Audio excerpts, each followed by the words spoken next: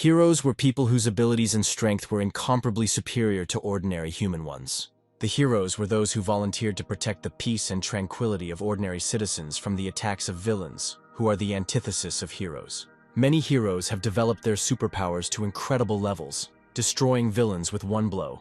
And when the next battle was over, people joyfully greeted their savior, shouting his name or nickname. The young man sitting at the table watched the online broadcast of the hero's feat, admiring this guy with a fiery blow. But when the superhero lifted his mask a little, the young man began to peer closely at the lower part of his face, which seemed very familiar to him. Then he turned his gaze to one of his comrades, who had already drunk quite a lot. The red-haired boy raised his head when he heard his name and the argument that he was somehow similar to the hero who saved people today. To which the red-haired young man recklessly declared that he had been there the whole time, except for the time he was hugging the toilet, and heroism was definitely not about him. But suddenly, having received a message on his mobile phone, where someone was urging him to come quickly, the young man stood up, saying that he needed to go to the toilet again.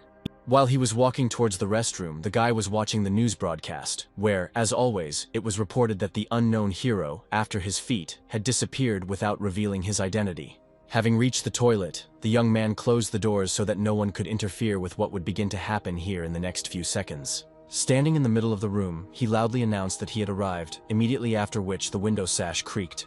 Where a second later, right in front of him, appeared the same superhero who had just become the object of everyone's attention by destroying the villain. Turning to the new arrival, the red-haired guy scolded him for so carelessly lifting his mask, which could reveal both his identity and their entire plan. But his interlocutor urged the guy not to worry about this, and began to completely remove his helmet. And now, in front of the young man stood his complete double, who noted that everything would be fine. He just felt very hot. While the guy was changing, he said that there is nothing better to attract attention than revealing the identity of a superhero. Then he turned to his interlocutor, asking him to finally change his appearance, since it was very strange for him to look at himself. Completely oblivious to the fact that he was still copying the hero's appearance, Jaden agreed that it was time to return to his natural appearance. The young man closed his eyes and concentrated, where after a couple of seconds his body began to be covered in electrical discharges. And while the hero was watching the transformation, he noticed that he was observing this process for the umpteenth time, but he still couldn't get used to it. When the process was completed, the superhero, for his own peace of mind, felt the face of the one who covered him, in order to make sure that it was real. After which, he playfully asked whether the guy, taking advantage of his appearance, had managed to get away somewhere alone with a couple of girls. And when Jaden cheerfully replied that he had done this several times already, the hero smiled, noting that it would be a sin not to take advantage of such an opportunity. As he left the room, he asked the person covering him to tidy up his suit, thanking him for the excellent work. Jaden, watching the guy leave, once again noted that for a superhero he was very pompous. Having packed his superhero costume in bags, the young man walked away from the cafe where he had been playing the role of the guy who was saving people for several hours. Once again, Jaden noted to himself that despite having special abilities, not everyone can become a superhero. That is why some are truly needed by society and save tens and hundreds of lives every day. And he has to be content with playing the role of the ordinary personality of these heroes while they perform feats. People with superpowers began appearing around the world about 20 years ago, plunging cities into chaos. Possessing incredible strength, they could do things that ordinary people could never dream of. Seeing a young man approaching them holding a car over his head, the police opened fire on him, but he continued walking without stopping, only smiling at how the bullets bounced off him. The police, already shocked by the incredible strength of this guy, were even more amazed when they realized that their weapons were powerless against him. And so, having approached to a close enough distance, the villain jumped out, swinging the car as if it were an ordinary stick in his hand. The policeman, watching this horror, did not even try to save himself, and his death was quick. When the situation got completely out of control, the government passed a law that was supposed to neutralize this chaos, as the concept of a superhero and his powers was introduced at the legislative level. Sitting in their lair, the supervillains did nothing but make fun of the adopted law, which, in essence, simply on paper separated the bad from the good. While heatedly discussing the innovation, the villains agreed that soon another squad of police or special forces would descend on them, who would not be able to create any problems for them. The leader of the gang of villains was just about to take another sip, when suddenly his actions were interrupted by the sound of breaking glass, where, having smashed a huge panoramic window to pieces, a man in a suit and mask entered the room. But the appearance of this uninvited guest only made everyone in the room laugh, And then the hero, referring to the point and article of the law on superheroes, announced that he had come to punish all those gathered for their villainy. While the leader of this gang rose from his seat, transforming into something else, the girl sitting next to him continued to make fun of the policeman in a latex suit. Having risen fully to his feet and noticeably transformed, the villain noted that no government officials could give him orders. With a cry that a cop needs to know his place, the supervillain rushed forward with the firm intention of destroying the upstart. But his attack did not have time to reach its target, as it was interrupted by an incredibly powerful blow that the man who appeared dealt to the villain. Having gouged and deformed the floor, the attacker smashed the remains of the panoramic window with his body. Not expecting such strength from a policeman, he asked in amazement who he even was. Without answering the question yet, the man slowly approached the enemy he had defeated. After the forehead, he said that he is a representative of the new corps of superheroes, and his name is Rendel. Although Jaden had the ability to copy people, he could not become a hero because he did not receive the power of a human with his appearance. Once in his small apartment, the young man began to undress, feeling very tired. While he was taking off his jacket, he looked at the graphs on his phone, where he had already marked when he would need to replace the next hero who had decided to make an independent foray into the lair of supervillains. For Jaden, copying heroes was the only and most reliable source of income. After all, the heroes themselves approach him and ask him to replace them, even though it is not entirely legal. The guy's plan was to earn as much as possible this way and quietly retire by the age of 50. His thoughts about his current and future life were interrupted by a sudden knock on the door, which surprised him greatly because it had long been night. Reluctantly getting out of bed, Jaden headed toward the door, telling the intruder that he was on his way. The young man was shocked when he opened the door and saw the superhero Rendel standing behind it. While the guy was in a state of shock, the hero, who was listed first among all, asked if he had come to the apartment of a certain Jaden correctly. He shocked the boy even more when he walked in unceremoniously, asking if Jaden was really illegally substituting heroes to keep their identities from being revealed. Realizing that his illegal activities had been exposed, the young man, confused in his thoughts, tried to come up with some kind of rescue plan, but it was simply impossible to escape from Rendel himself. And suddenly Rendel announced that he had come here to ask the guy to become his double. Having recovered with difficulty from yet another shock, the young man stutteringly asked why the hero needed a double. But he did not receive an answer to this question, where Rendel said that he also knew that his interlocutor respected confidentiality and did not ask unnecessary questions. After this, the superhero opened the huge suitcase he brought with him, saying that it contained all the information necessary to copy his personality. After reviewing several documents, Jaden noticed that the file did not contain a photograph of the man without a mask, which would prevent his appearance from being copied. This issue was resolved instantly, where the man simply took off his mask. When the guy asked when he would need to start work, Rendel explained that it would be starting tomorrow. Handing the card to the young man, he added that Jaden should come to the address indicated there tomorrow. The young man wanted to ask something else of the hero who was leaving his home, but he had already disappeared. The next day, at the appointed time, the young man arrived at the huge building. Standing right next to it, Jaden was deeply impressed by how huge it was. Just in case, he double-checked once again whether he had arrived at the right address. The young man's thoughts also revolved around the fact that Rendel, with his abilities, was the complete opposite of himself. Of course, it was completely unclear why such a famous hero needed a double, but as he rode the elevator to the desired floor, Jaden concluded that he definitely couldn't miss such a chance to make good money. When the doors opened, a spacious room appeared before the guy's eyes, in the middle of which his customer sat in a chair. As he approached the man, Jaden noted rather cheerfully that he was proposing to start by discussing the terms of their cooperation. He wanted to add something about confidentiality, but turning around he suddenly saw the bloody face of the dead hero in front of him.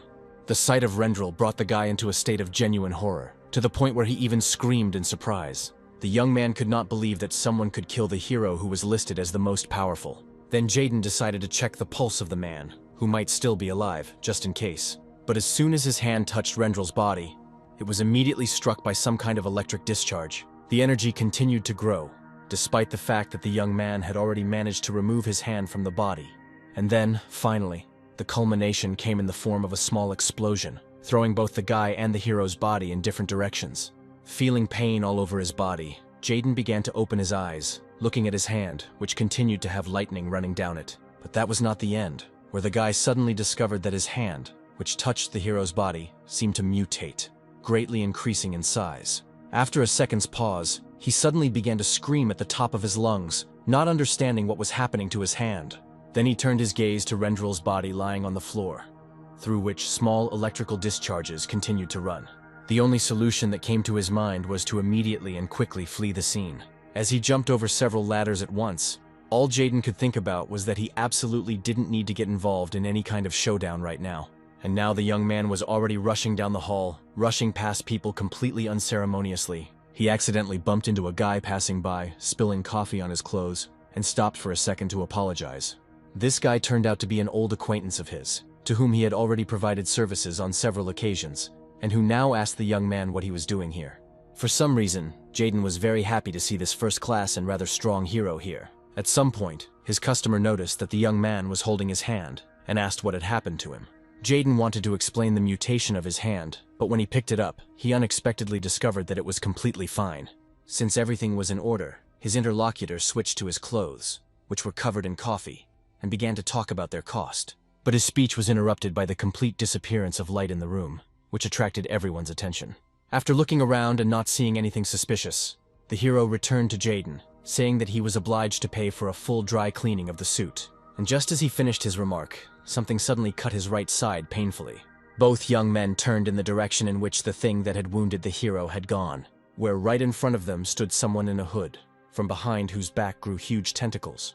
The supervillain chuckled and noted that one of the most discussed heroes on social networks seemed to him to be nothing more than an ordinary insect. Looking at this villain, Jaden mentally assumed that this could very well be the one who killed Rendel. Well, the wounded superhero had already begun to activate his abilities, where tongues of flame began to walk all over his body. Moving towards his opponent, the young man menacingly declared that he would now cook him into fried squid in its own juice. His clothes were flying apart from the fire, and now he was rushing into the attack. The blow was accurate and hit right where the villain was, but he was able to dodge it. After addressing his opponent with several insults, the hooded man once again used his tentacles to attack. But this time the brave superhero saw them approaching perfectly well. Gathering his strength, he directed a powerful stream of flame he created into each of his tentacles, after which the hero grinned, noticing that his opponent had no brains at all, and rushed at him, deciding that victory was already his. But the villain suddenly grinned, releasing several more pairs of tentacles, which instantly entangled the hero, interrupting his progress. Feeling one of the tentacles squeezing his neck more and more, the young man couldn't believe that he had made such a stupid mistake. Well, his opponent was already openly laughing, asking the guy if he was really so naive, thinking that there were only 4 tentacles. Flashing his glass eye, the villain concluded that the battle was now lost for the hero. The people around watched in horror as the terrible tentacles dealt with their only protector. Jaden was very surprised at how easily and effortlessly this villain was able to defeat the hero. Meanwhile, the supervillain had already finished his quick reprisal, throwing the hero's lifeless body aside. And now he has already switched his attention to the people nearby. Its merciless tentacles grabbed people one after another, and the villain himself felt genuine pleasure from the way he mocked people and saw the horror in their eyes. While the monster was busy with others, Jaden managed to hide in the opening behind him. There were several other people near him who said that this territory was under the protection of Rendel himself, who was about to arrive. But only he knew and understood that there would be no help, because the #1 hero was already dead. And therefore, all these people were faced with inevitable death, where they would wait in vain for someone who would not come to them. At the same time, Jaden understood perfectly well that he couldn't do anything here, because he couldn't cope with this super villain. The young man cringed and concluded that he was not even a hero, and that this monster would crush him with one movement. And suddenly the young man's attention was drawn to a loudly crying girl standing to the side, which was noticed at that very moment by the one who committed today's massacre of people and one hero. Already understanding what would happen next, Jaden shouted loudly for the girl to run away from here as quickly as possible. But running away was completely pointless, as the villain's tentacles moved at incredible speed. As he watched in horror as the little girl's death approached, a scene from his past flashed before the boy's eyes for a moment. And now he had already jumped up from his place, shaking off his stupor and having a firm intention to save the little girl. Of course, the young man did not believe that he could stop the movement of the monster's limb, but nevertheless, he was ready to do everything possible. But the force with which the guy's hand grabbed the tentacle could not help but amaze the villain. And a second later, standing in front of the girl was no longer some unknown guy, but the most popular superhero, Rendel. Jaden himself was not left indifferent by what happened. The young man clearly felt Rendel's power spreading throughout his body. Deciding to test his feelings, Jaden pulled the limb he had captured towards himself with all his might. which immediately resulted in the strongest pain for the villain, who had just lost part of his limb. Jaden, already getting into the role of his character, named the norms of current legislation, according to which he had every right to destroy the villain. At the same time, he could not stop feeling how an incredible force literally overwhelmed his body, and did not give in to his complete control, striving to break out. The young man also wondered whether he would be able to defeat his opponent at all, since this was his first confrontation with a villain. Meanwhile, the monster had already begun to come to its senses, and now he was already shouting that his opponent could tear off his regenerating limbs as much as he wanted. The villain then directed his numerous limbs towards Rendel, intending to catch him like the previous hero and destroy him as well. After a while, Jaden literally got tired of waiting for those deadly tentacles to finally get to him. Watching their movements, the young man mentally noted that his opponent's attacks were incredibly slow. Realizing that the advantage was on his side, the young man began to move forward, going around the outstretched limbs from one side and then the other. His opponent didn't even realize how Rendel had appeared right in front of his face, and just a second later, the villain's face felt the force of the blow dealt by the superhero. Under the influence of this force, the killer's body began to be thrown back. But Jaden, whose speed and reaction had increased many times over, immediately grabbed his opponent by one of his excessively long limbs. His other hand immediately joined his own, and the guy turned sharply, preparing to throw. With a powerful jerk, Jaden sent the villain's body flying in the opposite direction from where it was originally heading. Looking at the enemy who had crashed into the wall, the young man was greatly amazed at the incredible strength he possessed. But the villain had not yet shown any signs of life. Jaden, in the guise of Rendel, thought that his true power could be much greater if he stopped holding back. Here, the enemy he had thrown back suddenly came to his senses and began to rise to his feet. He was clearly in a state of rage, because before he could come to his senses, he immediately rushed at the one who had thrown him into the wall. But Jaden was ready to meet him with another powerful blow, because from today on he became capable of fighting villains. But at some point, the young man suddenly felt that something strange was happening to his hand. The sensation was similar to what he had experienced before, but it had some kind of reverse effect, as if the power was leaving the body. This meant that the transformations into a superhero with the acquisition of his abilities were not completely under the guy's control, which in this particular situation created some problems. After all, a very strong and dangerous enemy was now moving rapidly towards him. But suddenly, the entire room was illuminated by a bright flash from a powerful light stream, which interrupted the villain's attack. Jaden was very surprised when he saw something knock his opponent out of the way, slamming him back into the wall. And then, lifting her special mask, a girl approached the man, noticing that they had arrived just in time. Instantly closing the distance, she headed straight towards Rendel, to whom she immediately expressed her admiration. She was sincerely convinced that the man had deliberately distracted the villain's attention so that she could attack him with precision. Jaden didn't know what to say to that, as he was inside rejoicing at the fact that he had managed to survive today. Then the arriving reinforcements began to admire the speed of Rendel, who somehow miraculously managed to get here first, not noticing what was happening behind him. And there the villain was able to rise to his feet again, and was already ready to use his terrible tentacles again. Immediately putting on the mask, the girl attacked the approaching monster with another beam of light produced by her eyes. And while the villain's body was falling, she was indignant that this monster had decided to attack Rendel himself. She wanted to continue the conversation with her idol, but turning around, she discovered that he had disappeared somewhere. Then another girl appeared behind the girl, calling on her colleague, who was fixated on the handsome guy, to come to her senses. She reminded the girl that in addition to the defeated villain, there were many civilians here who needed help. Having listened to her friend's advice, the girl immediately rushed to help all those whom today's villain had not managed to reach. Meanwhile, her companion wondered why Rendel was alive. It was at this moment that the girl noticed Jaden running away from the scene. Seeing him off with her meaningful gaze, she had already begun to build a further plan of her actions. The manual shredder had been working non-stop for several dozen minutes, where after finishing destroying the dossier on the superhero named Rendel, Jaden felt how tired his arm was. He then put all the strips of paper into a trash bag, which he sent to one of the containers. Turning around, the young man wondered what he should do next. All that was clear now was that Rendel's killer was much stronger than the hero who held the top spot in the rankings. Thinking that he was so scared that he didn't even think of transforming into someone while he was running away, the young man expressed out loud the hope that no one had seen him. But a moment after these words, someone's voice made him turn around, saying that he had been noticed after all. What added to the guy's horror was that when he turned around, there was no one behind him. And the voice continued, noting that the young man had approached the issue with high quality, destroying all the evidence with the help of a shredder. And when Jaden finally decided to ask where his interlocutor was, he recommended the guy to look down. Seeing something emerge from the shadows, the young man fell backwards in fear. The girl, who appeared in front of him at full height, noticed that the young man was behaving too noisily. Following her, another pair of limbs emerged from the shadows, reaching straight for the trash can and retrieving from it what Jaden had thrown out a couple of minutes ago. The garbage bag was torn, and the girl began to restore the shredded documents using her abilities. Less than a minute passed before all the documents the young man had shredded returned to their original form. And the one who did it said meaningfully that apparently the guy saw Rendel dead. Activating her abilities, the girl added that Jaden's knowledge of this could harm many. And then one of the limbs growing out of the shadow dealt the young man a powerful blow. Rising to his feet after this blow, the young man came to the conclusion that this girl had seriously decided to finish him off. With no choice left, Jaden activated his abilities to transform into Rendel. After all, it was the one who was attacking him now who could have killed this famous superhero.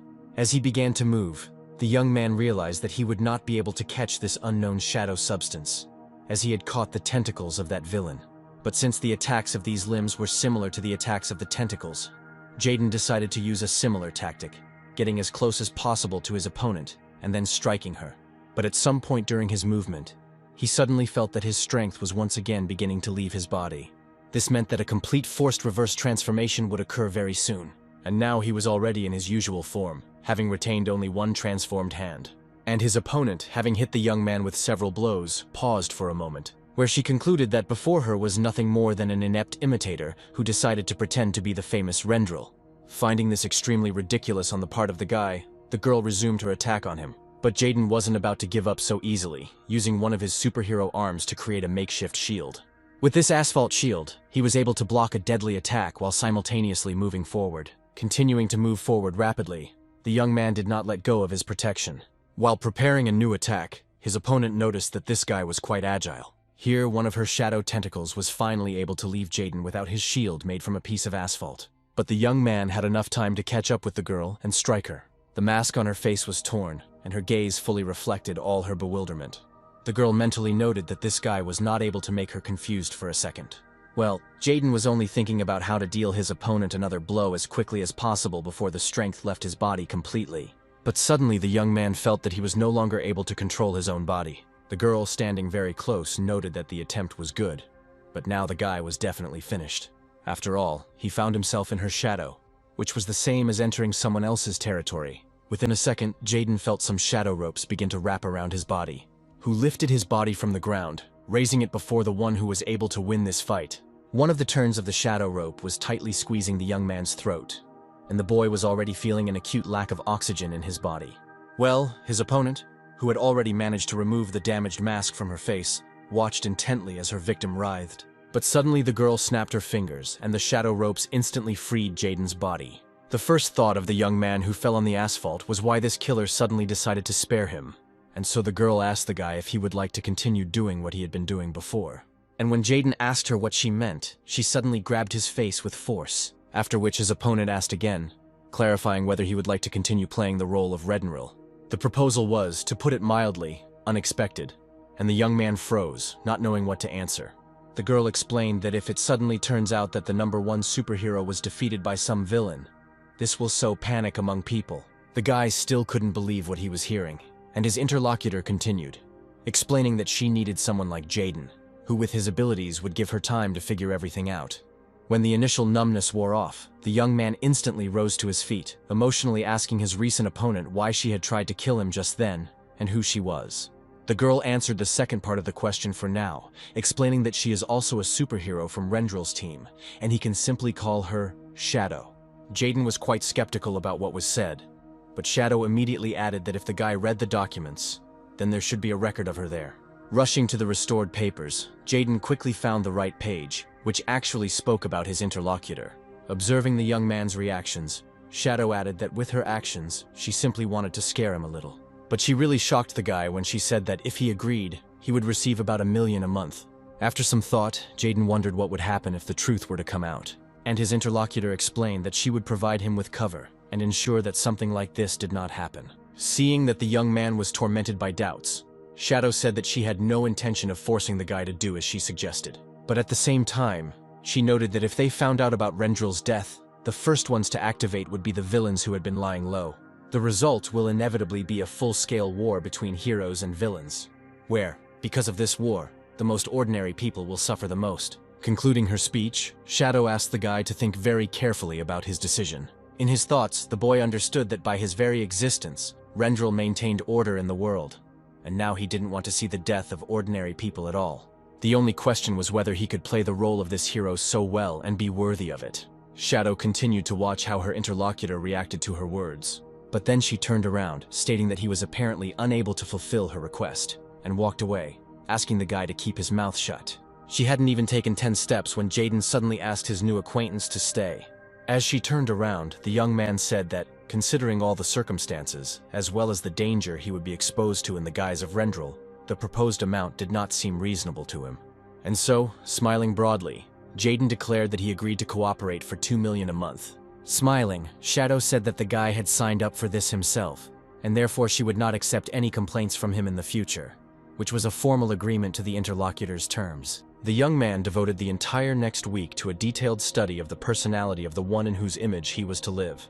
During this time, he managed to review so many documents that the name and image of Rendel seemed to appear literally everywhere. Soon the Shadow came to him and invited the young man to follow her. Even while sitting in the car, Jaden continued to look through documents about his hero. At some point, he attracted his companion's attention by saying that he had a question, where he found it wise to hide Rendel's death from the villains. But was there any point in hiding it from the heroes? But the Shadow replied that the heroes themselves, even those at the top, had absolutely no need to know about this. To the guy's silent question, the girl added that he would soon see and understand everything himself. When they arrived at the location, Jaden was surprised to find that they were near the city's main sorting center. Shadow explained to the guy's questions that he would now understand everything. Approaching the camera and showing her card, the girl noted that from the outside the building really did look like a sorting center. The camera read the card data and Shadow's biometric data, after which the door swung open in front of the young people. After which, a completely different world of superheroes opened up before Jaden's eyes, which was called Eterna. As the young men made their way through the crowd of superheroes, Shadow explained that the sorting center was an excellent cover for their headquarters. Well, the young man only had time to marvel at the huge number of different superheroes there were here. Soon, the pair found themselves in front of a massive door, and Shadow announced that they had arrived at the right place. Before going inside, the girl told the guy to just watch and not draw attention to himself. Leaving Jaden alone, Shadow entered the room where the meeting of the top heroes was already beginning. There was already a lively discussion going on at the table, in which the strongest heroes from the 4 main teams took part. Some of them were placed on one side of the table, the rest on the other. Lara, who was a member of Rendel's group, angrily stated that they were not to blame for the increasing activity of the villains. She was answered by a man named Russell, who was the leader of a group of superheroes called the Angels, who noticed that most of the attacks were happening in the territory under the jurisdiction of the Lions. After which he smugly added that in other territories the activity of the villains had even been reduced. But the girl did not call for guilt, loudly declaring that they could not influence where exactly the forces of evil would begin to manifest themselves. At this point, Dustin, who was in second place in the Angel group, joined the conversation and noted that in this case, it would be wise to redistribute the budget, not giving a lot of money to those who were not doing their job. Watching everything that was happening and listening to what the people gathered were saying, Jaden was already beginning to doubt that he was seeing a gathering of superheroes. At some point, Max from Team Diablo took the floor, asking why Rendel was absent from the meeting, and Peggy, who was sitting next to him and also belonged to Diablo's group, noted that no one had seen the leader of the Lions for a whole week. Dustin then smugly stated that perhaps the rumors of Rendel's death were not so absurd, which immediately provoked a sharp move on Lara's part. The girl was clearly ready to use her strength, while simultaneously recommending that the young man shut his mouth and not dare insult their leader. The backlash was immediate, with Dustin also preparing for a violent confrontation, noting that without his boss, Lara was nobody. The growing tension was instantly broken by Tiffany, who shouted loudly for everyone to shut up. After which, in a calmer tone, she noted that she was tired of this kindergarten at every meeting. At the same time, the girl agreed that the absence of Rendel for a week leads to certain unpleasant thoughts. When asked by those gathered, the Shadow explained that her boss had said that he was going to be away for a while. But before she could finish her sentence, Peggy suddenly interrupted her, saying that this was a blatant lie. After which the girl explained that due to Rendel's long absence, she decided to visit his home. It was there that she discovered numerous bloodstains on the floor. The shadow immediately became indignant, starting to talk about how it was completely wrong to enter private territory without permission. But Max interrupted the girl, looking at her intently and asking if there really was blood there. After which, a deathly silence fell over the room, where everyone gathered waited for the shadow to answer them. Well, Rendel's comrade understood that if that little one really saw blood, then things were bad, because her boss's death could be revealed. However, the girl did not have time to figure out what she needed to do, because suddenly a familiar voice was heard from behind her, confirming that the information about blood in his house was true. As he passed by Shadow, Jaden winked at the stunned girl. As he approached the table, Rendel apologized to everyone gathered for causing them all to be nervous with his long absence. Placing his hands on the table, the man said that he could explain everything that had happened to him during this time. Looking around at everyone gathered, Jaden knew that if he hadn't intervened, Rendel's death would have definitely been revealed. Watching what was happening at the table, the young man mentally noted that the behavior of the heroes outside the reporter's cameras was radically different. And then he suddenly heard about how little Peggy said that she saw blood in the hero's house. And when questions started pouring in towards the shadow, he already understood that he needed to take some action. Jaden could clearly see from the side how some of the heroes had already begun to whisper among themselves. And so, Shadow, watching the guy go, could only wonder what this narrow-minded young man was planning. The young man himself stood and became very nervous, observing such a large number of the strongest heroes in front of him. But at the same time, he was absolutely confident that he could deceive everyone gathered by showing that Rendel was alive. After all, in a week he was able to learn literally every little detail regarding the manners, habits, and behavior of this man. This concerned his movements, his gestures, the timbre and intonation of his voice, and many other things that create individuality in a person. The first person to speak to Rendel was Dustin, who asked the man to explain where he had been all this time, and also to give a reasonable explanation for the presence of blood in his apartment. Without thinking twice, Jaden stated that all of this was explained by the assassination attempt on him. Everyone was surprised by this information, but one of his closest associates was the most shocked. She tried to ask the man why he didn't tell her about it, but he said that he wanted to bide his time. He explained this by saying that the situation was far beyond the ordinary, and therefore he and Shadow urgently began to conduct a personal investigation. And so, for now, this is all he can tell about what happened, but he will certainly report as soon as he and his group manage to find out anything. Realizing from their faces that most believed him, the young man turned his attention to the youngest of those gathered here today, where he rather menacingly asked Peggy who had given her permission to enter his apartment in the first place. Squeezing her teddy bear in excitement, the girl timidly tried to justify herself, saying that she was simply worried about the hero. Well, Jaden continued to play his role, stating that the investigation would now be more difficult due to the fact that he had to tell everything, and therefore the enemies might become more cautious. Well, the one who was actually to blame for the fact that he had to reveal the information quietly asked for forgiveness. Of course, the guy was a little embarrassed that he had to put so much pressure on the child, but this was the surest way to make her shut up. But then the young man's attention was drawn to Russell, who noted that he found it very difficult to believe that someone had decided to attack Rendel himself. It is also doubtful that no one noticed this attack, which actually took place in the very center of the city. Jaden was taken aback when his new interlocutor suddenly stated that Rendel could well have staged the incident himself. But then Peggy unexpectedly stood up for the man, declaring that a hero like Rendel had absolutely no reason to lie about such things. The young man was just about to thank the girl for her support, but she suddenly continued her speech, where Peggy coldly stated that, nevertheless, anything could happen, since Rendel had long since begun to let many villains escape simply because he cared about the safety of the townspeople. Max completely agreed with his colleague, stating that a hero should not worry about a couple of civilian lives when the lives of millions of people are at stake.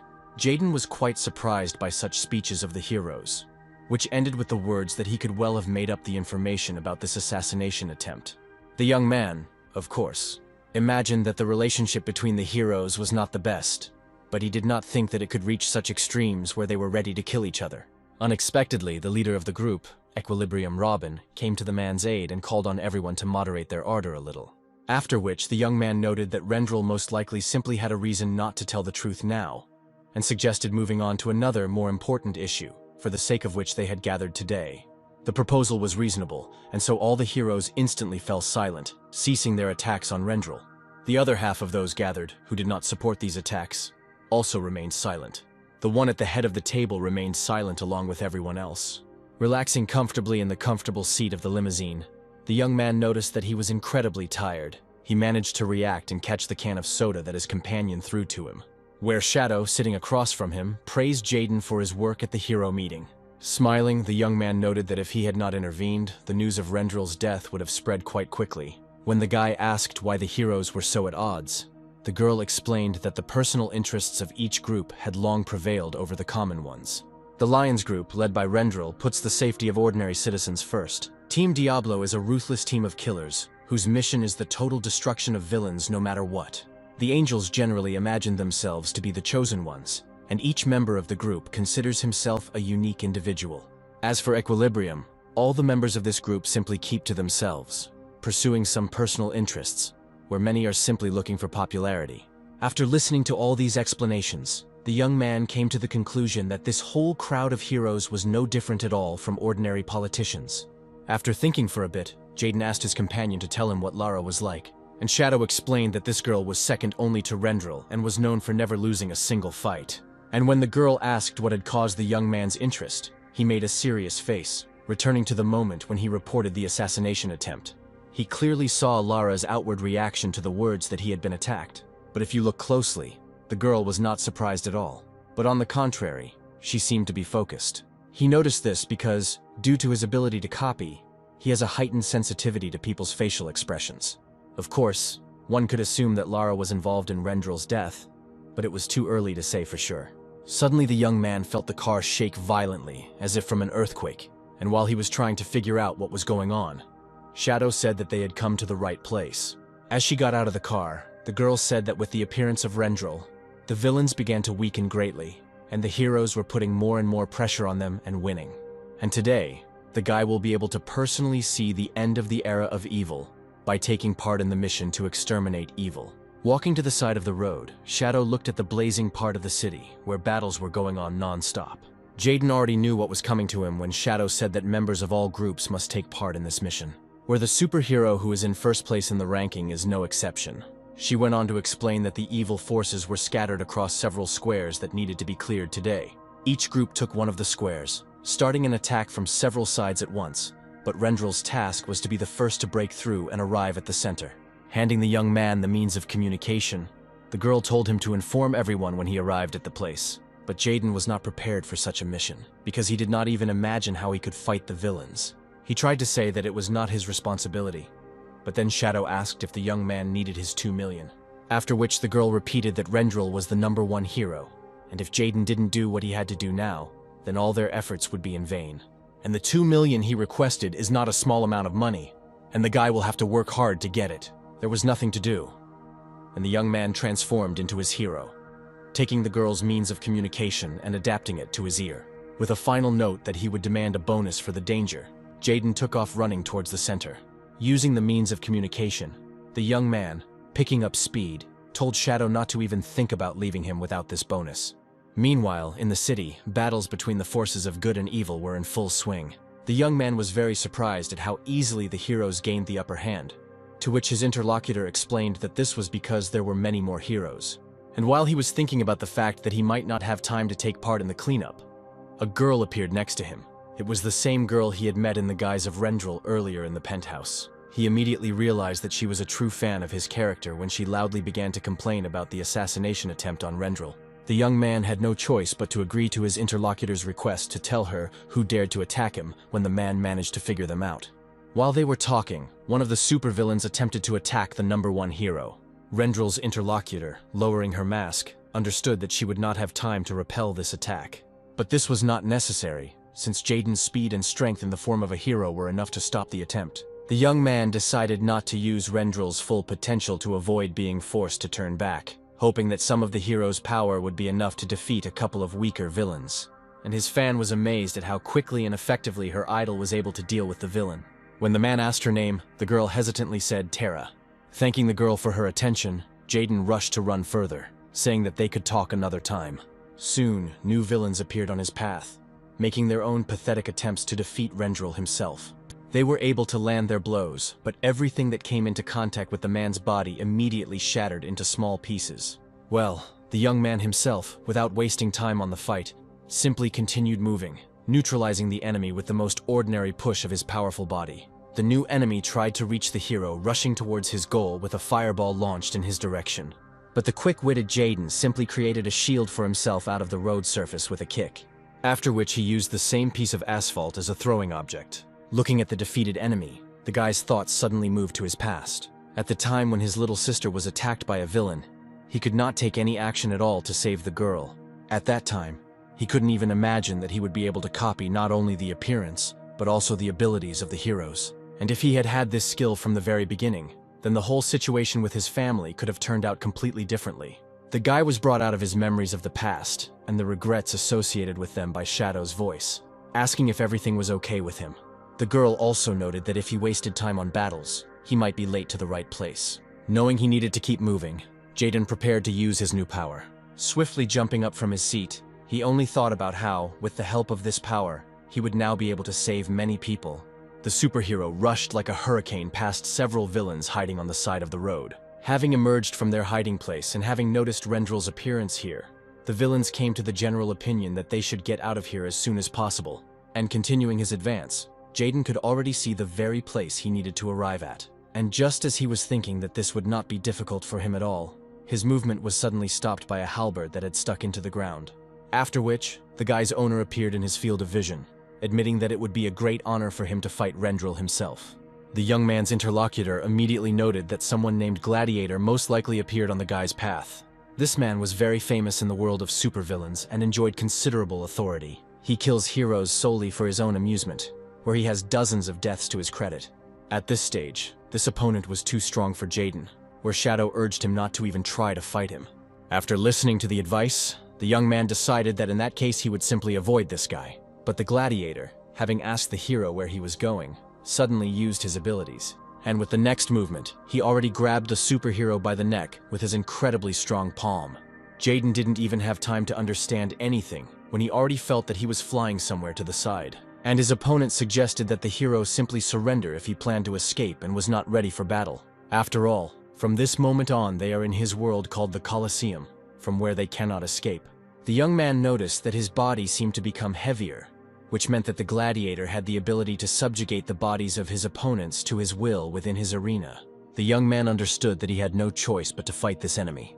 The Gladiator was already advancing, drawing his weapon, when Jaden began to gather his strength to strike. Strictly controlling the amount of force he used, the young man delivered his crushing blow. But this blow did not cause any damage to his opponent at all, and the Gladiator noted that as long as he was within the boundaries of his arena, no blows would do him any harm. After which he quickly launched his own attack on his opponent. As he took one wound after another, Jaden mentally noted that Gladiator was incredibly fast, and he, having finished the first part of his attack, was already preparing to perform a new movement, where the young man with great difficulty was able to stop the movement of the weapon so that it did not pierce his body through and through. Smiling, the Gladiator noted that he no longer understood why everyone was in awe of Rendel, who, it turned out, was incapable of anything. Where he finished his words with an incredibly powerful kick that threw the guy several meters away. Throwing his hands up in victory, the villain shouted that his opponent had no chance of winning. Coming to his senses, Jaden mentally noted that he could easily defeat this opponent if he used all of Rendel's power. But then the reverse process of transformation would start. The Gladiator was preparing to continue the fight, expressing hope that his opponent was holding back on purpose, which would please him. His halberd burst into flames as he declared that if a hero like Rendel died, all other heroes would immediately retreat. With an incredibly swift dash, the Gladiator delivered his deadly blow. But this time the blade of his weapon did not reach the flesh of the hero, who said that his opponent was right. The villain was quite surprised by the powerful flow of energy his enemy began to accumulate. In essence, a superpower is comparable to a glass of water, where the more you use it, the less water there is in the glass until it is completely empty. But Rendel's abilities were comparable not to a glass, but to a real ocean, which was not an easy task to empty. Having prepared himself for the blow, the young man added that he was actually full of strength, and was simply saving it for a convenient occasion. And so Gladiator felt for himself what the true power of a superhero named Rendel is. Lara sat in her office, concentrating on something. The girl asked the assistant who appeared nearby whether a signal had been received about Rendel's arrival at the scene. Noticing that there was still no signal, which was quite unusual for this hero, the assistant also suggested that he might have encountered some incredibly powerful villain along the way. To this, Lara stated that even if her boss had met someone like Gladiator, he would not have been able to detain him for so long.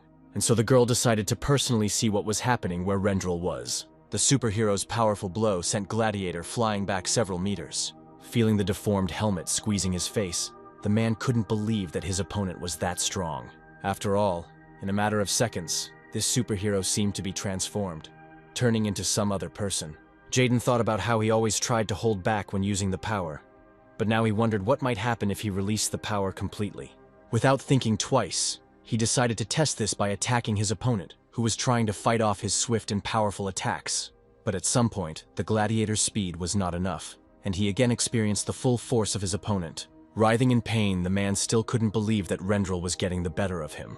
He came to the conclusion that one arena wall was not enough to contain the enemy's strength and minimize his own damage. And so he used his ability, creating a second wall of his Colosseum. And when Rendel tried to attack, the Gladiator immediately noticed that his movements became much slower. Deciding that this was his chance, the villain pointed the tip of his halberd at his opponent's body, saying that now it was definitely the end for him. But surprisingly, Jaden did not dodge the attack, but on the contrary, gathering his strength into a fist, directed his movement straight at the approaching weapon. And when his limb met the metal, the latter began to crumble into small pieces. The Gladiator watched in horror as his unrivaled weapon was destroyed. He was thinking that such a huge difference in strength simply couldn't physically exist when the hero's fist, continuing its movement, met his face. The force exerted was enough to break through the arena wall and throw the creator out of it. Looking at the defeated enemy, Jaden exhaled, noting that this was quite dangerous. After all, he himself did not believe that he would be able to withstand the Gladiator's final attack and destroy his weapon so easily. Here his attention was drawn to certain events that were taking place nearby. There was a confrontation between one of the members of Diablo's group and a certain supervillain. Looking at how desperately the Diablo member was fighting, Jaden noted that they really didn't think about the possible civilian casualties. Another couple of opponents fought almost above the guy's head, where the girl repelled the attack with her shield. After which the energy ball flew straight into one of the houses located very close to Jaden. Just thinking about the need to run away from here as quickly as possible, the young man suddenly noticed the Gladiator lying nearby. In his mind, the young man understood that if he left this man here, he would face certain death, and the building continued to collapse, where some decision had to be made as quickly as possible. The next thought was that this man wanted to kill him, and therefore he should not care at all about his entire future fate. But a second later, Jaden was running as fast as he could from the collapsing building, taking the supervillain with him. While he was running, he thought that this man could probably still change, become good, and live according to the letter of the law. His thoughts and further progress were stopped by another completely unexpected phenomenon, where right in front of him another huge building began to collapse, depriving the hero of the chance to escape. He was already prepared to take on a terrible blow, but this blow did not touch him in any way. Turning around, he saw Shadow standing next to him, who reminded the guy that she had promised to cover his rear. With one easy movement, the girl completely neutralized the threat, scattering the building debris in different directions. Feeling completely safe, Jaden breathed a sigh of relief, noting that he had almost kicked the bucket. Well, his savior has already begun to scold the guy for deciding to protect the villain's life. In his defense, the young man said that he simply could not allow someone to die right in front of his eyes. Moreover, he considers this act worthy of the noble and caring personality of Rendel. But before the guy could finish his thought, Gladiator suddenly came to his senses and quickly rushed forward, pushing his opponent away. In just a couple of seconds, the womb had already captured Shadow, threatening her life with a sharp object.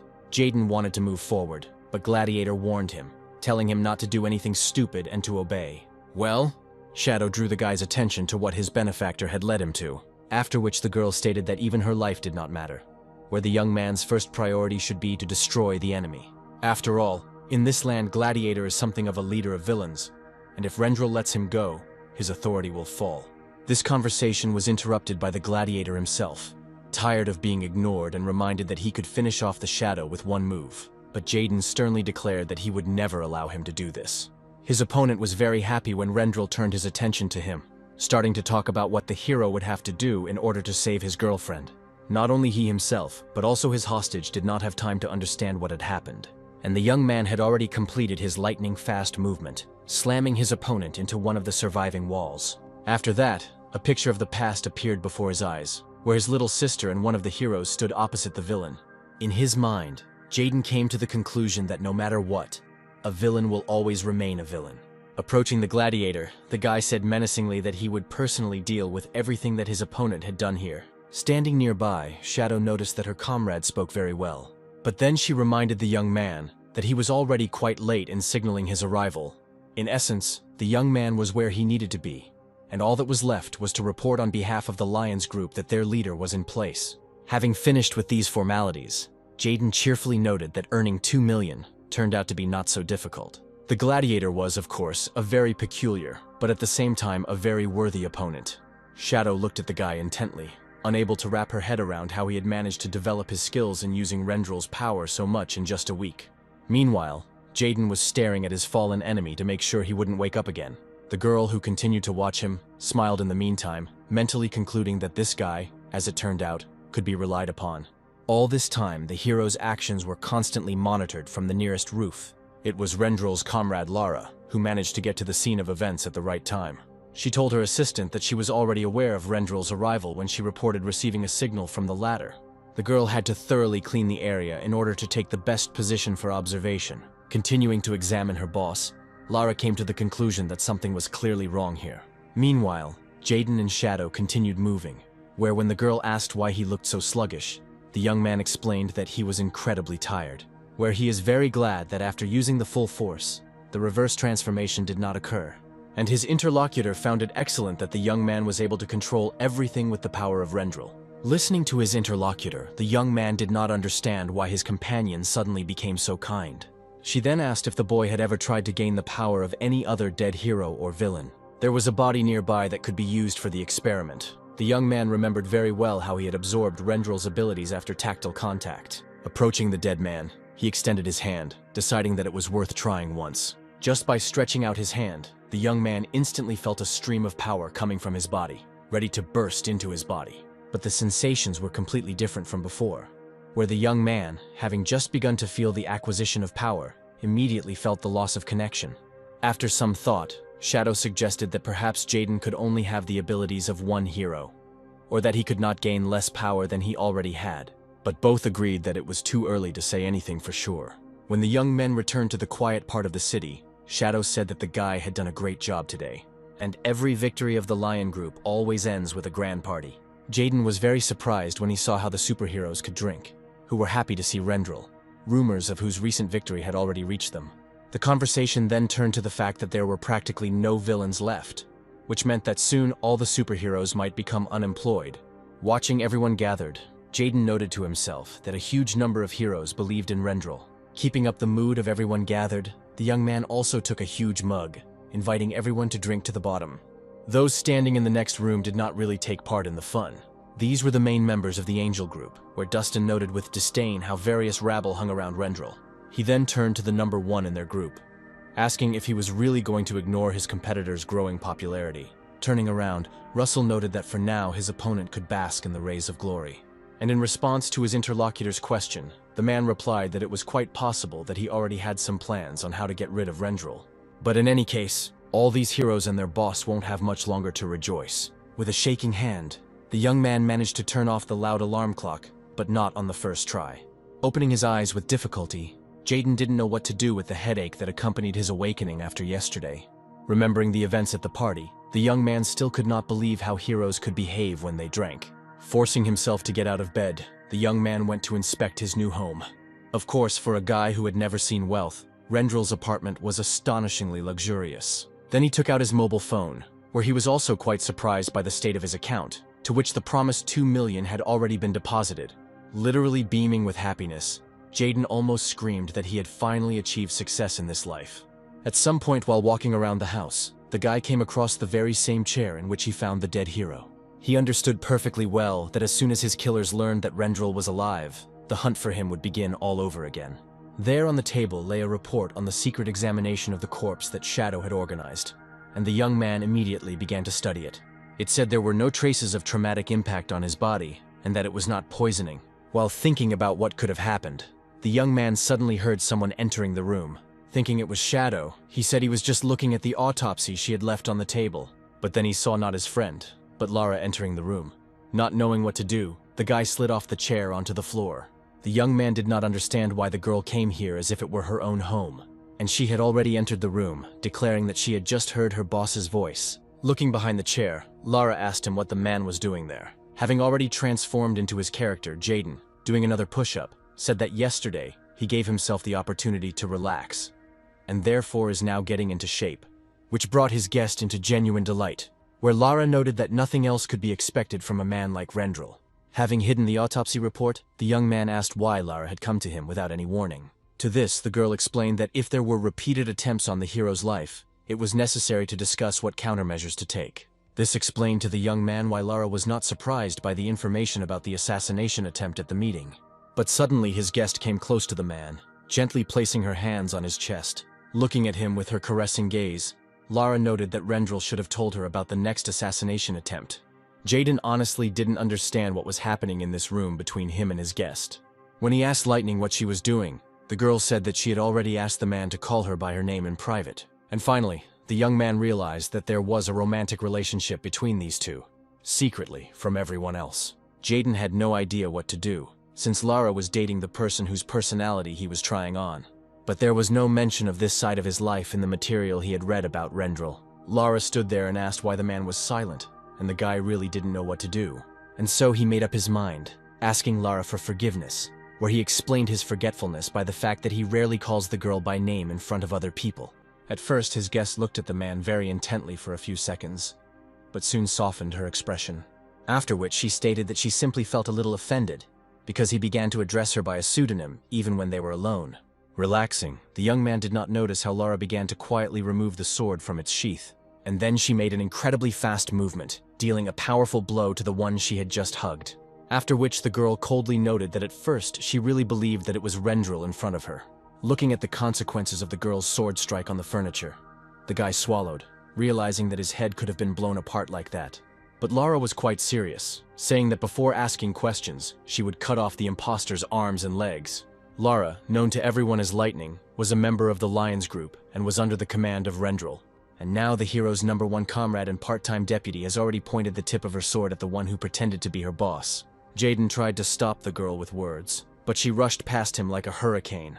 Incredible attack speed was Lara's special skill that allowed her to achieve one victory after another. Lightning stopped and made a quick movement with her armed hand, and now the clearly enraged girl began moving towards her goal again. Beginning to concentrate his strength, the young man did not give up trying to persuade Lara to stop.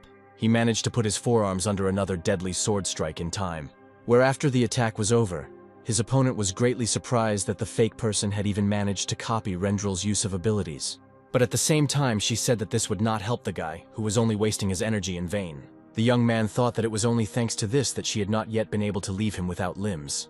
However, there were still some injuries, and something had to be done to stop these murder attempts. Quickly going through his options, Jaden couldn't think of anything better than to simply attack back. Using all his speed, he tried to deliver a powerful blow to Lara, but the girl was much faster.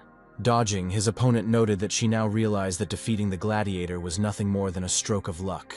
Speeding up her movements, Lara also added that such a waste of strength would not work on her. Finishing her move, she effortlessly delivered another blow to her opponent, where Jaden felt the full pain of the sword cutting through the left side of his torso. Well, the girl, who was clearly superior to him, calmly said that if he stopped resisting now, he would die painlessly. But to this, the young man stated that accepting such conditions would be incredible stupidity. There was nothing more to say, and Lara rushed into the attack again. But to her surprise, the man didn't even try to dodge the attack, allowing the sword to pierce his body. The girl looked in amazement at her opponent in the guise of her boss, who noted that due to his opponent's high speed, he was unable to land a single blow on her. He then took control of her hand, which continued to hold the sword, adding that now she would not be able to dodge. And so his fist, having traveled a short distance, met the head of his opponent. However, Jaden was very surprised that he couldn't even knock out this incredibly dangerous girl the first time. Although he didn't use his full strength, he still thought that it would be enough, and now he tried to deliver a second blow, which landed on empty air. Lara was already behind him, again calling for him to stop resisting in order to finish the showdown as quickly as possible. After all, by resisting, the imitator only delays the inevitable, where one way or another he will lose his limbs. Having finished her speech, the girl literally disappeared from the place where she had been standing. And so, multiple blows rained down on Jaden. The young man didn't even understand where this hail of blows was coming from. Trying to cover himself from at least something, He already understood that at this rate, he would definitely be cut into pieces, and the dangerous blade had already approached his hand from below. But the movement of the weapon was stopped by shadow vines that appeared from the field. And the shadow, approaching her recent opponents, noted that she, of course, thought that Lara would guess first, but she didn't think that it would be so quickly.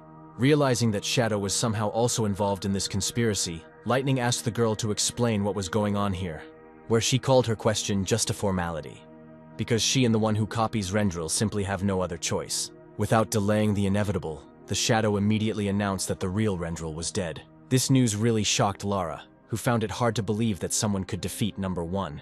Already bandaged, Jaden explained that they had arranged this whole circus with the transformation because of the hero's death, and Shadow added that they had no other choice.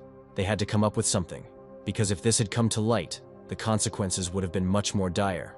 After listening to the young people, Lara suddenly screamed that their plan had failed completely, where this pathetic copy was completely different from Rendel. After all, although he has the power of a hero, he does not know how to use it at all, where under such circumstances he would be exposed quite quickly. Shadow said that he understood this perfectly well, but saw no other way to somehow gain time and delay the spread of the news of the death of the planet's main hero.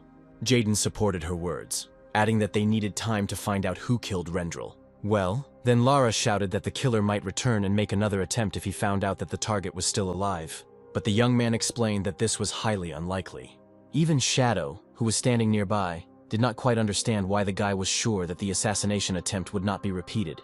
Jaden was lost in thought for a moment, and then he explained that after yesterday's meeting, a cleansing of the city was undertaken, during which all those who had seen Rendel were destroyed.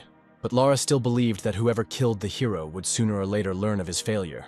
When Jaden once again stated that there was definitely no need to worry about this for now, Lara exhaled very heavily. Turning around, she silently walked away, thereby provoking Shadow's interest in where she was going. Turning around, the girl replied in a less than pleased tone that she needed to put her thoughts in order and think over the current situation. When Lightning left, Jaden concluded that she must have hated him to bits. But the Shadow who remained nearby said that Lara was Rendel's most loyal subordinate, and therefore she really needed to be given time to come to terms with everything that had happened. After all, now, after the death of the number 1 hero, she is effectively left completely alone, and the future of the group hangs on her. Well, those who are currently in the group may start to scatter, because even heroes are just a herd that needs to be controlled. It was for this reason that Shadow insisted on completing their plan to prevent the heroes from scattering. Shadow concluded her fiery speech with the words that there should always be hope in people's hearts. Listening to everything that the interlocutor said, Jaden finally understood why she started all this in which he was taking part. And so the young man assured his friend that he would be able to continue to skillfully copy Rendel's personality and make everyone believe that he was alive, just as he had already been able to do at the meeting of heroes. While he was speaking, Shadow suddenly pulled out her mobile phone, which received some kind of message. When Jaden asked the girl what happened, she responded with a question, asking if the guy was ready for the next mission. In the guise of Rendel, the young man sat at the table and looked at the dish in front of him in confusion. Other people who were in this cafe could not help but notice the presence of the number 1 hero, but as soon as he turned to them, they immediately pretended not to pay attention to the man at all. Then Jaden quietly asked his companion what he needed to do here, and Shadow explained that he had already done everything.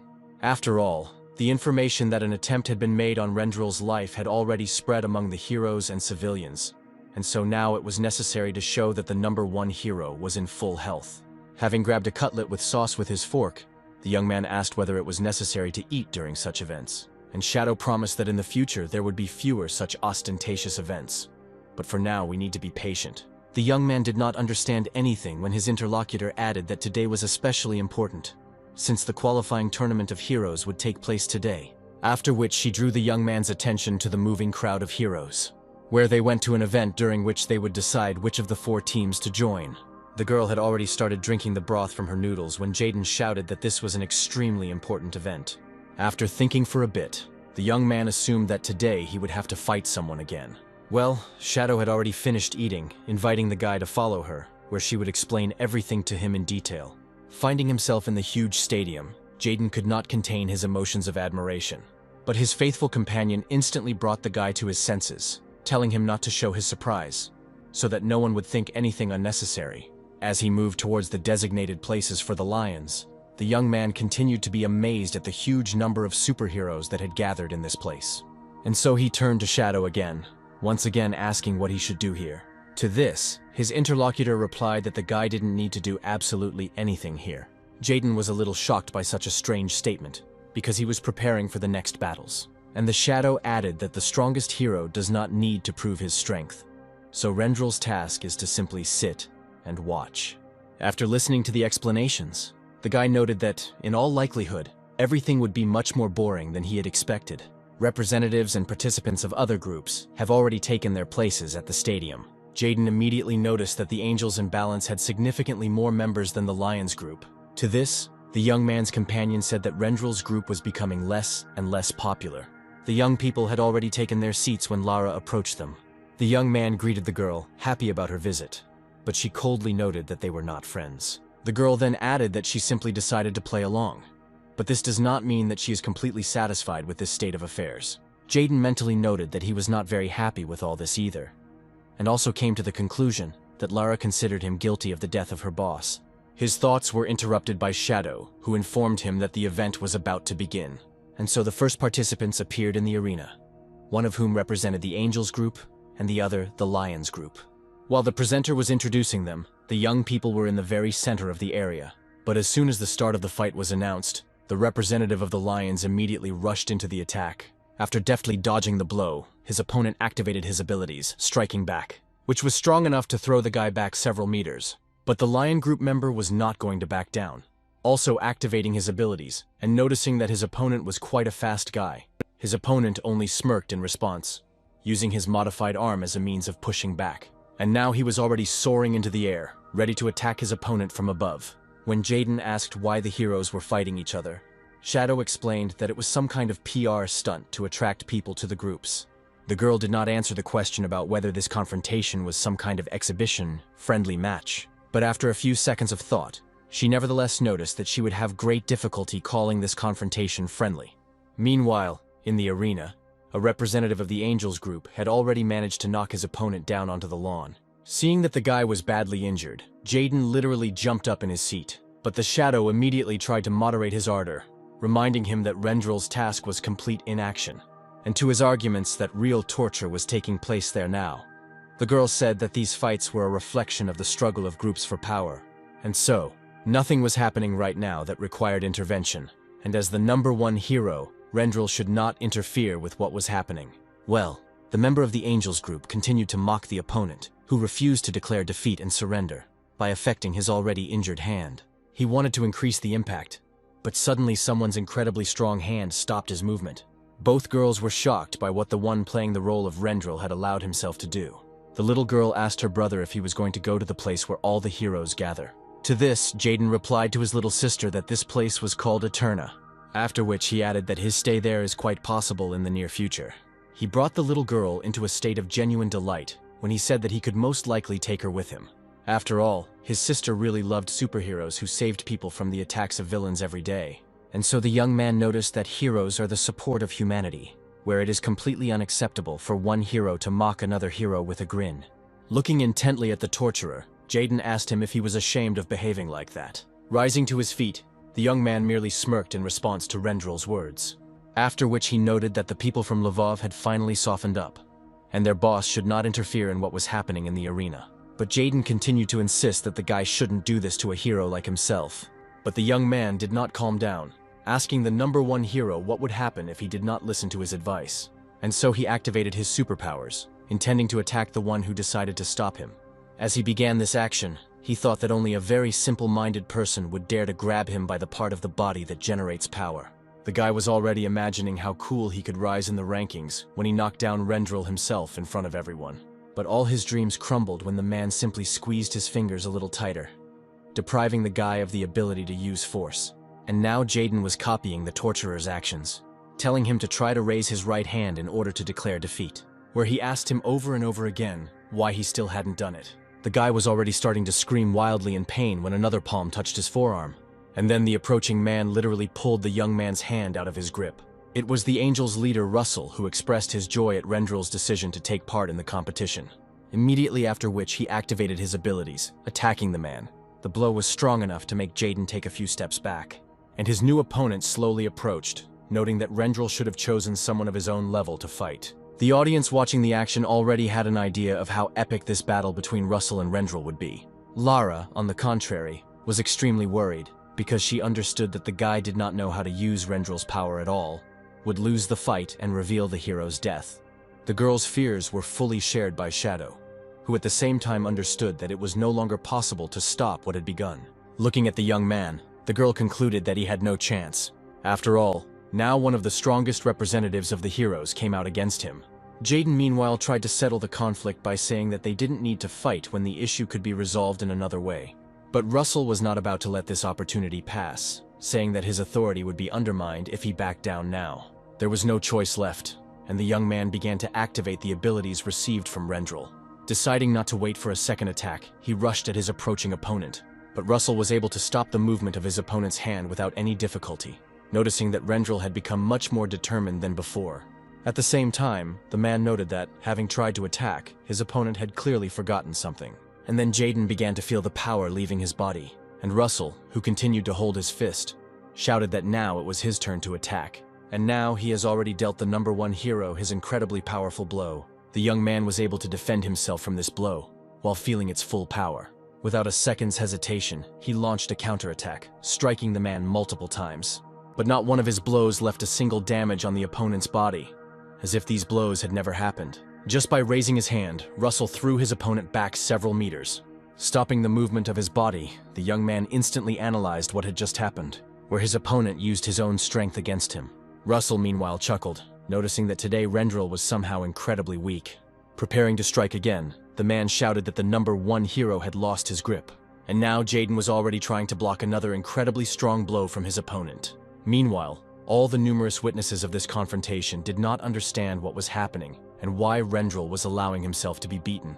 The Shadow could only hope that the guy would guess that his opponent's main ability was to absorb the attacker's power, after which he counterattacks the enemy with his own strength increased several times. And no matter how hard the hero tries to attack Russell, it will only get worse for the attacker himself. Shadow understood that if Jaden did nothing, then all this would remain the most ordinary demonstrative beating, which would end in shame for Rendel. Russell finished his next powerful attack, where his opponent got back everything he had tried to defeat his opponent with. Russell finally believed in himself, loudly declaring that he did not believe that this hero had been given the #1 ranking. The audience also continued to be amazed at how weak Rendel had become, allowing himself to be bullied like this. Jaden could hear snippets of these conversations, and he knew that if he didn't do something, the whole deception could soon be revealed. The young man already regretted that he had not listened to Shadow and decided to intervene in what was happening, where he now had absolutely no idea how to get out of it, and his opponent was already picking up speed to continue the attack, declaring that he had not yet worked out all the punches on his punching bag for today. As he prepared to face the new wave, Jaden was already thinking that he couldn't watch one hero bully another. As he approached his opponent, the young man suddenly realized what he needed to try to do. Feeling the enemy's strength increase, Russell chuckled, saying that things had become a little more interesting. But after a couple more seconds, he was no longer in the mood for laughing, since the force of his opponent's power was incredible, and Jaden did not stop, knowing full well that he was completely unworthy of such a hero as Rendel. However, the young man decided not to retreat, and try to direct such an amount of energy at the enemy that he would simply not be able to absorb it. And now Russell has already begun to feel how his body can no longer cope with this incredible sweat of energy. He could barely contain this pressure, gradually shifting back, but Jaden kept advancing.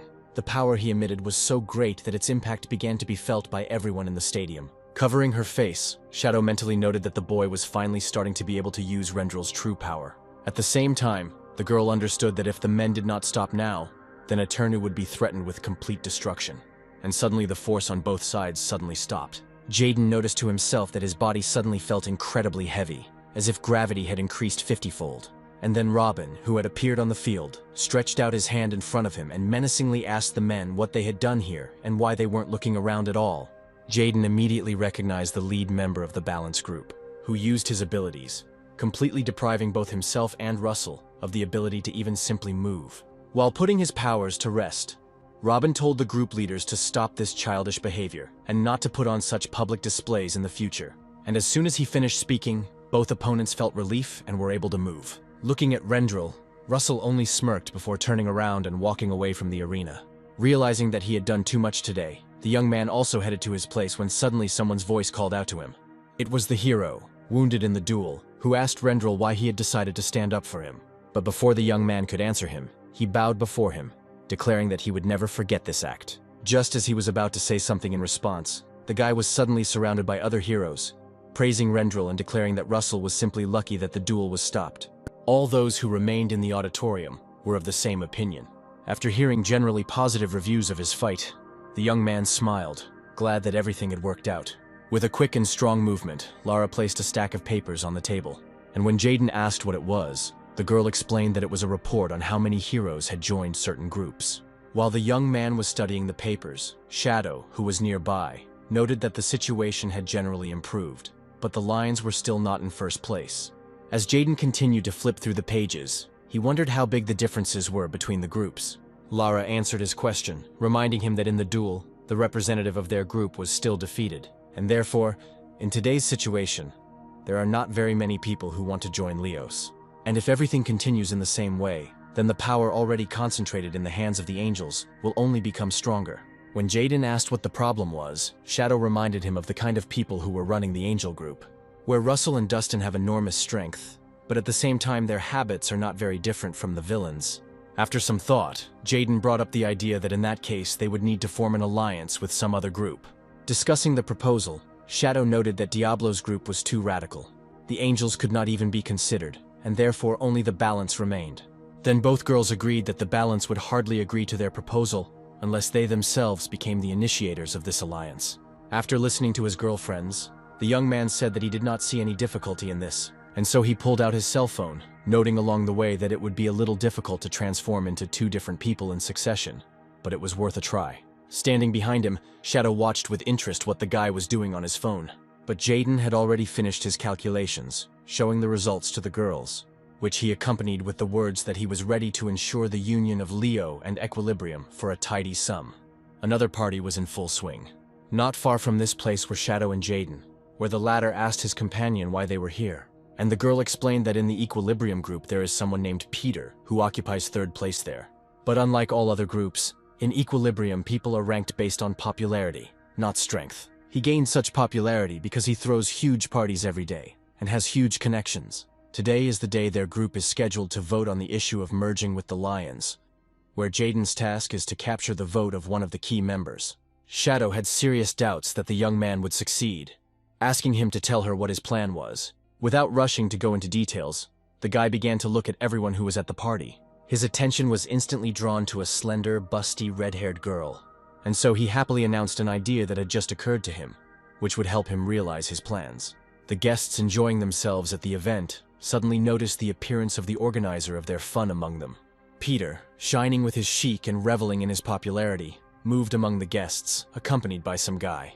Approaching the DJ, the young man took the microphone and attracted the attention of everyone gathered, after which he shouted that the law does not oblige heroes to constantly save people, which means they have every right to rest and party. Peter made all his guests laugh with his next words about how he already arranges them every day. And so he called on everyone gathered to forget about all their responsibilities for today and just have a good time. On this positive note, he ended his speech, continuing to wave to the guests.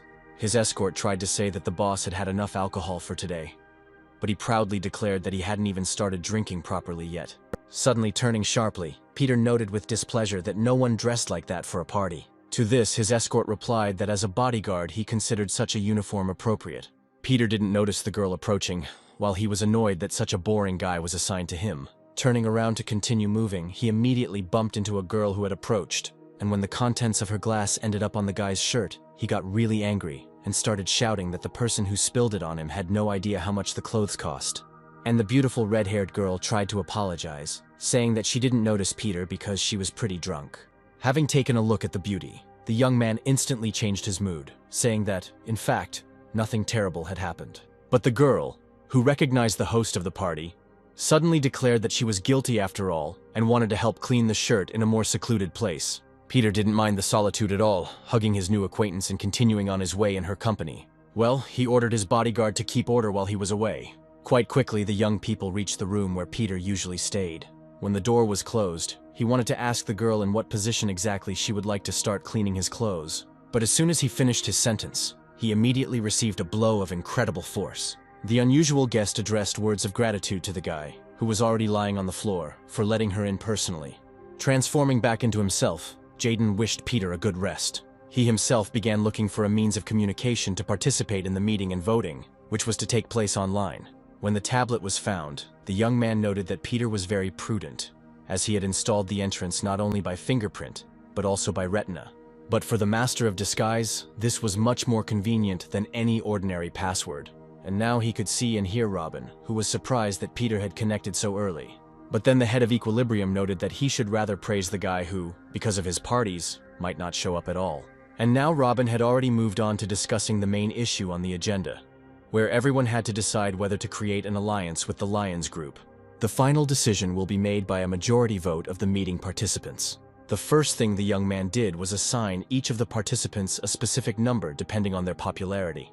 Watching everything that was happening, Jaden literally saw the entire essence of the members of the Balance group, where after the forces of evil weakened, the specificity of the activities of Balance became more and more widespread, because they were based on popularity. Now Jaden has a real opportunity to use Peter's popularity and votes to influence the voting results. And so the voting was completed, where the leader of the group, who seemed completely unconcerned about how Equilibrium would live on, said that he would now announce the results. But when he became familiar with them, he suddenly fell silent, which provoked questions from his comrades about whether everything was okay with him. Jaden listened with interest as Robin said that the results of the vote surprised him a little. But then, leaning back in his chair, the young man said loudly that the group would act in strict accordance with the results of the vote. At this point, the meeting was concluded, and Jaden disconnected the connection and transformed back into himself. While Jaden was busy with his business, Shadow stood and waited for his return. When the young man appeared, the girl asked him how everything went. Without hiding his joy, the young man replied that everything went wonderfully, and it was time to pay for the work done. When Peter regained consciousness, he could not remember absolutely anything that had happened to him several hours ago. When questioned by his bodyguard, the young man stated that he was right when he said that he had enough drinking for today. At some point, Peter perked up, noticing that he had somehow managed to both have fun with the beauty and take part in the meeting and vote. When asked by the astonished bodyguard, he explained that when he turned on the tablet, he saw that he had participated and cast his vote. While his security guard was pondering, Peter came to the conclusion that he had apparently immediately joined the competition as soon as he returned to the room, and then started on the beauty. Now he was very interested in who that girl was, and he was already wondering if his security guard would be able to get her contact information. But he suddenly, with a stony expression on his face, asked the boss to provide him with a list of everyone who was present at the event. The young man opened the doors of his closet wide and carefully examined everything that was behind them. As he reflected, he came to the conclusion that he should simply throw away most of the things. He brought a fair amount of stuff with him, as he knew he would have to live in Rendel's apartment. Unlike Shadow, Lara wasn't very happy about the fact that the guy would be living here. And now the young man has already begun to empty his closet, pulling out one thing after another. At some point, something else fell to the floor along with the shirt, where after a characteristic sound, Jaden approached and picked up a framed photo. He had already managed to forget that, along with his things, a photograph of his family had also moved into this apartment. Looking at the image of his little sister, the young man thought that if only she could see his transformation into Rendel, the girl's delight would know no bounds. At some point, the frame the guy was holding suddenly fell apart and the photograph flew down. He didn't manage to catch the photo, which successfully flew under the bed on a current of air. Looking at where the photo had stopped moving, Jaden realized that he couldn't just get the picture and prepared to lift the bed. He understood that the job would be difficult, and tried to put in all his efforts, which literally caused the bed to fly into the air. The young man watched in confusion at what had just happened, unable to believe it. Pretty soon he was sitting in the office in the company of his faithful companion, Shadow. When he finished telling about the appearance of the power, the girl asked about how things were with this power now. Taking one of the pens, the guy, doing almost nothing, turns it into dust, accompanying this with the words that the power has not dried up. Looking at the broken piece of stationery, Shadow concluded that Jaden had become more sensitive to Rendel's abilities and power, taking on the same for himself. Not yet fully understanding what his interlocutor was talking about, the young man asked her to explain in more detail. And she explained what was happening using the example of going to the gym, where in this case the more often and more the guy uses force, the more it is projected onto him. While they were discussing this issue, it was time for the general meeting, and Jaden transformed into his character, where after a couple of seconds the monitor turned on and familiar faces appeared on the screen. Robin apologized for having to call everyone together, distracting them from their personal affairs. Dustin responded to this by saying that everyone would have a minute to discuss a more productive distribution of forces. He wanted to add something else, but Robin suddenly interrupted him, saying that this is exactly what they would talk about today. And now the number one in the Equilibrium group has announced to everyone that from today, they are in alliance with the Lions. Dustin clearly wanted to hear something different, as evidenced by his violent reaction to what was said, accompanied by the corresponding expression on his face. But to all the complaints that arose, Robin stated that in their group, everything is decided by voting. And if the majority decided that it was necessary to create an alliance and focus on catching the remaining villains, then he respects this decision and will act according to the team's choice. After hearing everything that was said, the young man from the Angel group tried to call it all complete nonsense. But then a representative of Diablo's group intervened in the conversation, whose attention was drawn to the words about capturing the villains. And now he was interested in what exactly Dustin was not happy with in this matter. But to this the young man replied that as a result of their last sortie, almost all the villains were destroyed. Here the number one hero joined the conversation, noting that his position on this issue differed from the opinion of the members of the Angels group, where he believes that the destruction of the main base of the villains does not guarantee their complete extermination, and therefore it is necessary to focus on the search and capture of those who are still hiding. Tiffany agreed with the leader of the Balance, of which she was a member, and Peggy also agreed with the general opinion, starting to attack Dustin regarding his unwillingness to destroy the villains. With a very dissatisfied expression on his face, the representative of the Angels wanted to say something else, but his impulse was stopped by the leader of the group, who noted that the decision to completely destroy all the villains actually made common sense. And however surprising it may be for some, this time the group of Angels is in solidarity with the group of Lions. None of the Lions present could believe that their sworn enemy had expressed his agreement with their proposal. Standing in the room, Shadow looked in amazement at the ceiling broken through by the bed. Both she and Jaden, who was standing next to her, agreed that this wasn't very good. When asked how he planned to explain himself to the landlords, the young man explained that he would ultimately use his wallet. Pouring the small fragments into the urn, the boy sadly noted that from the very first time he turned into Rendel, all sorts of strange things had been happening to him. After which, he turned to his interlocutor, asking why she was worried about him and helping him so much, when they had initially agreed to cooperate for money. To this, Shadow explained that the most important thing now was that Rendel remained alive for everyone. Then, lowering her eyes, the girl added that she also had some personal motives for this. After these words, Shadow quickly turned around and, throwing the hood over her head, headed out of the room, recommending the guy not to take what was said to heart. Seeing his interlocutor off with a confused look, the young man could not understand what he could have done wrong that the girl left so abruptly. Of course, he didn't understand what she meant, but he decided that for now he shouldn't pester her with questions. He followed Shadow, but as soon as they were outside, a young man blocked their path. Jaden immediately recognized the same guard who accompanied Peter everywhere, on whose behalf he participated in the vote. Well, the young man who appeared, having noticed the girl, immediately recognized her as Shadow from the Lions team, and while he was expressing his joyful emotions regarding this meeting, the girl asked about the reason for his visit today. But the young man suddenly turned his attention to Jaden, noticing his ability to copy people. Pretending to be cheerful, Stanley stated that this ability was certainly admirable, but there was something he could not understand. Where suddenly changing his expression to stone, the young man asked Jaden why he came to Peter's party yesterday.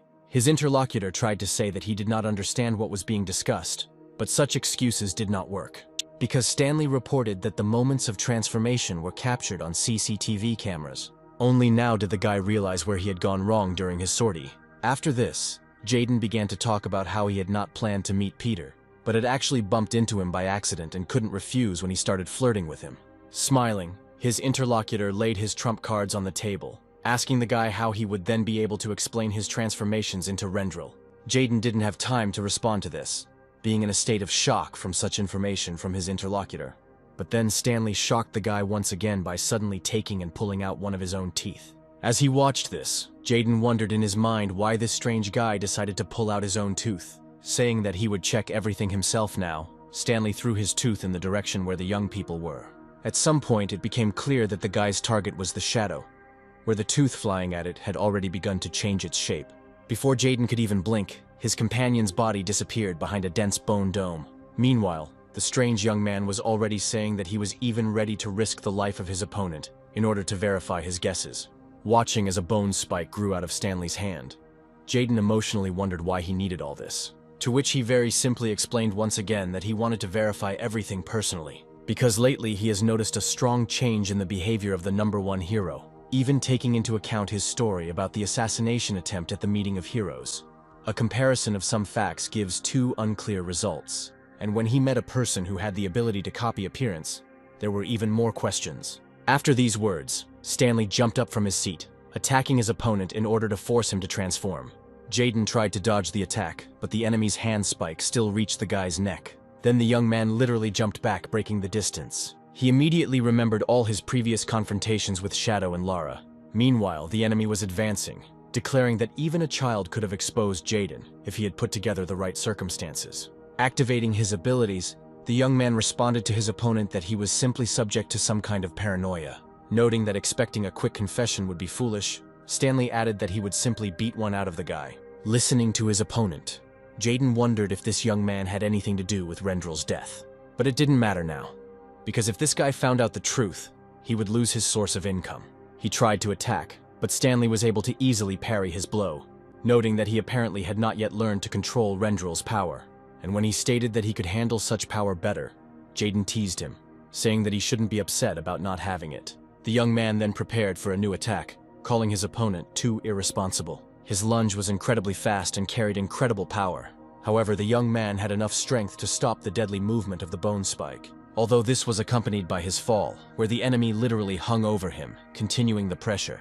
Realizing that something had to be done about this, Jaden used one of his lower limbs to push his opponent away. The blow was strong enough to send Stanley reeling back. Then the young man quickly rose to his feet and approached his opponent, grabbing him by the arms and thus depriving him of the opportunity to use the spikes. Stanley looked at his opponent with great surprise, beginning to come to the conclusion that he was fighting at full strength, which gave him reason to believe that the guy simply had not yet fully awakened.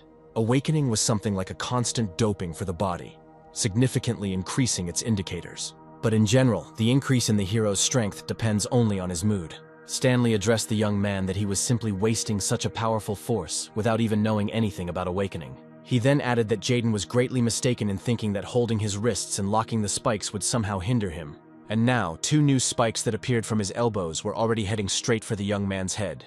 With great difficulty, he managed to escape this dangerous attack, letting go of his opponent's hands. But at that very second, Jaden jumped up from his spot, grabbing his opponent and knocking him aside. Without stopping and picking up speed, the young man literally drove Stanley into the wall behind his back. And without thinking about stopping, he suddenly grabbed the guy, who was amazed by such agility, by the head, and then Stanley's face came down hard on Jaden's knee. But contrary to expectations, it was not the one being beaten who experienced the terrible pain, but the one delivering the blow. While Jaden was writhing in pain, his opponent asked a rhetorical question about what part of the human body is the hardest. And answering this question himself, Stanley, pointing to his bone mask, said that the forehead is the hardest part. As he watched the bone mask disappear from his opponent's face, Jaden knew in his mind that he hadn't caused him a single injury. And although he didn't like this guy very much, there was truth in his words. Initially, Jaden was only concerned with the conspiracy to hide the fact that he was acting as Rendel. After all he wanted was to end as quickly as possible what he had become embroiled in.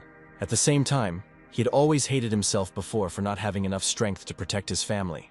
And now that he has received the long-awaited power, he is doing something incomprehensible, wasting it in vain.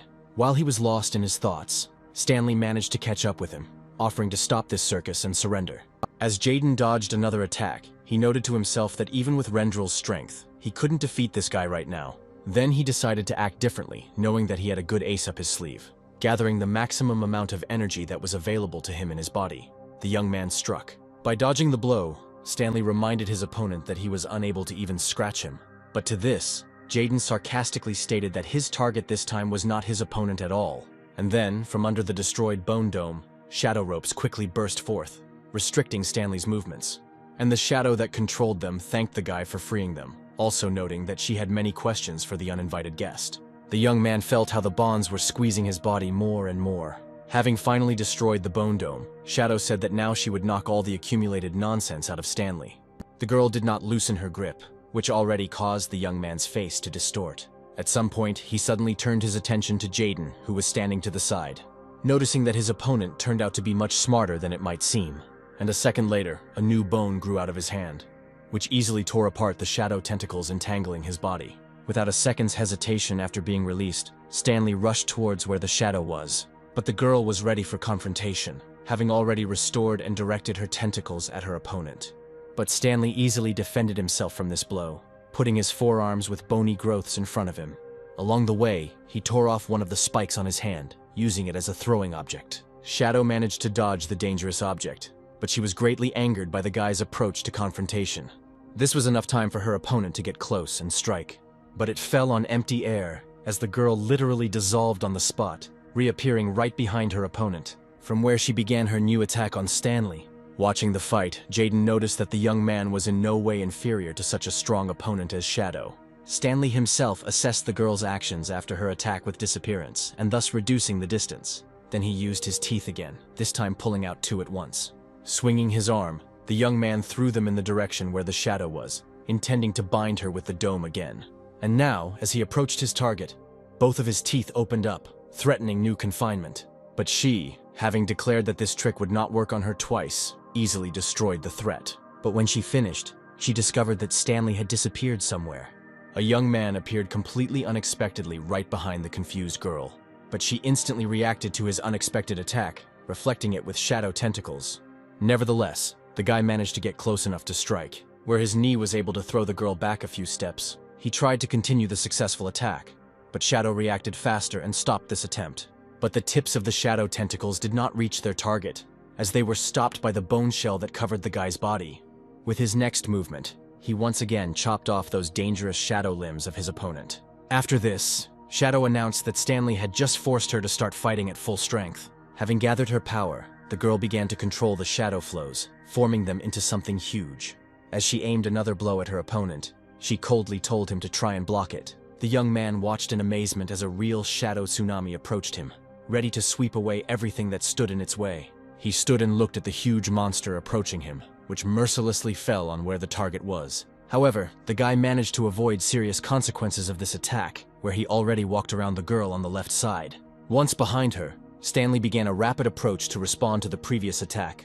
Jaden tried to warn the girl about the danger, but she saw everything perfectly well. Turning to face her opponent, Shadow calmly noted that Stanley would be unlikely to be able to defend himself from what was currently behind him. While the young man was looking sideways at what was behind him, the girl asked if it was time to stop and talk, where she also confidently stated that the guy definitely did not have the goal of killing her and Jaden. Jaden himself did not believe what he was hearing from his comrade, believing that the attacker's goal was precisely murder. But Shadow, using the example of the episode with the throwing of the spike, explained that if Stanley had wanted to, he would have definitely hit her. And so, turning again to the enemy, the girl asked what he was trying to achieve with all his actions today. Looking at the young men, Stanley replied that he believed Rendel to be truly dead, after which he showed them a flash drive, which, according to him, contained footage of Jaden's transformation into Rendel.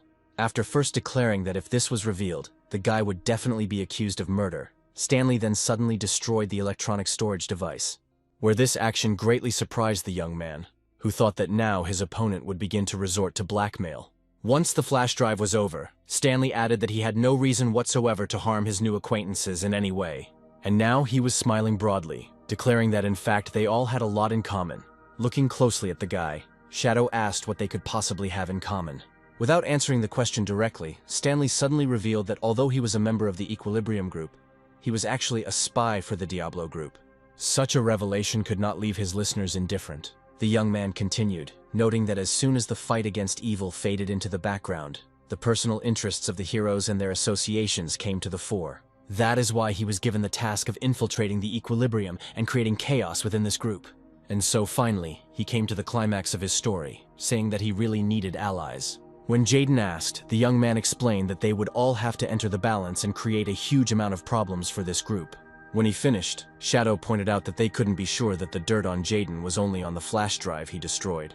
But to this, Stanley very simply stated that in this matter they would simply have to trust him.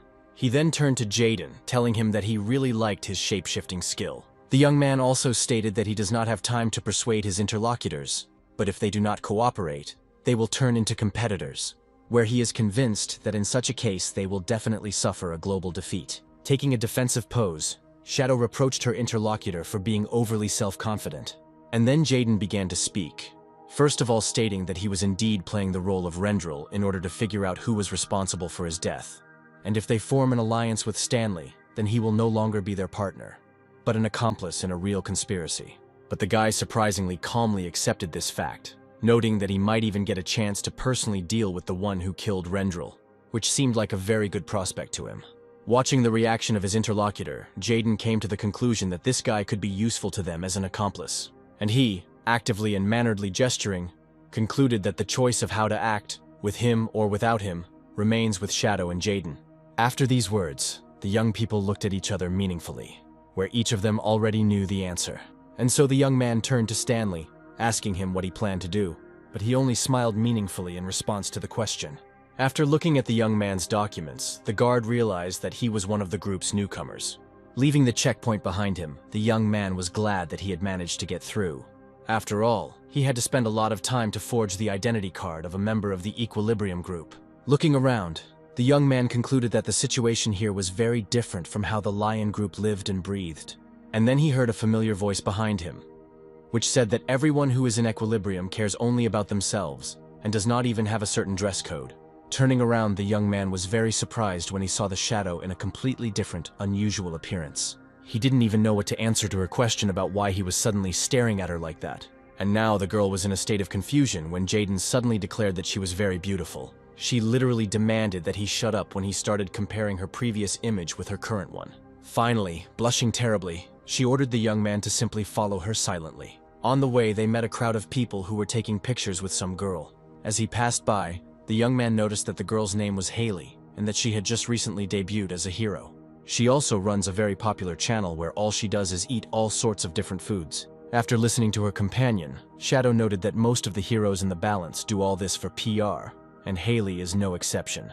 This discussion was interrupted by Stanley, who was very pleased that his new allies had come after all. Shadow continued, saying that the plan to increase popularity in Equilibrium wasn't that bad.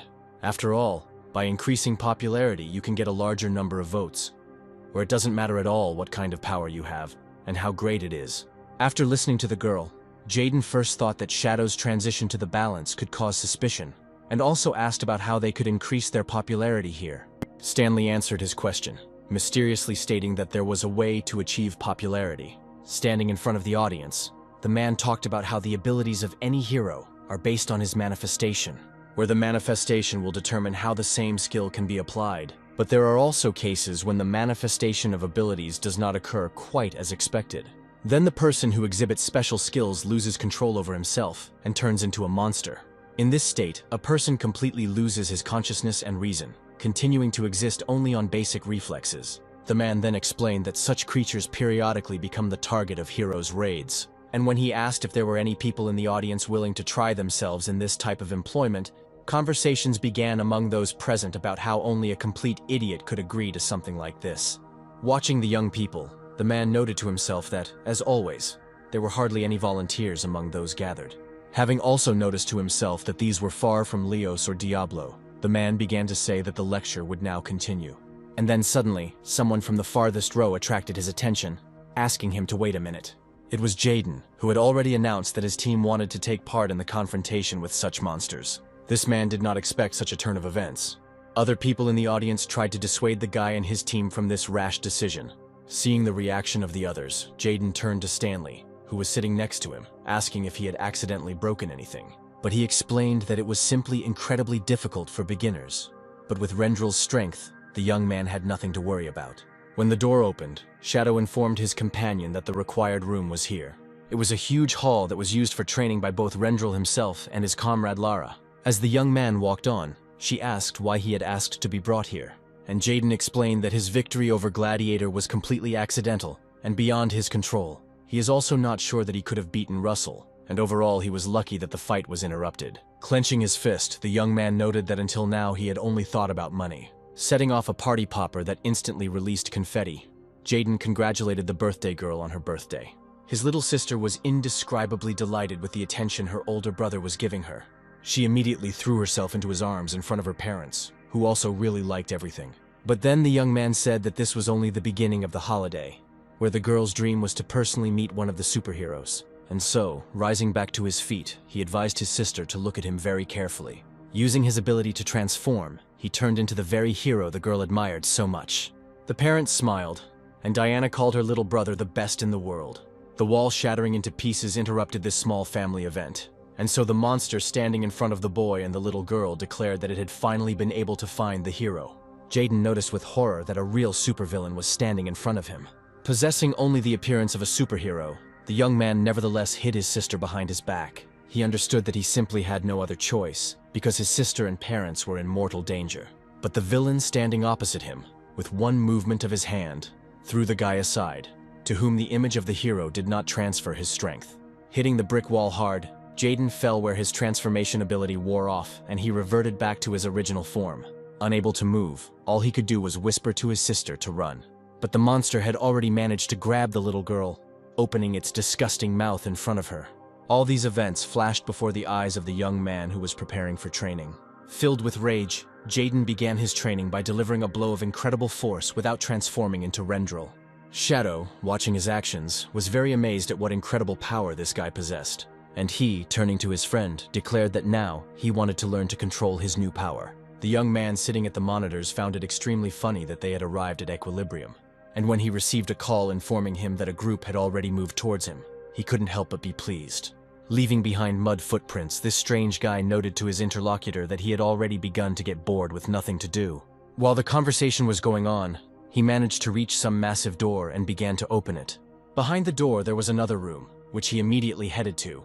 Looking into the blackness of the pit, the young man added that his charges were very hungry. Jaden, accompanied by Shadow and his new comrade Stanley, has already arrived to carry out the assigned mission. As they walked, the girl noticed that the young man had overdone it a little in the training room yesterday, and Jaden turned to Stanley, expressing doubts that they could handle it, which he immediately dispelled, reminding them that Shadow and Rendel himself were on their team. After all, thanks to the girl, they weren't even assigned a mentor, which in itself says a lot. When he finished, Shadow reminded him that the group was supposed to consist of 4, asking who would be the 4th. The guy didn't have time to answer when suddenly Haley's voice was heard behind Jaden, greeting her new comrades. The young man was very surprised when he turned around and saw a playfully inclined girl in front of him. While Shadow was expressing her dissatisfaction, Stanley tried to calm her down, saying that they needed popularity, which they could raise with the help of this promoted girl. It will be very handy to have someone like Haley who can speak for the team while they keep their identities hidden.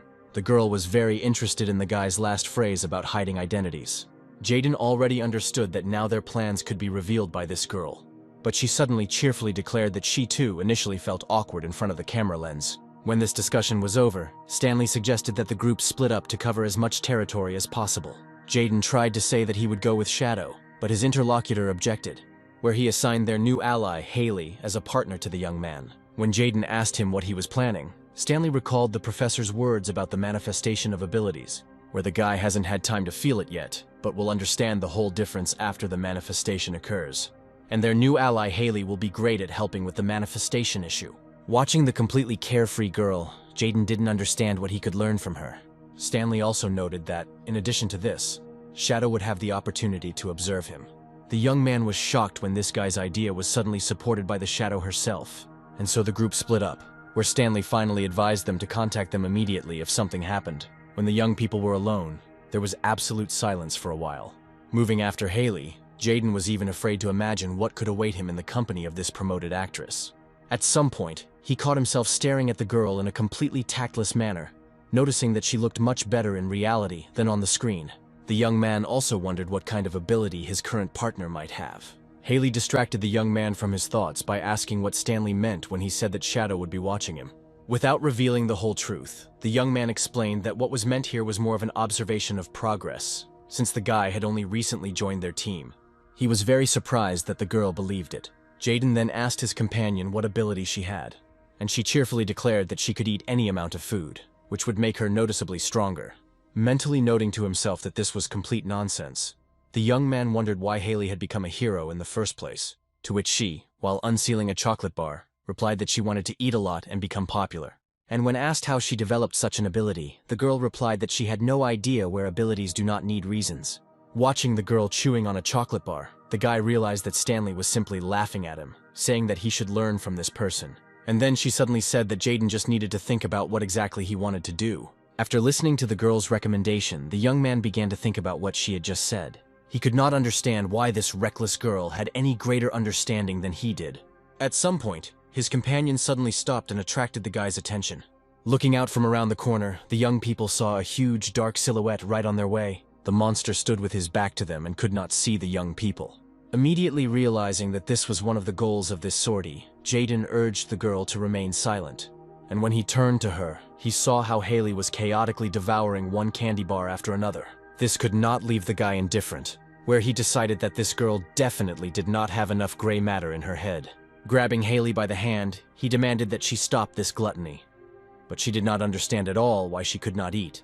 These words were spoken too loudly by the guy, and the monster standing nearby reacted by rushing at the prey that had arrived to him. But then, to Jaden's surprise, tongues of pink flame suddenly ran across the girl's body, after which she jumped into the air and delivered an incredibly powerful kick to the approaching monster. The monster was thrown into the nearest wall with an incredible roar. Well, Haley, as if nothing had happened, sank back down onto the asphalt, absolutely pleased with herself. Jaden, who was nearby, instantly remembered her words about how she became stronger when she ate.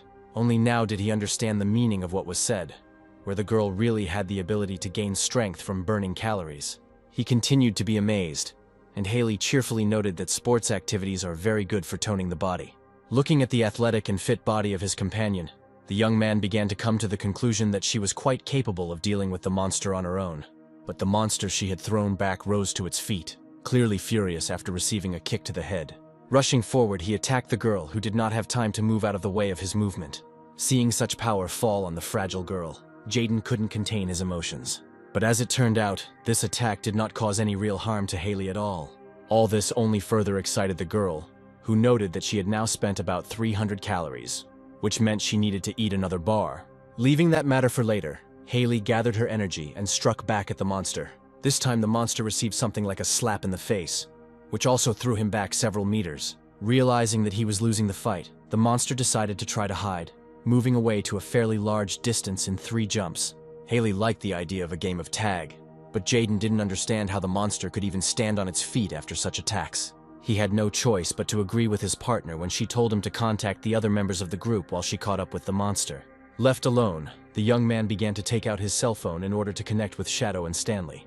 He didn't hear or notice how a thick brown mass approached him from behind, who with one movement snatched the mobile phone from the guy's hands. As Jaden came to, whatever had left him without a means of communication began to form into a human figure. And from this density, one could already discern the most ordinary human body, where the unknown person said that the young man would not be able to contact his friends. As he looked at this random stranger, Jaden mentally noted that they hadn't been warned that there was anyone here other than mindless monsters. Realizing that he needed to contact his team at any rate, the young man rushed into the attack, intending to get his mobile phone back. After shouting for the guy to give the phone back, the young man struck him with his blow, but his opponent's body suddenly turned into a mud mass, which scattered over a radius of a couple of meters. The guy didn't even understand how this strange man regained his form, appearing right behind him and stabbing him right in the side. After which this obvious villain once again noted that the young man would not be able to contact his friends. Jaden turned around sharply and delivered a backhand punch to his opponent, hitting him in the head before he transformed, where he noted that the feeling from the blow he dealt was somehow very unusual. His opponent stepped back and felt his slightly damaged jaw. But now he was already wondering where that cute beauty who had just been with the guy had gone. Jaden asked this strange character if he had any relation to the monster living here, but he evaded the answer, noting that the girl was apparently helping her companion with the manifestation, where not every person is able to endure this process. But he also helps some people to experience the manifestation in a way that would be beneficial to him. From these words, the young man concluded that it was because of this man that the monsters became monsters. Activating his power, Jaden menacingly declared that he would give the villain his just desserts. But he didn't even think about running away or hiding, rushing forward and declaring that the guy could try. But the young man's next blow only sprayed dirt all over the area, where, at the same time, some amount of this dirt tightly stuck to the hand with which the blow was delivered. And his opponent continued, taking a deep breath and throwing several more mud projectiles at Jaden. But the young man managed to dodge this attack. He then continued his unsuccessful attempts to remove the dirt that had stuck to his hand. After observing this, his opponent noted that the guy would never be able to wash off this dirt, after which he began to prepare a new mud volley, which he launched using his mouth. And then several projectiles flew at Jaden, and several more of the same followed. He was unable to dodge them all, and now another part of his body was caught in a lump of dirt. The young man felt that it was becoming increasingly difficult for him to move, and if this continued, he would simply be destroyed. And so he decided to close the distance and try to attack the enemy. But his movements became much slower, and therefore it was not difficult for his opponent to notice his approach. Watching the guy, the mudman did nothing but grimace at this pathetic attempt. Without any difficulty, he dodged every blow, which was incredibly slow. But the young man gathered all his strength and tried to deliver another lightning strike to the enemy. And he succeeded, where his hand literally pierced his opponent's body through and through. But what happened next left him in a real irresistible shock. After all, his opponent no longer let go of the young man's hand, only cheerfully declaring that it tickled. Jaden made futile attempts to free his hand from the mud captivity. But then his opponent moved to active action, dealing the guy the first blow. The young man felt that despite the structure of his body, this guy possessed incredible physical strength. Well, he continued the beating, not forgetting to have fun and say that he was not as weak as it might seem. At some point, Jaden's patience reached its limit, and he once again gathered strength in his free hand for another attempt to attack. But suddenly, right in front of his opponent, some new monster appeared. Not understanding what was happening, the young man stopped the movement of his hand, deciding not to attack the newcomer for now. Well, he didn't wait, and without any doubt dealt the guy a powerful blow. Thrown far back, the young man gradually came to his senses, rising to his feet. The whole problem was that, looking at the monster, he thought that he too had once been a very ordinary person. And the main problem now was not these brainless creatures, but the one who essentially gave birth to them. Meanwhile, the mud opponent he was facing said that he was extremely bored fighting such a weak opponent, from whom he expected something much more. Suddenly, a huge blue monster landed right behind him, and Jaden's opponent added that in his memory, there were many like the guy standing in front of him. The young man was quite surprised that there was not one or even two monsters in this place. But, as it turned out, this was not the limit, as another one appeared behind his opponent. Already realizing the complexity of the situation, Jaden mentally concluded that there were a whole bunch of similar monsters living here. Well, his opponent cheerfully declared that for now, he would go in search of that beauty who was with the guy, where he hoped to have much more interesting fun with her. Realizing that the girl was in great danger, the young man demanded that the enemy stop and continue the battle. But he resorted to the help of his tame monsters, whom he ordered to deal with the impudent, uninvited guest. Immediately after this, the devices on the monsters' necks went off, causing them to scream either from pain or from rage. And now the first of them quickly tore off from its place, dealing a powerful blow to Jaden. This attack was very noticeable, but before the young man had time to recover from the first blow, a second opponent had already begun to attack behind him. Literally at the last second, the guy managed to react and dodge the crushing blow, and the rest of his opponents did not even think of waiting and giving him a break, rushing into a frontal attack. Crossing his arms over his chest again, Jaden took another blow from the bulky monster. But at this time, the second monster managed to go around him from behind, and the young man missed a blow to the back. After this, the monsters that had tightly surrounded him pounced on their victim as a crowd, inflicting chaotic blows. The beating continued for some time, but suddenly Jaden put out his hand and stopped another blow from the monster. The monster could not understand what had suddenly changed, that his victim had found the strength to resist. And the young man was glad that these beatings helped to remove all the dirt that was restricting his movements. And now it was his turn to give out well-deserved rewards to those who helped him free himself from the burden. And now the first of these awards found its hero, throwing the monster's body back several meters. Just like before, another monster tried to attack the young man from behind. But just like his brother, he was met with a powerful blow from a hand that sent him flying backwards. But while Jaden was dealing with one monster, the others managed to get to their feet and began to attack again. And so, with a double blow from the approaching opponents, the young man was thrown far to the side, which was unlikely to stop the guy who, without thinking, rushed to attack back. This time his opponent took a powerful kick to the head, where after this Jaden used the enemy's body as a fulcrum to continue the attack. And so, pushing off from the body of one monster, he approached the second, dealing him a powerful blow with his hand. However, the quantitative advantage made itself felt, and the young man simply did not have time to react to the attacks of everyone who opposed him. Thrown back by another blow, he exhaled heavily as he stopped the movement of his body. Looking at all the monsters, the guy concluded that there really were too many of them, and he would not be able to dodge each one's attacks. Suddenly, one of the monsters opened its mouth wide, pointing its nasty, slimy tongue towards the guy. Jaden clearly didn't expect such an action from his opponent, but he still managed to dodge it. But immediately after the first attack, a second one flew at the young man's head from another monster. where this attack was already more effective than a lunge with the tongue. The impact sent Jaden flying back several meters and almost crashing him into the wall. The young man began to understand that further restraint of the force of the blow, which he applied due to the understanding that he was fighting with the same people as him, could end badly. And while he was thinking about this, a huge blue monster was advancing. With a sigh of relief, Haley looked at the massive body of her defeated opponent. Stretching pleasantly, the girl praised herself for having done a good job, and at the same time was disappointed that she was not broadcasting live at that moment. Noting that this might even be for the best, since her new team was still shy about showing their faces, Haley turned around. Looking around, she wondered why no one from her group was here yet, and suddenly a young man appeared in front of her, noting that the girl was incredibly good, since she was able to cope with such a monster alone. When Haley asked who he was, the guy explained that he was also one of the new heroes, after which he began to praise the girl's merits further, noting that she had done all the work for them, neutralizing this monster. And when she asked him if he had met a dark-haired guy on the way, the young man replied that he wanted to tell his team something and quickly ran past. While Haley was thinking about something, the villain turned his attention to the monster lying at his feet. He had absolutely no expectation that his creation could lose, and came to the conclusion that he had overestimated it. The young man was distracted from these thoughts by Haley, who drew attention to herself with a short cry. The girl was interested in what group her new casual acquaintance belonged to. Taking note of his clothes, Haley immediately ruled out his belonging to groups like the Angels and Lions. Also, his behavior towards the defeated monster, which he does not even try to check for complete death, shows that he is definitely not from Diablo. Then the young man said that he was from the group Equilibrium, where the girl should remember him, since they met a couple of times. But his interlocutor stated in all seriousness that she knew every member of the Balance group by sight. Moreover, before going on this mission, all the newcomers were gathered in one room, where she did not see her new acquaintance. And so now she finds it rather strange that he introduces himself as a participant in the Balance. Realizing that his lie hadn't worked, the villain decided it was time to end this show and this overly attentive girl. But before he could stretch out his hand, he immediately received a powerful blow. He looked in amazement at this incredible girl who, with one movement, had torn half of his body apart.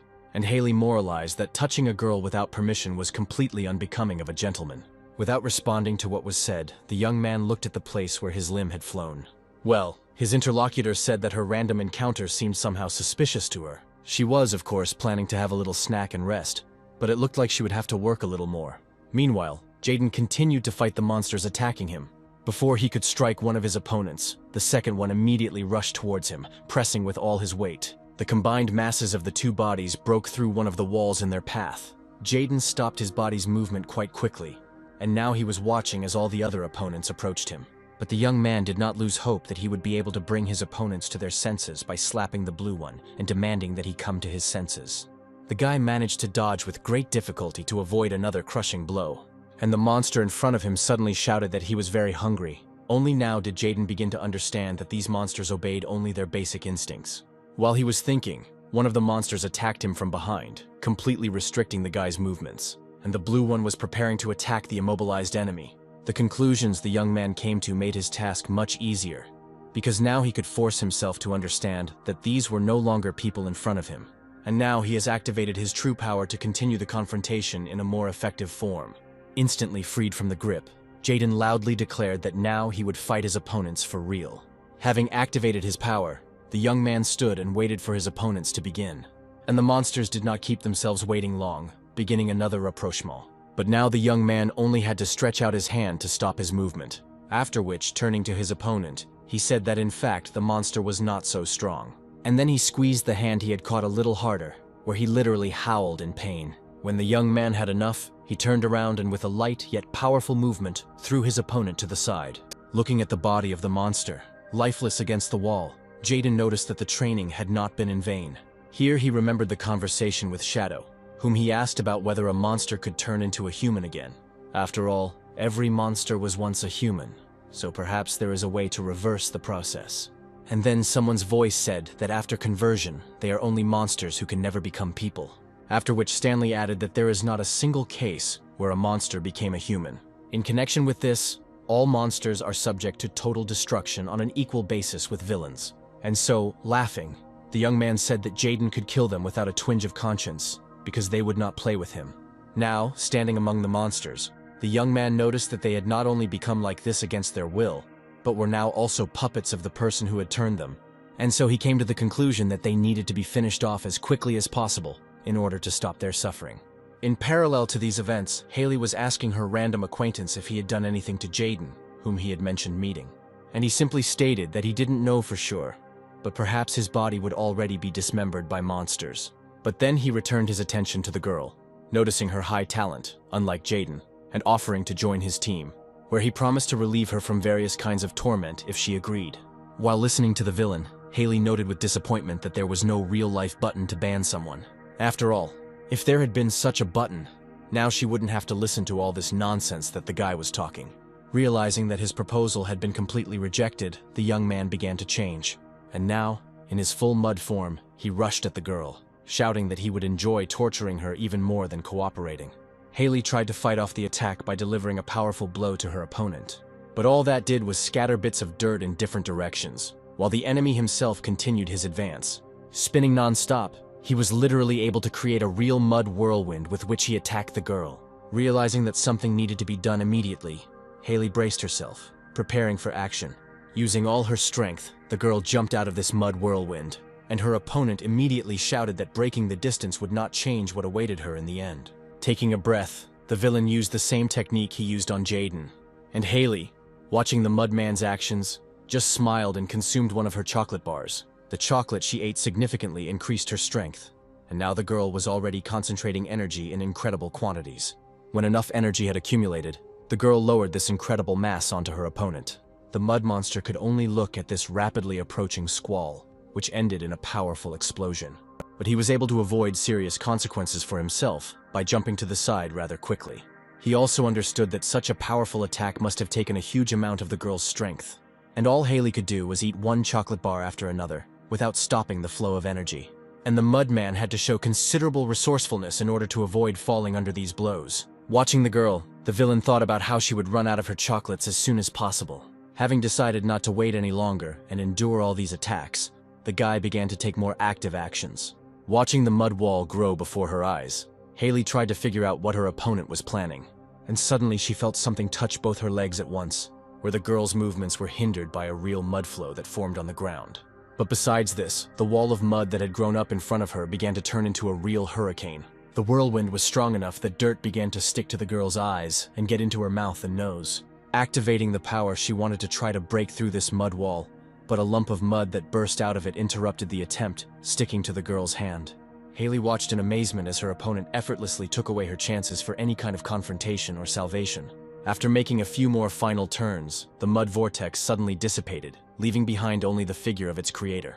Directly opposite him, covered in mud, was Haley, who could no longer resist, taking on the appearance of an ordinary person. The villain noted that his ability was unique, and the dirt he created was indestructible. After carefully examining what the girl's body had become, the guy relaxed, saying that she looked very cute now. Enjoying the spectacle and stretching out his disgusting hand towards the girl's body, he did not notice the danger approaching from the side. The villain simply felt himself being attacked by Jaden, who appeared on the battlefield, and while his body, thrown back by a powerful blow, flew back, the girl's savior said that the dirt should not dare touch his fellow expedition member. After which the young man addressed several unflattering remarks to his opponent, but the mud man seemed completely unimpressed by the appearance of the guy, to whom he told that if he managed to escape from the monsters, then he should have run away as far as possible. After all, by coming here, he doomed himself to inevitable death. However, Jaden was not at all frightened by the words of his opponent, where he was firmly determined to chop him into mincemeat. Moving down the long corridor, Lara headed to the training room. As she walked, she thought about how Jaden had managed to penetrate the balance, but he had never once reported how she was doing there. Soon she came to the door to the training room, where the android cleaner was located, who stated that Lara would hardly be able to train here today. The girl frowned when she heard that Rendel himself had apparently trained here before. Having decided to personally see what was happening inside, the girl nevertheless headed to the training room. When Lara got inside, she was amazed at what this guy had done to the training room, where literally not a single centimeter of space remained intact and safe. Having heard from the young man that he was going to chop him into mincemeat, the villain, convinced of his superiority, only laughed. And now he was already reminding the young man that his pitiful strength was completely useless against his mud flow. Watching his overly confident opponent, Jaden smirked, after which he added that in most matters, until you try it yourself, you won't know anything for sure. Having decided not to engage in any more necessary dialogues, the Mudman resorted to a tried and tested method of attack. But Jaden, showing ingenuity, nullified this attack by using a piece of asphalt, and his opponent noted that this was more dignified than simply running away. And now he has completely transformed into his usual mud mass, directing its flow straight at his opponent. Passing right through the enemy's body, the villain shouted that the guy would not be able to block it. He rushed from one side to the other without stopping, each time hitting the boy's body. And in a matter of seconds, the guy's body was once again covered in excessively heavy mud that completely restricted his movements. Stopping, the Mudman immediately remembered Jaden's words about wanting to chop him into mincemeat, and while he was enjoying his superiority, the young man suddenly clenched his fist with force. Raising both hands into the air, he began to accumulate a powerful energy field around his body, with the help of which he freed himself from everything that had managed to stick to him. Stretching his slightly numb arms, Jaden told his opponent that he was in trouble now. At one point, the building's facade shattered into tiny pieces, as if a bomb had exploded inside. But it was not a bomb, but the body of a mudman that pierced the building. Jaden didn't even think about stopping, moving towards his opponent to continue the attack. In an attempt to stop the enemy from approaching, the villain again threw a mud projectile at him, but Jaden was able to block the lump of dirt flying at him with a fairly simple movement, which greatly surprised the guy's opponent, who did not understand why his dirt did not stick to his body.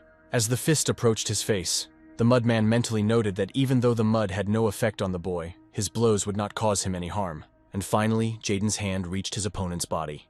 The villain's head, separated from the rest of the crumbling mass, could not believe that this young man was able to destroy his body. And the blow was so powerful that it left behind a huge furrow on the asphalt. Absorbing the remaining dirt, the villain tried to recover as quickly as possible, but Jaden had no intention of letting him do that, launching a new attack on his opponent. After another blow, the mudman's body again flew apart in different directions, partially collapsing, where the young man noted that his opponent was getting on his nerves with this regular recovery. But at the same time, he was ready to continue to be and destroy it as long as it took. And his opponent, who was a lump of dirt on the asphalt, began to understand that if this continued, there might be nothing left of him at all. Then he decided to get ahead of the game, gathering his strength and turning into a mud hurricane, with the help of which he had already managed to defeat Haley. Surrounding the young man with his streams, he shouted that he would definitely not be able to destroy it. Shielding himself from the clumps of dirt flying into his face, the young man was surprised at the flow his opponent was able to create. And he was already shouting that Jaden believed in himself too much and too early. After all, now he will simply suffocate in the mud vortex he created. Deciding it was time to end this performance, Jaden gathered energy into his right fist, after which he struck the asphalt under his feet with an incredibly strong blow, which was enough to completely dispel the annoying mud hurricane. The part of the mudman that had once again found itself below the baseboard did not believe that this incredible young man was a newcomer. He thought about running away from the battlefield as quickly as possible, but Jaden was already towering behind him, where the young man sarcastically asked his opponent where he was going to run. Looking at the guy, the mudman admitted his defeat, which he hoped would avoid further reprisals. At the same time, he noted that there was no point in the young man wasting time trying to destroy his mud base. After listening to his opponent, Jaden cheerfully stated that he wouldn't be so sure. After all, until now he had never fully used all the power he would receive from Rendel. The young man understood that he was not yet able to control this power constantly, but he could use it for one moment. The wisdom of one great martial artist instantly came to his mind, who said that there is no point in studying 10,000 techniques. It is enough to hone one technique 10,000 times. And so, having concentrated enough, Jaden dealt his opponent an incredibly powerful blow. Most of the mudman's body was reduced to dust by this application, leaving behind only a small portion. Smiling widely, Jaden noted that this kind of impact would definitely be enough. Leaving Jaden and Haley behind, Stanley moved along the alleys in the company of the Shadow, where the young man noticed the excessive vigilance of his companion. To this, the girl explained that so far she does not see a single reason to trust her companion. She didn't understand why Stanley had infiltrated the balance if he was only interested in destroying villains, like everyone else in Diablo. Without immediately answering the question, the young man broke into a satisfied smile. Then, noting the correctness of Shadow's observations, he added that they were not yet close enough for him to talk about it. After listening to her interlocutor, Shadow only made a sound in response, from which one could understand that she didn't really want to know anything about the guy. At some point, the girl suddenly drew her companion's attention to the building they were passing by. and when he asked why it had attracted Shadow's attention, she explained that it was the only one with a light burning in it now. Amazed by such incredible observation, the young man suggested going and checking. With the help of his incredible abilities, he easily broke the chain that held the entrance doors together. Once inside, the girl noticed that the atmosphere here was quite ordinary, where someone could simply forget to turn off the light. But she found suspicious the companion's words about the generator being installed in this room. And then Shadow's attention was drawn to a door that didn't fit into the overall interior. 4 lightning-fast movements of the shadow tentacles opened this strange door once and for all. But what was behind it left the young people in real shock. The huge room looked more like some kind of secret laboratory, where in huge vessels with liquid there were many different monsters. Both Stanley and his companion agreed that this was some kind of room for conducting terrible experiments. Picking up a stack of papers from the table, the young man noticed that the most inhuman tortures were carried out here, and biological experiments were conducted. Here the Shadow noticed a computer standing nearby. The power was connected, and the girl decided to try to enter the system, where important information could be located. But the entrance was blocked, where the system required her to enter a password to gain access. But suddenly her companion pushed the girl aside, starting to deftly move his fingers over the keys. He was already in the system and reading out the information about the number of test subjects, and Shadow couldn't believe that he had guessed the password so easily.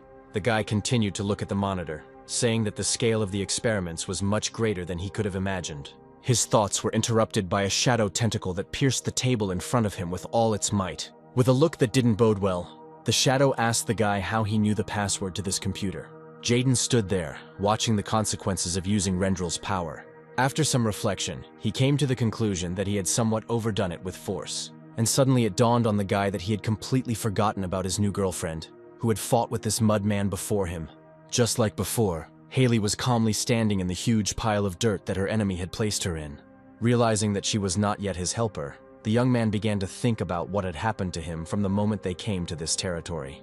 Suddenly his attention was drawn to an object located not far from him on the asphalt. When he picked up the object, he instantly realized that the mud guy had an accomplice, who was now calling Henry, asking what was going on there. Quickly transforming into his opponent, Jaden responded in his voice about how he had to deal with several young heroes. In response, he heard that a group of 2 people had entered the laboratory, where they would remain forever. Starting to worry about Stanley and Shadow, the young man involuntarily said that this complicates a lot of things, where after these words his interlocutor instantly understood that it was not Henry at all who was in contact with him. The young man tried to contact his interlocutor again, but his attempts were unsuccessful. As he transformed back, Jaden noticed that his 2 comrades were now in great danger.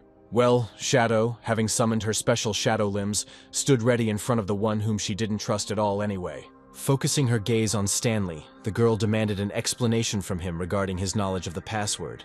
But instead of answering, the young man suddenly activated his abilities, covering his palm with bone armor. Instantly approaching the girl, he took her away from the line of fire, putting his hand under what was flying straight at her. To her question, the guy answered that there was someone else here besides them. Then the young man turned his gaze to his palm, the bone shell of which was crumbling under the influence of an unknown force. And the one who attempted this attack continued his actions by touching one of the walls, which began to cause severe destruction. The entire building literally began to crack at the seams, which greatly frightened Shadow and Stanley. The girl instantly realized that someone was going to collapse the entire structure on them, which would definitely kill them. Stanley watched as the huge boulder began to fall down, trying to decide what to do. And then Shadow suddenly felt a powerful push from the side where her companion was. As it turned out, the young man kicked Shadow out of harm's way, but he himself did not have time to leave the deadly dangerous place. The girl didn't even have time to say a word before everything that had been hanging over her head just a second ago hid Stanley's body underneath it. Seeing blood start to flow out from under the pile of stones, the Shadow screamed in fear the name of its buried alive companion. Well, the one who caused this rockfall, who, as it turned out, Shadow knew, was already approaching her. Looking at the pile of stones, the man noticed that he had already learned that the girl had come here from the Equilibrium group, but she was clearly not in the right state or mood to discuss which group she came here from. Without a second's hesitation, the Shadow directed its shadow limbs at the enemy that had appeared. And so she finally said that the one who had just buried her comrade under the stones should not dare to talk to her. However, the girl was shocked when the man standing in front of her simply kicked the floor, causing all the shadow tentacles to disperse. After which he addressed his opponent that today, this place would become her grave. Entering her room, Mila carefully examined the money that she had managed to earn once again. Having put them away in her secret place, the girl did not hide her joyful emotions. She even got a little scared when she heard a female voice behind her calling her by name. It was her mother, who was wondering why she hadn't gone to school yet, where her face was clearly not all right. Seeing her mother in such a state, Molly worriedly asked her what had happened. To this, the woman, whose eye was becoming increasingly swollen, tried to answer that everything was fine with her.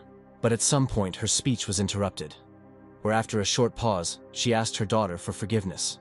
Mila did not understand at all why and for what her mother suddenly apologized to her. The girl was already at school, but her thoughts could not let go of the words her mother had said to her that morning. The teacher asked the girl whether she had decided to change her mind, since with her academic performance, she could count on being admitted to the best higher education institution. But Mila, smiling artificially, replied that as soon as she finished school, she would immediately go to work. Another school day was over, and the girl was leaving the grounds of her school. At some point, her friend caught up with her, who already knew that Mila had been called to the teacher's room. When asked about what kind of conversation took place there, Mila said that the question of further education was raised. As they moved, the girl's companion noticed that it was unbearably hot outside, noting with displeasure that her father constantly dragged her on hikes during the holidays. The girl asked Mila how she and her family spent this time. To this, her interlocutor explained that they usually just spend time at home.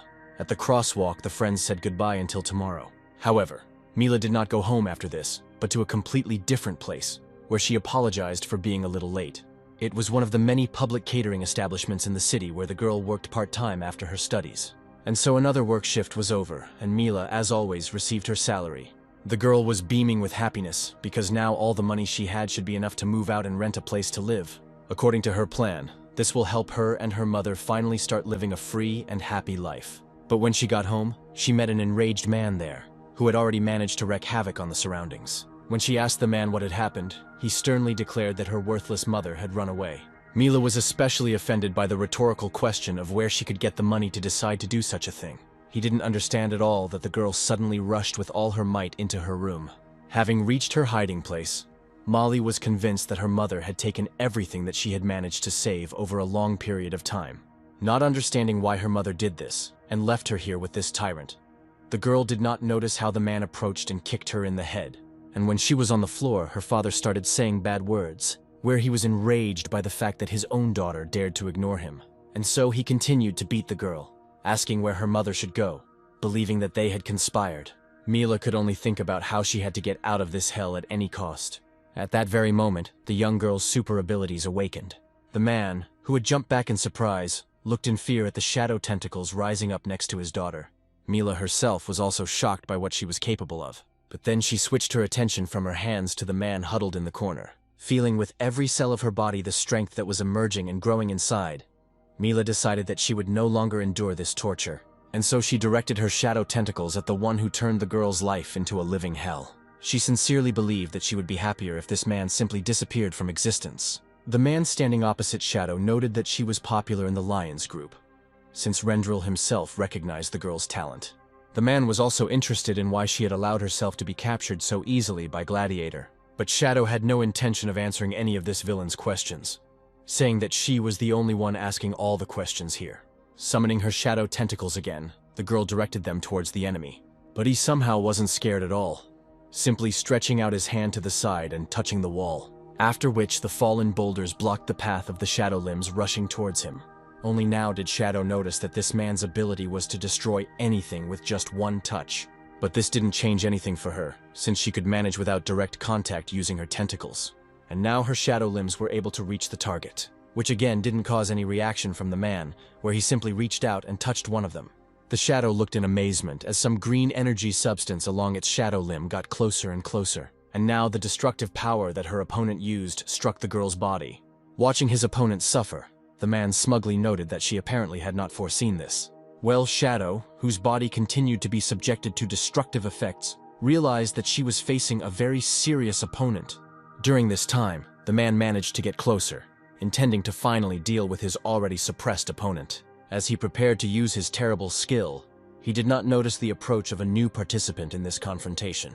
At some point, the villain simply felt himself being blown away by an incredibly powerful blow, but he still managed to stay on his feet, trying to see who dared to interfere with his actions. It was an enraged Jaden who muttered through his teeth that the man should never dare touch this girl again. After which, the young man turned his attention to his hand, which touched the enemy's body. He felt this incredible force of destruction at work, breaking down tissue into molecules. And his opponent noted that the shadow had just suffered for the same reason, where it simply underestimated the great power opposing it. He wanted to continue his ridiculous moralizing, but Jaden interrupted them with another attack. And before the man had time to recover from the second attack, the next one had already begun. Without allowing a second to rest, the young man literally showered his opponent with a hail of blows. Jaden finished his attack with a half-side uppercut to the opponent's body. Thrown back, the man nevertheless managed to stay on his feet and immediately used his destructive power, touching the wall. When the wall collapsed, the room was filled with dust, and the young man's opponent had the opportunity to get closer to the guy. And then Jaden felt the enemy's hand touch his body, starting the process of decomposition of his flesh. The young man felt the impact of this completely non-trivial and incredibly destructive force of the enemy instantly. Meanwhile, the man had already dealt him another blow, throwing the guy back several meters. But he wasn't going to stop there, touching the floor and thus starting another process of destruction, where Jaden immediately felt the floor literally come to life under his feet. Taking advantage of the guy's confusion, the man instantly approached the young man and dealt him another blow. Feeling the effect of the enemy's force decomposing his body, the young man mentally noted that his opponent was incredibly strong. But his opponent, looking at the guy, also noted to himself that he was incredibly strong since he was still standing on his feet. His thoughts were interrupted by Jaden himself, rushing forward and delivering a powerful blow to his opponent. But the man was able to defend himself from this attack, never ceasing to be amazed at how stubborn this guy was. As Jaden prepared to strike again, he thought about how there were two main strategies in every fight, where one of them is based on defensive actions and the other is based on offensive actions. But the guy's next attack ended with counterattacks from his opponent, who seemed not to be straining himself at all. The young man's body was already all wounded by the retaliatory actions of his opponent. Deciding to take a more decisive action, Jaden rushed towards the man. His plan was to strike his opponent with one, but incredibly powerful blow. He had done this to the mudman before, and tried to use all of Rendel's strength in one moment to strike. Where after that he looked in surprise at his damaged hand, not believing that he had encountered such incredible force. Jaden didn't even think about stopping there, getting closer to the man again in order to hit him again. And then a blow of incredible force was dealt, and it hit him right on the right hand. But even this could not throw the young man's opponent off balance, where he continued to remain on his feet, albeit with an injured arm. But then he suddenly pulled out a radio, contacted his assistant, and asked if the collection of samples was finished. To this, the mudman replied that he had completed everything that had been assigned to him. Meanwhile, Jaden was already eager to fight again, rushing towards his opponent and urging him to continue the fight. But he no longer intended to continue, simply using his strength to finally collapse the floor. As he fell, the young man was not worried about himself, but about the shadow, who was unconscious and, just like him, was flying down. Well, his opponent just stood there and watched indifferently as his opponents disappeared into the blackness. Jaden, although he was incredibly angry at him, could only think about his girlfriend's safety now, trying to scream for her to come to her senses. But after receiving severe injuries and experiencing pain shock, the girl was completely unconscious. Mila's shadow limbs struck the wayward father and husband one after another. The man begged his daughter to stop, but she didn't even think about stopping giving him what he deserved for everything she had to endure. The girl was filled with genuine rage, and she said through her teeth that her father should not expect mercy. Looking at the bloody man, the girl screamed that he had ruined her whole life, trying to somehow protect himself from the blows. Mila's father cried and asked to forgive him for everything he said and did. But no words, no pleas could stop the girl, who was firm in her intentions. She saw the death of this monster as the only true way out, and immediately decided to implement her plan. But the shadow limbs that were rapidly heading towards the father's body suddenly stopped their movement, running into the body of Rendel, who appeared in front of the girl. Looking up, Mila was quite surprised to see the #1 hero right in front of her, who said that he understood the girl's feelings perfectly. But even under such circumstances, wishing death on someone was completely wrong. But Mila was not going to calm down, shouting for the man who appeared here at the wrong time to shut up. Adding that Rendel did not understand the situation at all, the girl demanded that he leave her alone. But suddenly the man declared that in the case of the girl's father, death would be too easy a way out for him. Where would he not recommend her to give this unworthy man such an opportunity to get rid of suffering? Then, pulling one of the interlocutor's shadow limbs out of his body, Rendel invited Mila to go with him to learn how to control herself and her power. The girl listened in amazement to everything that was said by this incredible man. Beginning to gradually come to her senses, Shadow opened her eyes, immediately noticing that there was someone next to her. There was still a veil of images from the past before her eyes, and so at first it seemed to the girl that Rendel was now next to her. But when the fog began to clear a little, the shadow was able to see Jaden's worried face. The only thought that flashed through the girl's head was that this guy had inherited everything that Rendel had previously had. And then her eyes closed again, and the young man next to her again tried to bring the girl to her senses. But the shadow did not react to the guy's attempts to wake her up, falling into oblivion.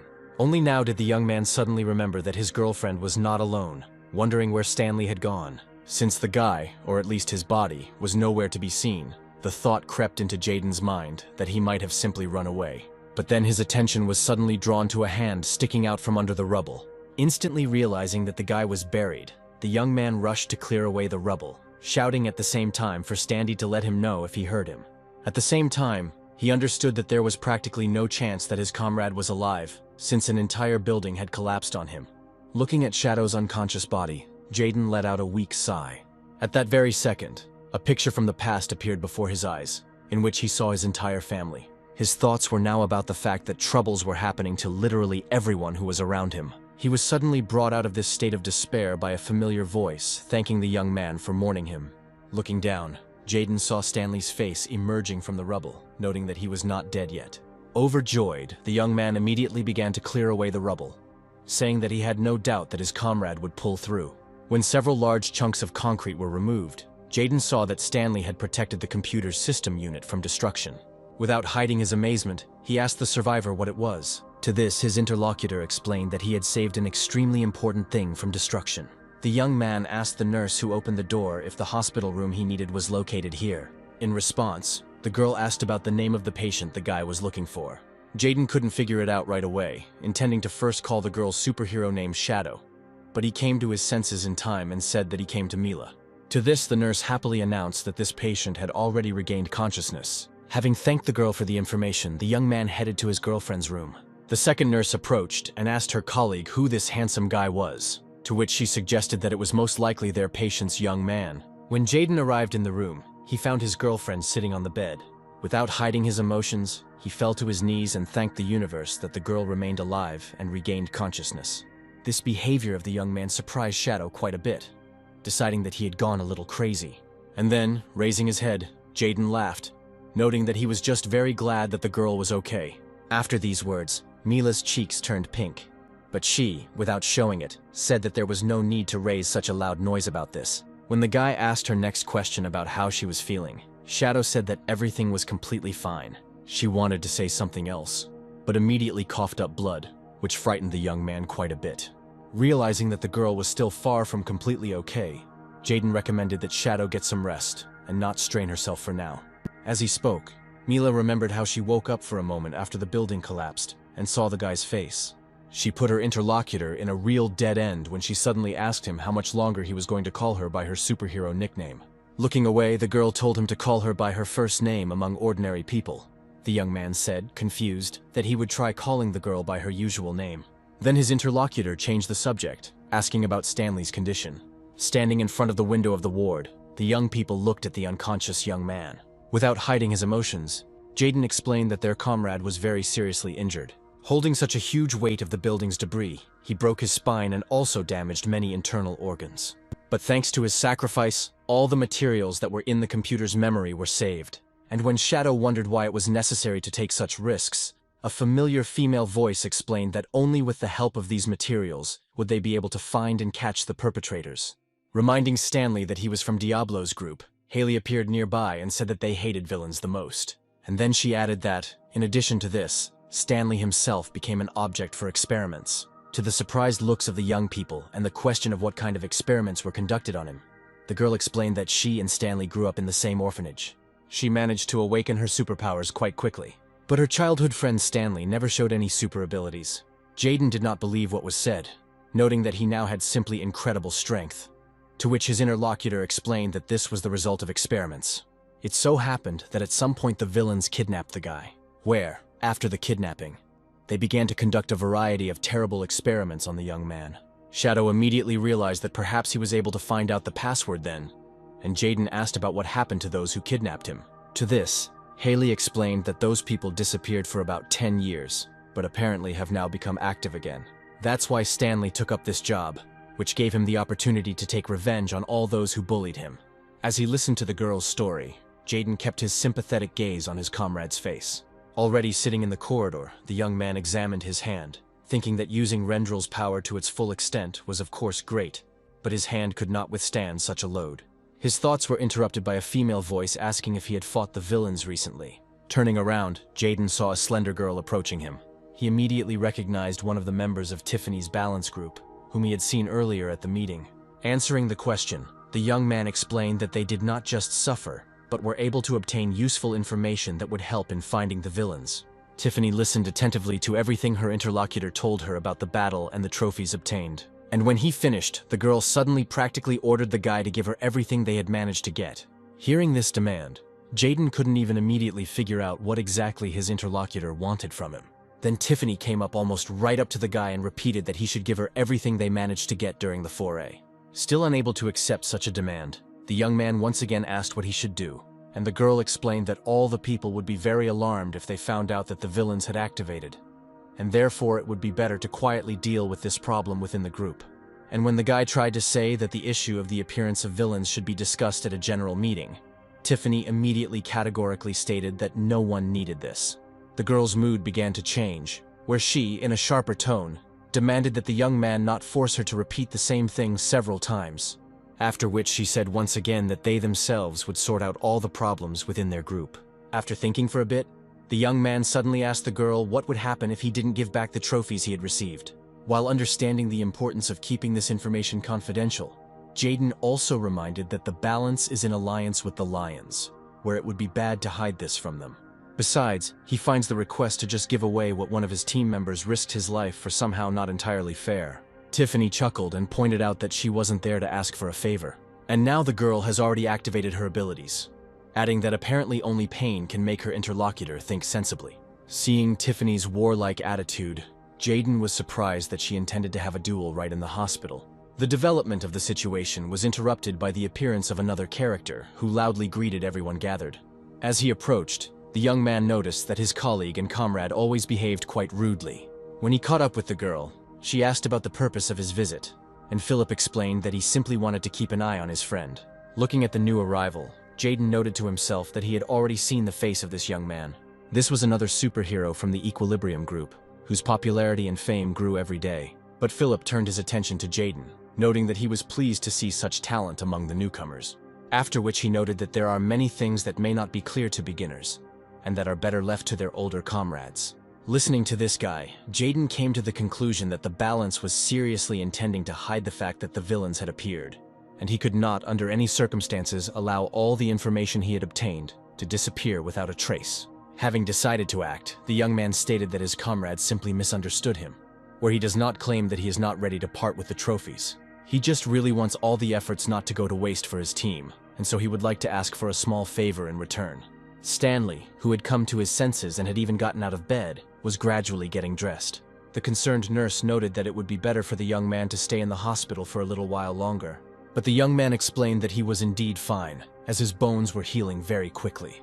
Besides, he had one matter that needed to be resolved quickly. After all, the enemy they faced was not an ordinary person. This meant that his tormentors were continuing to conduct experiments, which meant he needed to find them and destroy every single one of them.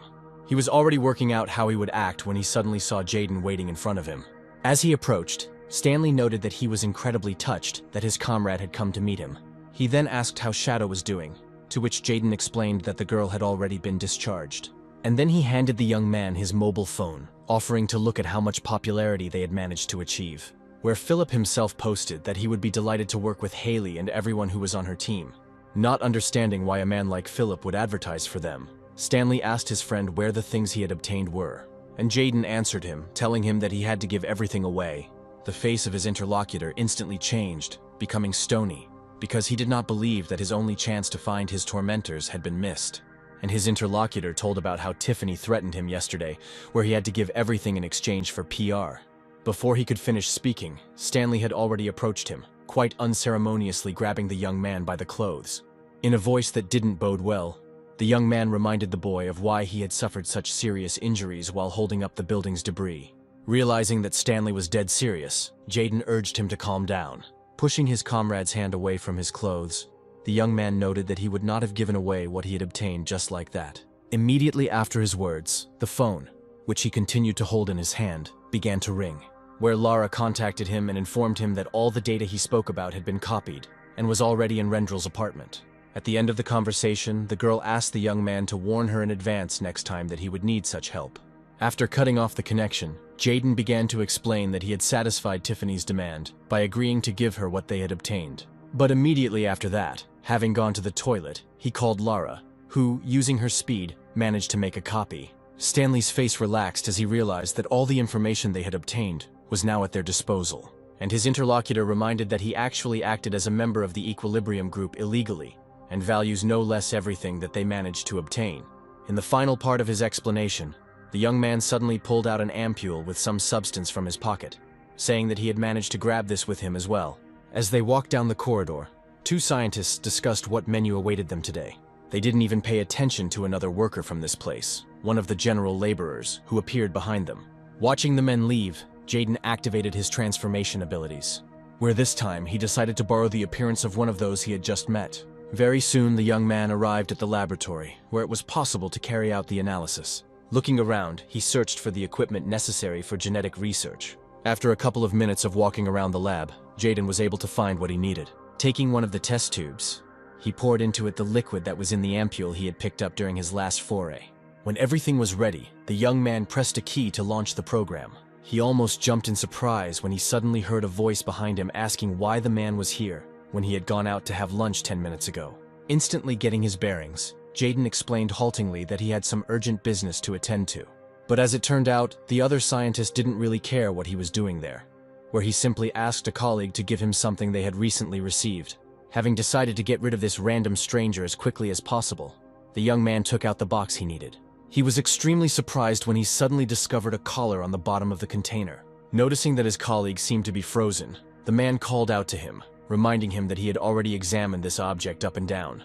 As the scientist talked about how long it took to restore the technique, Jaden remembered that these were the same collars that were on the monsters he had recently fought.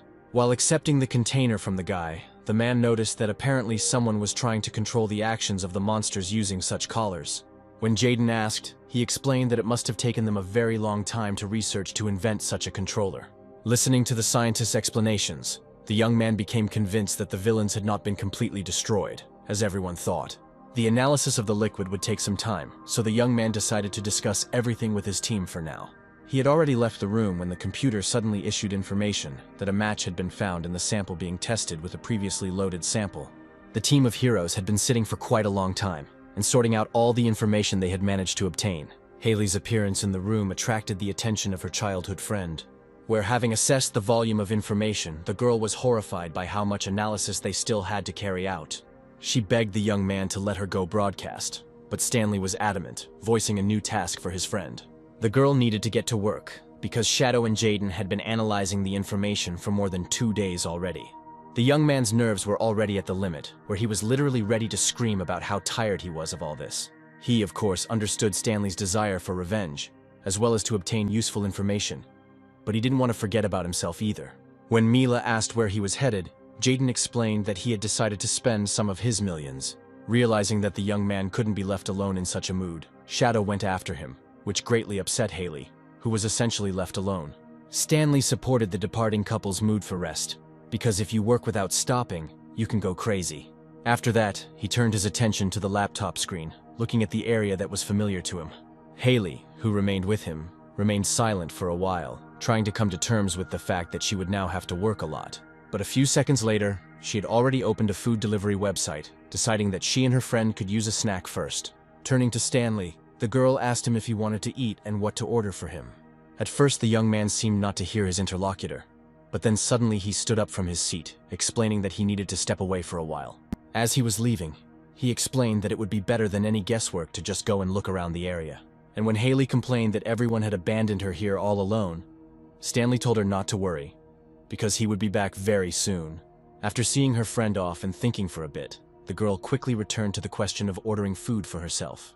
The luxury sports car sped through the city streets, and when the destination was reached, the young people left the interior of this extraordinary car, where Jaden remained deeply impressed by this amazing car for a long time. When the guy's emotions died down a bit, Shadow asked him what exactly he wanted to buy. While he said he had plans to buy some real estate, Jaden also added that his first priority was buying clothes, as the ones he had were getting too small. This was a result of his body adapting to Rendel's abilities and rapidly gaining muscle mass. Understanding what the young man needed, Mila invited him to follow her. And when he said that he could choose his own clothes, the girl noted that, judging by his current clothes, he would simply choose something not very stylish for himself once again. The young man tried to explain his choice of previous clothes by saying that he simply didn't have any money. But Shadow didn't consider this important, telling the guy to just follow her. And now the young people were already in the store, where the girl was trying on one suit or another for her companion. While she was talking to the seller, Jaden managed to appreciate the quality of the eau de toilette scent. When the shopping for clothes and perfume was finished, Mila and her companion went into a restaurant, where the young man was surprised by the crumbs that were lying on the plate, but which were incredibly expensive. With a bunch of bags in his hands, the young man wondered why he needed such a large amount of clothes, where he had never worn such a style. When he said this, the girl turned to him and gave him a very meaningful look. Having met her, the young man caught himself thinking that he was afraid to say anything to her right now. Well, the Shadow, turning away, noted that when the guy is alone, he can wear whatever he wants. But when they go out in society together, he must wear what she bought today. After listening to his friend's explanation, Jaden didn't understand at all what she wanted to say. But then his attention was drawn to a crowd of girls surrounding someone. Taking a closer look, the young man saw that Philip, whom he already knew, was in the same store. Standing next to him, Shadow noted that all members of the Equilibrium group strive for popularity, but Philip has quite a large number of fans. Jaden remembered the moment when Tiffany was ready to use her abilities right in the hospital, which greatly surprised his interlocutor, who could not believe that someone from the balance could allow themselves to do such a thing. Tiffany, who had heard their conversation and was also there, immediately noted that she could regulate the range of sound waves, and therefore, when using her abilities, only the guy's eardrums would suffer. She then turned her attention to Shadow, noticing that she seemed to be taking great care of the newcomers, accompanying the young man to the shops. Mila was shocked by her interlocutor's conclusion that the only explanation for what was happening could be that she had a relationship with this guy. But then Tiffany added that she was completely indifferent to what kind of real relationship there was between the young people. After which she turned to the guy, expressing her regret that she had to so brazenly take all the trophies from him. She also expressed her understanding that she may appear to him to be a villain, but in reality the situation is much more complicated than he can imagine. And as funny as it may sound after making threats, now she would like to thank the guy. When Tenny asked if she was afraid to say all this in her presence, Tiffany noted that her boyfriend would tell everything to a loved one way or another. She also added that in any case, no one has any evidence, and their Equilibrium group is always several steps ahead of the same lions. Listening to everything the girl was saying, Jaden could only smile to himself, knowing that he had everything that the balance had at his disposal. Here the girl was invited to the beginning of the interview, and she said goodbye to the young men, noting that she had said everything she wanted. As she left, Tiffany dropped a parting shot that the guy apparently had some good potential for superpowers, and she couldn't wait to see what he could do. Left alone again, the young people noticed that all this was extremely unexpected. Everyone knew that after Rendel defeated the main villain, most of the heroes simply worked as mercenaries, which included the leader of the balance, Robin. But now, all the members of this group are only concerned with their reputation and entertainment. But despite all this, the girl's words now seemed very sincere. Taking a break from the situation, the Shadow asked how things were going with the genetic analysis. To this, the young man explained that the study was not yet complete, but perhaps it was time to go and look at the results. Reincarnated as the same scientist again, Jaden hoped that he wouldn't run into anyone this time. But the same scientist again almost made the guy jump, asking whether his colleague had been here for a long time or had just arrived. After thinking for a bit and not believing that he was meeting the same scientist for the second time, the young man explained that he had not yet left work. As he turned and walked away, the man noted that he had been working on the collar that could be modified all this time. Then he suddenly turned around and asked his colleague if he knew anything about it. Of course the young man knew, because he had fought with these monsters. But he naturally answered the man that he had not. And then his interlocutor noted that the research that was launched by his colleague had long been completed. Turning to the screen, Jaden was not without surprise to see a message that the material being studied had found matches with what had been studied earlier. And when he agreed with the system's offer to show the matching results, a window popped up before his eyes, requiring him to enter a password. The young man instantly remembered the very security code that Lara had given him. And while he was entering it, he was thinking that the data in the database had apparently been added there quite recently. And then a shocking thought came to the young man. He began typing much faster on the keyboard, bringing up the resulting genotype on the screen so that a match could be seen. Soon the information was already before his eyes, where it completely confirmed what he had begun to suspect.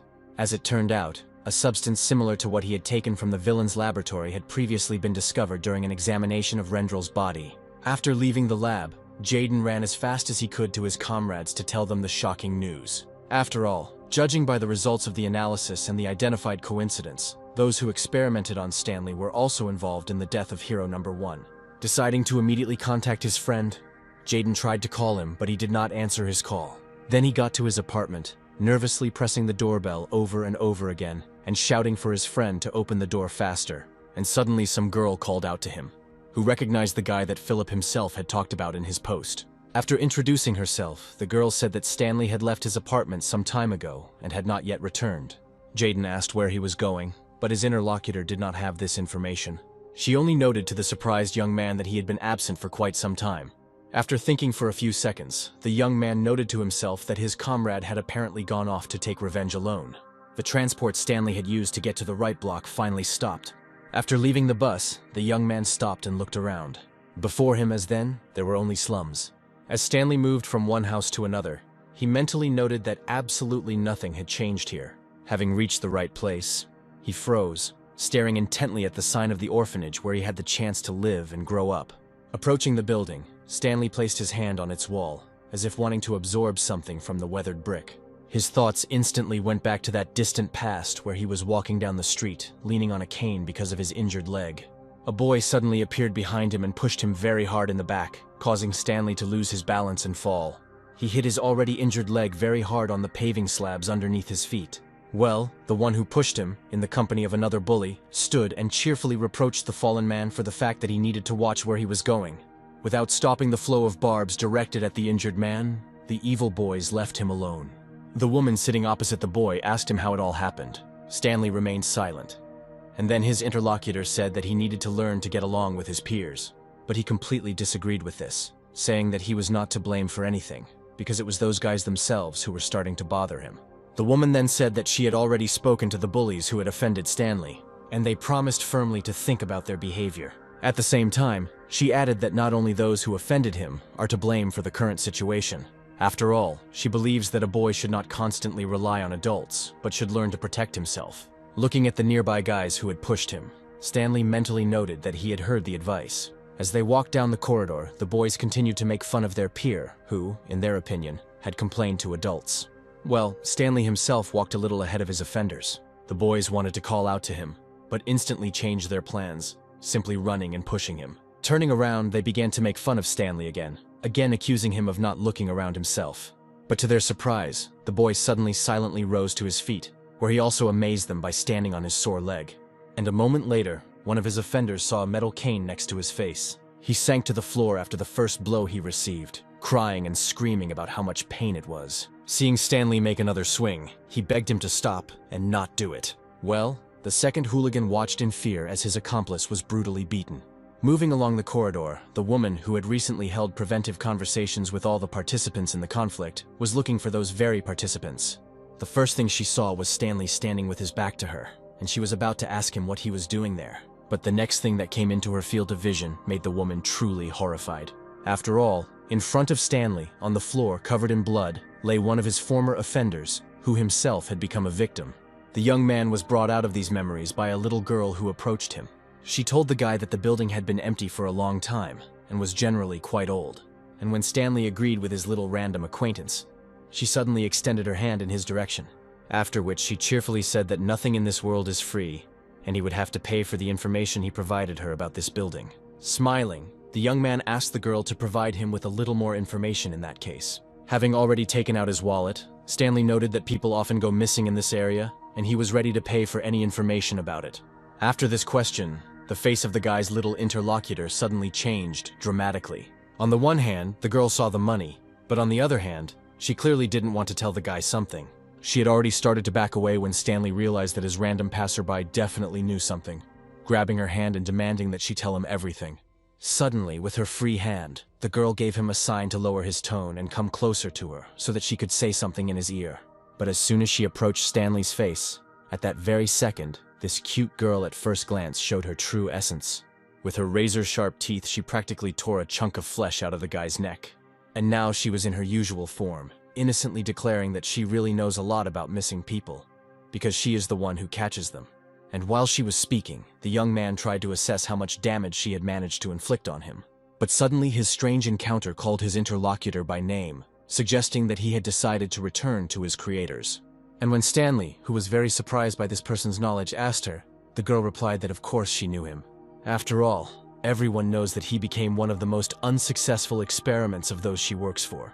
But at the same time, her boss really wanted to bring Stanley back in order to repeat the experiments to achieve a better result. Activating his abilities, the young man menacingly noted that up until this point he had not been entirely sure, but now his task was significantly simplified. However, the girl standing opposite him seemed completely unfazed by what her opponent was about to start doing. Well, Stanley didn't wait, jumping up from his seat and rushing towards where the girl was standing. But she reacted instantly, rushing towards the guy and carrying out instant counterattacks, where she used not her fists to strike, but the claws that appeared on her fingers. After the first exchange of blows, a second followed, and then a third, where the strange girl's sinister smile never left her face. Even though Stanley tried to strike his opponent, she was clearly moving much faster than him. Everything that was happening gave her indescribable pleasure, where she found the current confrontation very funny. With difficulty repelling her crazy attacks, the young man mentally concluded that this girl was behaving like a real beast. And just as she was about to deliver another blow, suddenly huge bone spikes grew across the entire area of her opponent's forearm. Having confused his opponent, Stanley took advantage of this and attacked the girl. The powerful spikes sticking out from under his hands pierced his opponent's body, and now he had lifted her into the air. Looking at the unconscious girl, the guy said that he may be the result of a failed experiment, but he certainly won't break easily. But his opponent was not as simple as it might seem, suddenly waking up and digging her claws into the guy's hands. In order to free himself from the deadly hold, Stanley had to resort to kicking. Although the blow was quite strong, it was still unable to stop or even push this crazy girl far away. Rising to her feet, his opponent, removing a bone spike from her body, cheerfully said that it was painful and that the guy should not do that again. Stanley was shocked both by how quickly his opponent regenerated and by the monster his tormentors had created. Well, his opponent had already launched a new attack with the intention of tearing the young man to pieces. This time the guy didn't try to parry the blow, but simply used his bone defense, where he instantly realized that the girl could not penetrate his armor, which gave him the opportunity to change tactics, going into deep defense while waiting for a convenient moment to attack. Having tried several blows on her opponent and not having achieved success, the girl cheerfully noted that the guy turned out to be as strong as they said. But then she decided to change tactics, simply taking and tearing off one of her arms. Stanley hadn't even had time to fully sink into a state of shock from this action, when suddenly his opponent had already thrown the severed limb in his direction. While the severed arm was flying, it managed to transform into some kind of hellish claw, which literally covered the bone shield created by the young man. And while this severed and independently acting limb was distracting his attention, the girl jumped up from her place, thrusting both her legs into the guy's body. But as she flew, her legs became incredibly huge in size, and the young man felt as if an elephant had just stepped on him. The blow was incredibly powerful, after which Stanley tried with great difficulty to get to his feet, experiencing severe pain. Well, his opponent continued to laugh, saying that the boy's bone armor, apparently, was not capable of much. The young man did not have time to fully recover before he received another blow from his opponent. As his body fell onto the road, the girl noted that he could only control bone tissue. But she has at her disposal the ability to change both bone and any other tissue of the human body, which takes her to a completely different level. Raising her terrible leg over the fallen enemy, the girl noticed that she was asked to get a sample. But they did not specify whether the whole guy was needed and whether he was needed alive. After that, she began to rapidly lower her huge leg onto the lying young man. The blows continued unabated, and finally the onslaught caused Stanley's bone shield to shatter into tiny pieces. The young man was already preparing himself for the fact that the next time the leg would fall would be his last, but then a strong push interrupted the reprisal. The young man only saw his opponent smash the corner of the nearest building with her body. Then, turning his head, Stanley saw Jaden standing next to him and smiling, who noted that his friend must definitely be happy to see him. After which he added that, according to the information he had received, These people were somehow connected with Rendel's death, which was why he had come here. But then, the mountain of bricks flew in all directions, from under which appeared a crazy girl who was cursing the one who had interfered with her entertainment. She didn't even have time to finish her speech and understand what was happening, when suddenly Jaden instantly closed the distance. And so the evil girl once again experienced the feeling of free flight from the blow she had received. And the young man took incredible pleasure in using this mighty power of Rendel. The blow he received on his back was incredibly strong and completely unexpected for the guy. Before he had time to recover from one blow, he immediately received a second one on his lower limbs, which was accompanied by moralizing about how he should never take his eyes off his opponent.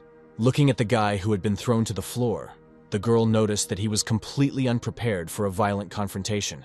And then Lara asked if Jaden was tired of getting beat up by her every day, as part of the training he had asked for. But the young man had no intention of backing down, saying that he just needed a couple of seconds to catch his breath. At the same time, his trainer also noted that she was surprised by the young man's request for training, since instead he could simply play the role of Rendel and receive money. And so Lara asked a direct question about what prompted the young man to reconsider his attitude and start training. To which he explained that several years ago, due to being weak, he was unable to protect his family, who were attacked by a villain. Realizing that he would never become a hero, he began to simply imitate others for money. After being silent for a couple of seconds, Jaden looked at his hand, adding that a lot had changed now. He may never be the hero that Rendel was, but he wants to do his best to help people as much as he can. Lara listened in amazement to the young man's words that in order to gain such an opportunity, he needed to learn to control his power. When this fiery speech was finished, the girl, smiling, noted that in that case she would no longer feel sorry for the guy. Getting into a fighting stance, Jaden also cheerfully noted that he, apparently, told the trainer all this in vain. While all these memories flashed through his head, the crazy girl managed to come to her senses and tried to strike, which the young man easily dodged. But his opponent had no intention of stopping, immediately rushing to continue the attack. But what came as a complete surprise to her was how quickly the young man rushed forward and stopped her actions with his blows. Stanley, who was watching the confrontation, mentally noted that he had already managed to understand that this girl possessed incredible strength. But at the same time, he saw that this strength was completely useless to Jaden. He also remembered how this guy had recently fought with him, which looked completely different, where in such a short period of time he managed to achieve impressive progress. And now he showered the girl, confronting him with a hail of quick and powerful blows. At some point, he stopped the onslaught, offering his opponent to surrender, where he does not like hitting girls at all. But this creature, maddened by her own power, could not be calmed down, where she addressed several not very polite statements to Jaden, recommending that he not be proud of the fact that he was able to touch her a couple of times. Well, the young man mentally noted that although his opponent was fast, she was no match for Lara. Meanwhile, the girl had already once again resorted to transforming her lower limbs, and now she was rapidly rushing forward, intending to trample the enemy with her huge feet. But Jaden didn't even think about dodging, simply meeting his opponent with a powerful blow. The girl was thrown back again, and the young man noted that her attacks were not so scary. Everything that was happening clearly affected this crazy woman, and now she was already soaring into the air, where deadly tentacles rushed towards him from the limb shattered by the guy's blow. Having received a serious injury to his arm, the young man mentally noted that he did not expect that something like this could crawl out of the damaged limb.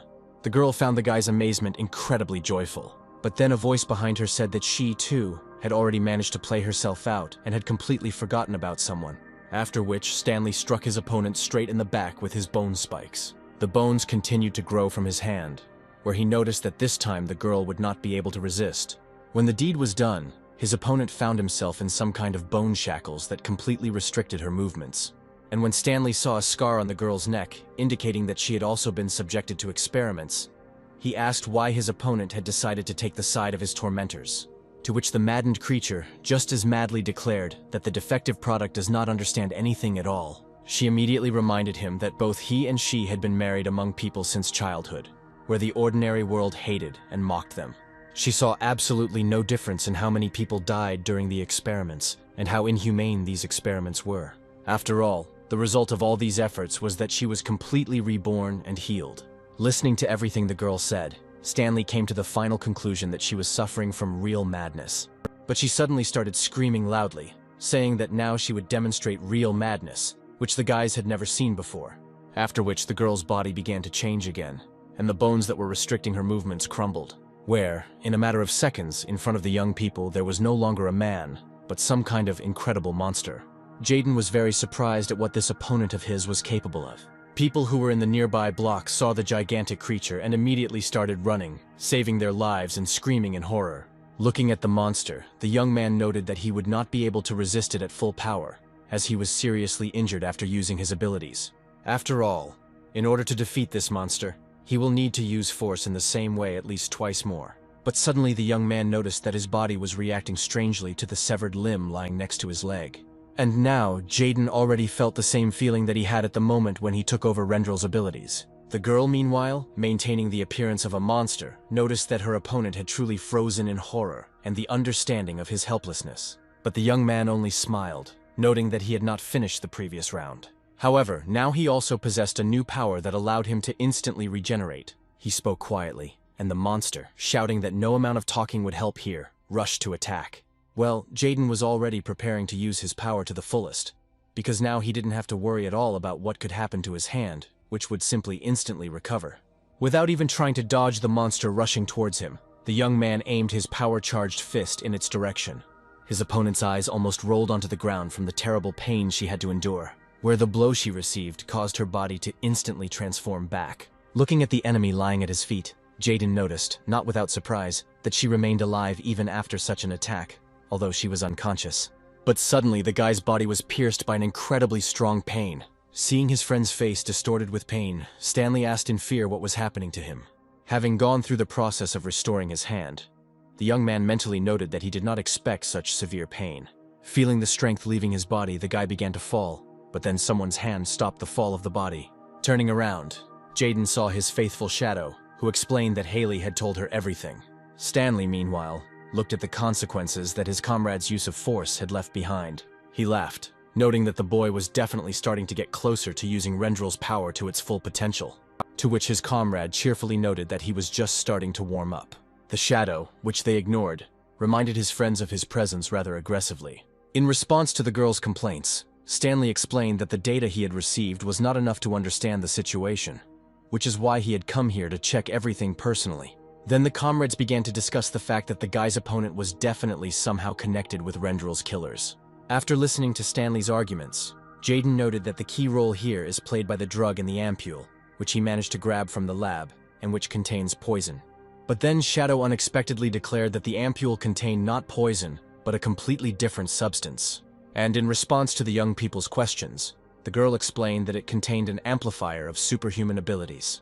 In the abode of superheroes, Etern, life was as bustling as always. The team of superheroes who had reached this house were taking the captive in order to hand her over for placement into custody. The evil girl was already wearing a special device that limited the possibility of using super abilities. Some of the heroes were very surprised that someone managed to catch a supervillain, and one that required a power limiter to be placed on him. But some believed that this girl was not capable of anything, because she was caught by a team from the Balance, which enraged the mad creature.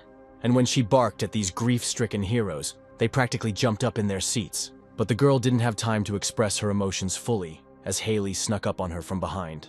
Having tickled the villain, the girl told her to be obedient and behave well. At some point, the group's movement was interrupted by Tiffany, who appeared in the room accompanied by guards. Seeing the girl, Jaden mentally noted that she must be furious, because he actually stole the data. But Tiffany suddenly smiled unexpectedly, patting the guy on the shoulder and saying that he had done a great job. She also added that she is very pleased to see such heroes who devote themselves completely to their work. At the same time, one of the guards turned to Stanley, telling him to hand over the captive to them. But he was clearly not satisfied with this state of affairs, where he asked why he should hand over his captive. He didn't even understand what had happened, when suddenly the guy's entire perception of the world was sharply distorted. And when the connection with reality was restored, the captive was already at the disposal of the guards. Jaden wanted to ask his friend something, seeing how his condition had changed, but then he heard a voice in his head, reproaching him for having managed to fool her. Watching the guy, Shadow became worried and asked what was happening to him. And the enraged Tiffany continued to whisper to him that he would expect a response from her. Only now did Jaden understand the meaning of the girl's words, that only his eardrums would suffer. And so he, smiling, explained to Mila that he had just acquired a powerful enemy. But that wasn't what was on his mind right now, where there was a much more important problem with the ability amplifier. He remembered a conversation that had taken place several dozen minutes ago, where he had said that he didn't really believe in the possibility of enhancing abilities. Then Shadow took the ampule and told her interlocutor to carefully observe what would happen next. And as soon as she dripped the drug onto one of her shadow limbs, it instantly changed, beginning to exhibit some completely different behavior. Stanley, who was observing the effect, noted that it looked like real rage. Well, Mila added that if you use a larger amount of the drug, it could lead to death. Only now did the young man remember that the report on the examination of Rendel's corpse stated that he had been actively using his abilities shortly before his death. After which, Shadow noticed that this was a reaction to the use of this substance. All this made the boy think that Rendel's strength actually came from his use of this substance. But his interlocutor immediately refuted the guy's assumption. After all, Rendel was the one who was able to single-handedly defeat the main supervillain Nymerius, which someone who was on the drug could not have accomplished. The girl supported her arguments with another piece of evidence, drawing her interlocutor's attention to it. After all, if Rendel's power was from the drug, then Jaden would never have been able to do something like this. Stanley, who had been silent all this time, noted that this drug had been handled very cleanly. Well, Mila noted that if one of the villains had pulled this off, then by interrogating the captive they could find out who exactly it was. The young people listened attentively to their interlocutor's final argument, but then Haley appeared next to her and asked in surprise whether she had heard correctly that Rendel was dead. Then they had to explain what really happened and why they were trying to hide this fact. The girl was clearly upset that the #1 superhero no longer existed in this world, where no one could calm her down. The young man, having turned into hero #1, sat and waited for an invitation to enter the room. He noticed that during the time before he transformed into Rendel, he had managed to get out of the habit of this close attention and admiring glances. Today he arrived to meet Robin in order to get the opportunity to interrogate the girl he captured. No one would talk to a newcomer like Jaden, but they would definitely listen to Rendel.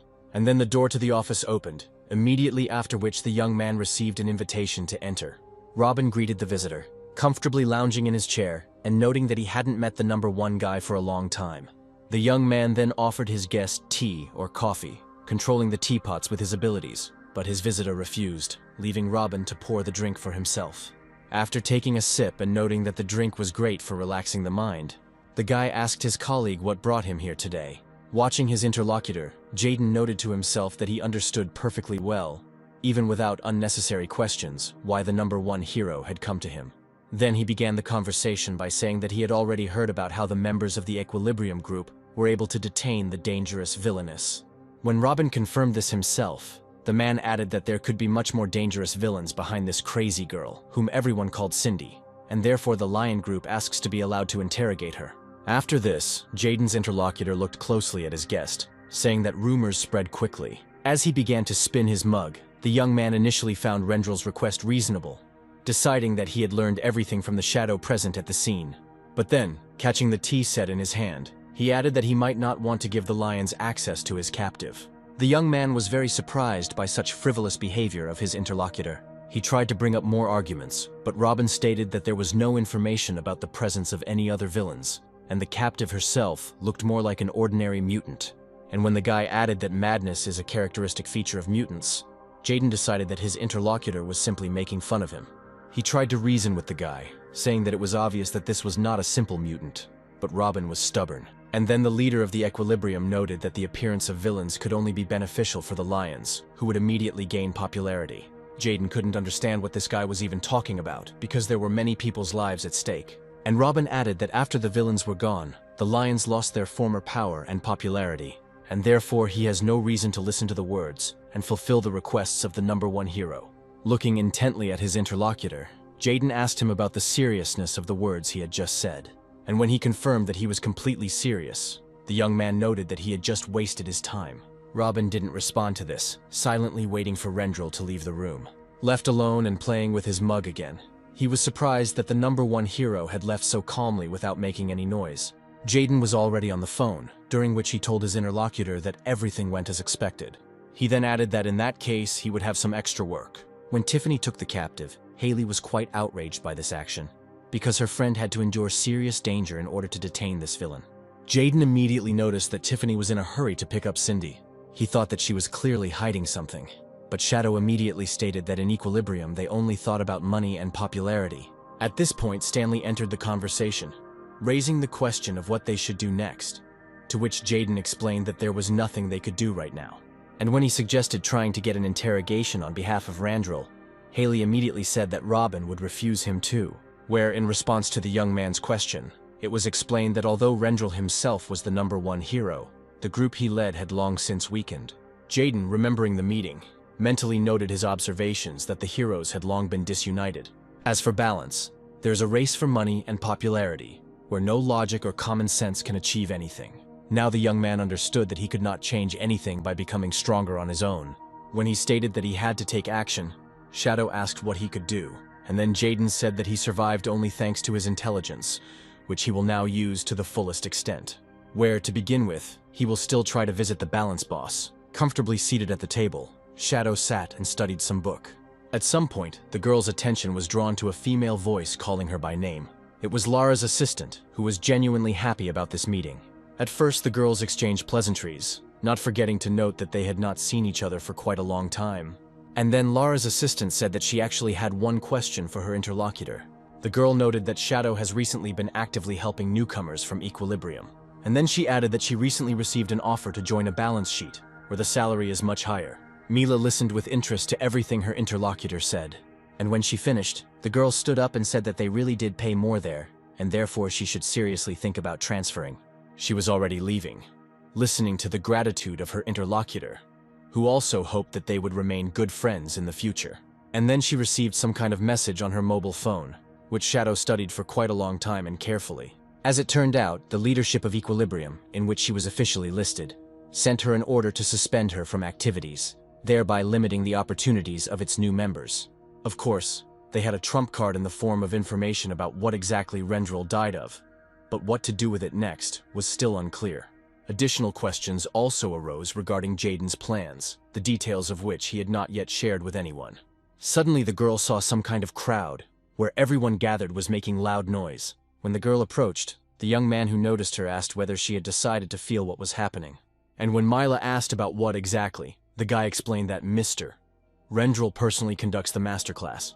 Before he could finish, someone suddenly burst out of the room, reaching out a hand to the approaching Shadow. That was Tara, who begged the girl to save her. But behind her she could already hear Rendel's menacing voice, asking her where she was going. Where, with a wide smile, Jaden noted that the training was not over yet. Terry had no choice but to turn around and return to her teacher to continue the lesson. Lowering her mask, the girl immediately tried to attack the man again. But the guy, trained with Lara, had no trouble dodging this attack. Then his rival changed her strategy, dispersing the movement of her beam flow. However, the young man had no trouble dodging this attack. Before Tara could understand anything, Rendel's face was already right in front of hers. Lightly flicking the student on the head, the young man noted that she needed to expand her field of vision, taking into account the presence of blind spots and eliminating them. The Shadow stood and watched, not without surprise, as the young man trained the heroes, explaining their mistakes in detail. In fact, the training of all those who were in the Lions was a very necessary and useful activity. But in addition to training, Jaden clearly collected data from everyone he worked with about the strength and specifics of their abilities. However, all the heroes who were here clearly liked what the #1 hero decided to do. Smiling, Shadow literally mentally admired this incredible guy with whom fate itself had brought her together.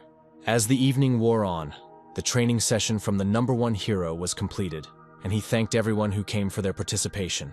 As they parted, the heroes only had time to note that it was incredible, hoping that the next similar activity would not be long in coming. Once everyone had left, Shadow caught the attention of his comrade, asking him how he was able to endure such a regime, fighting one hero after another. And Jaden stated that he doesn't feel tired at all, which is probably due to Rendel's abilities.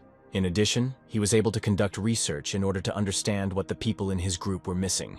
But what was most worrying, of course, was that Lviv was experiencing a large outflow of personnel who were moving to other groups. Since the main reason for the weakness of the Lions is the outflow of strong heroes, this is what needs to be corrected first.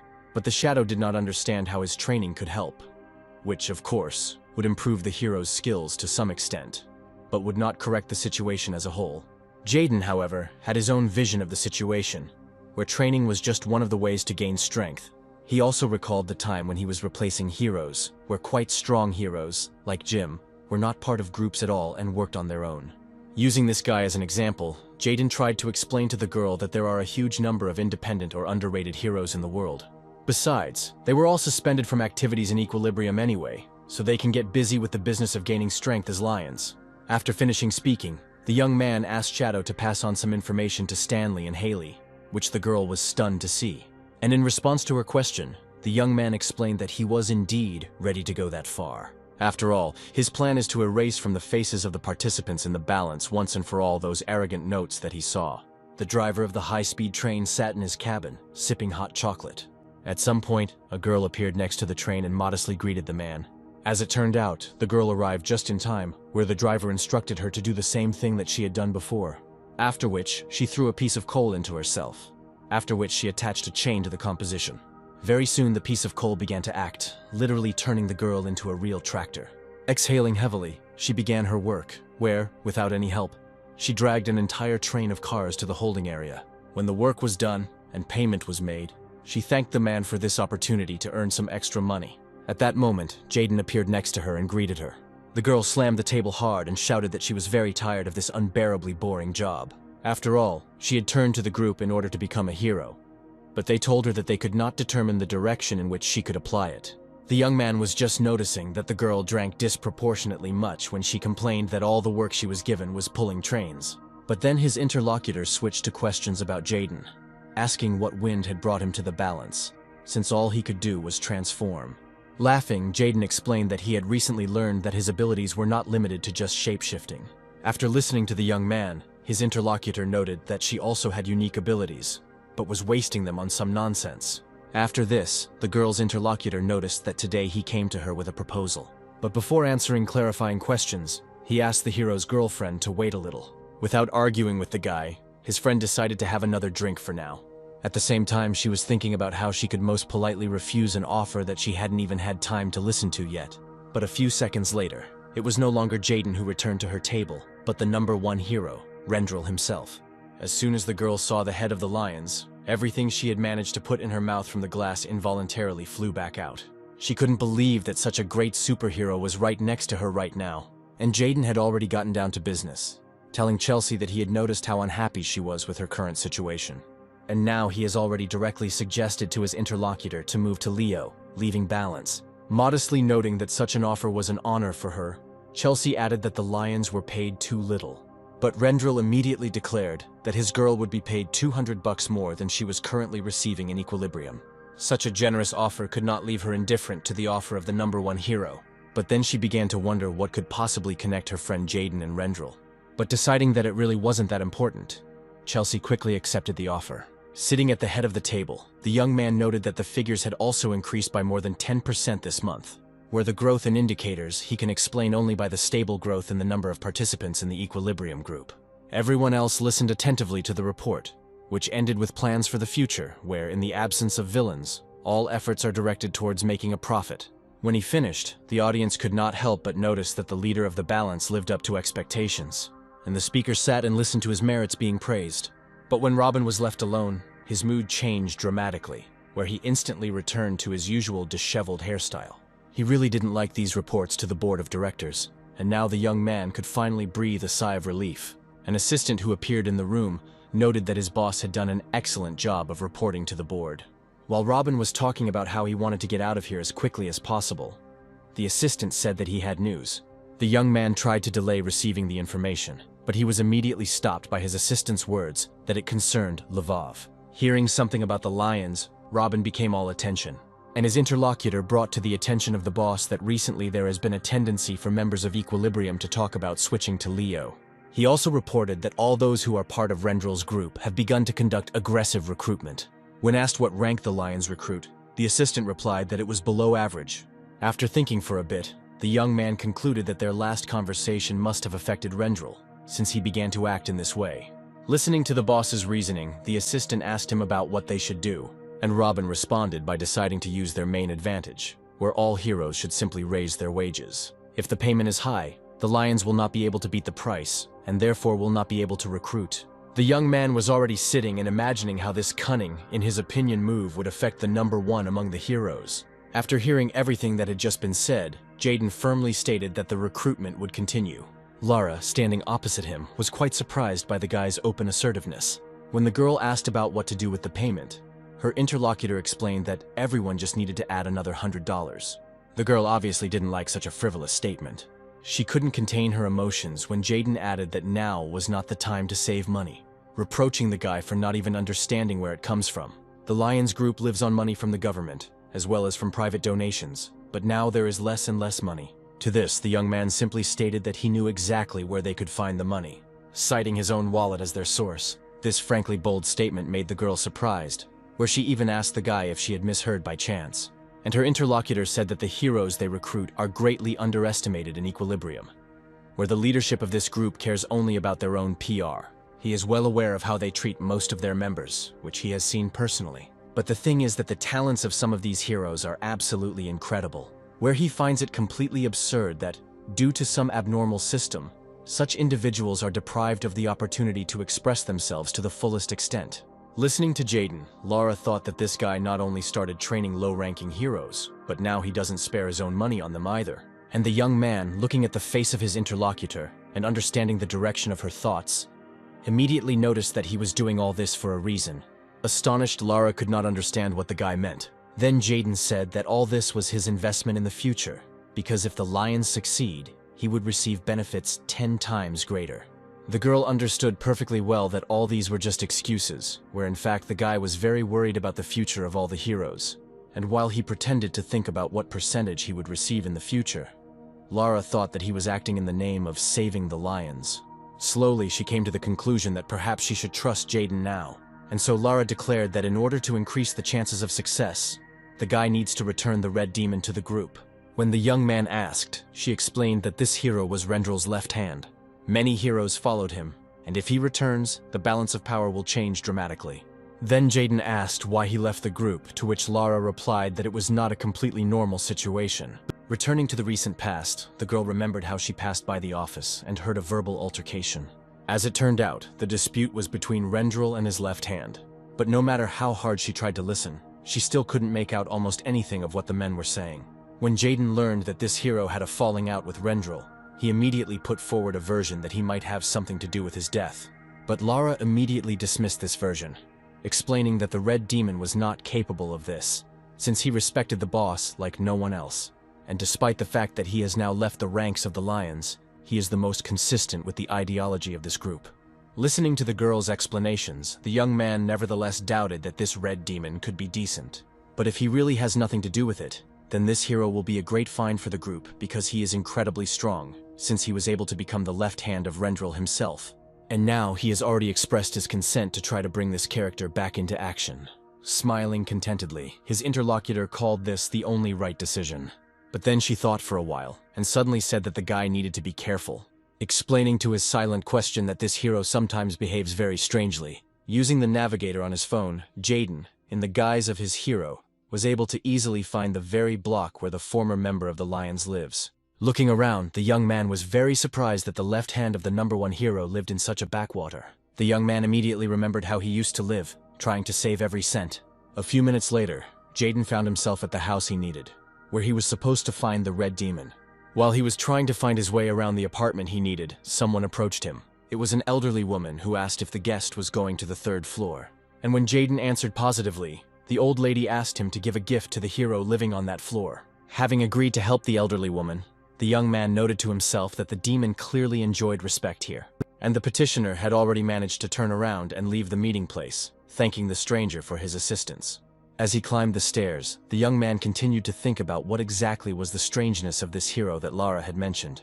After all, if you consider that people just give him gifts like that, it's unlikely that there's anything really bad about him. Soon he found himself at the door he needed, which turned out to be literally littered with all sorts of boxes. The young man had to work hard to get to the door and press the doorbell. And then he noticed that the door to the red demon's apartment was ajar. Pressing on her and opening her wider, Jaden asked if anyone was home. When the door opened completely, a kitchen appeared out of the darkness before the young man's eyes. Not seeing anything that was in the depths of the apartment, the young man tried to feel for the switch. When he succeeded, the guy saw a children's pool in front of him, in which there was an almost completely naked man in a hero's mask.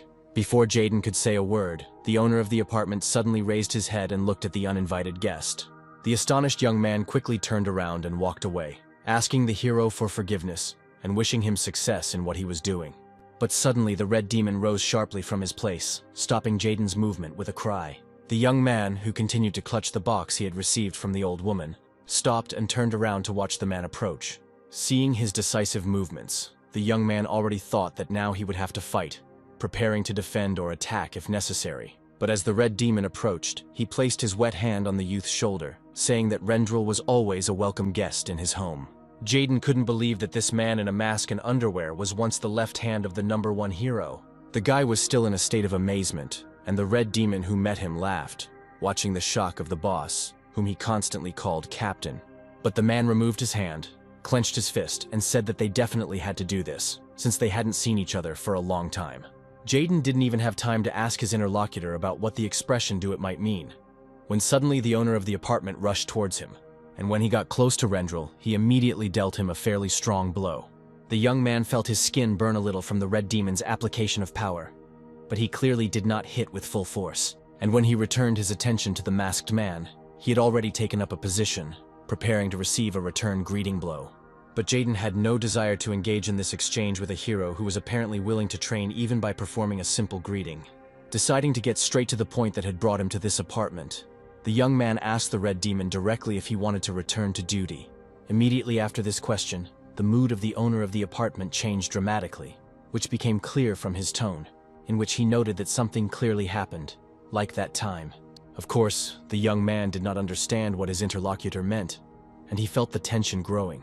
Deciding to try to somehow get out of it, Jaden said that each situation is independent, and people's opinions about them may differ. To this, the red demon stated that Rendel could not have circumstances that he would need to hide even from those closest to him, such as himself and Lara. And so he asked Rendel a direct question about the reason why the captain had been constantly disappearing somewhere about a month ago. Not knowing what to answer to this, the young man stood and remained silent, so as not to aggravate the situation. Having received no answer, the owner of the apartment noted that in that case he had nothing more to say to his guest. After this, the red demon rather unceremoniously escorted his guest out of the apartment, asking him to leave. And when Jaden found himself back on the landing, the man abruptly slammed the door in his face. The young man remembered very well that exactly a month ago, Rendel had come to him with an offer to replace him. All this only created a multitude of new questions, including what happened next. Humming a song about the fire that fills everything around, the man slowly put on his suit. Soon the red demon was ready to make another superhero foray. His first feat of the day was rescuing an incredibly wild cat who refused to come down from a tree to his owner. The man then managed to catch up with the petty extortionist, who he forced to return his victim's wallet and called on the guys to live in peace. He helped the same elderly woman who gave him the gift to carry the heavily loaded cart. When the next feat was completed, the man heard a voice behind him, which cheerfully noted that once the left hand of Rendel himself was now dragging carts with linen.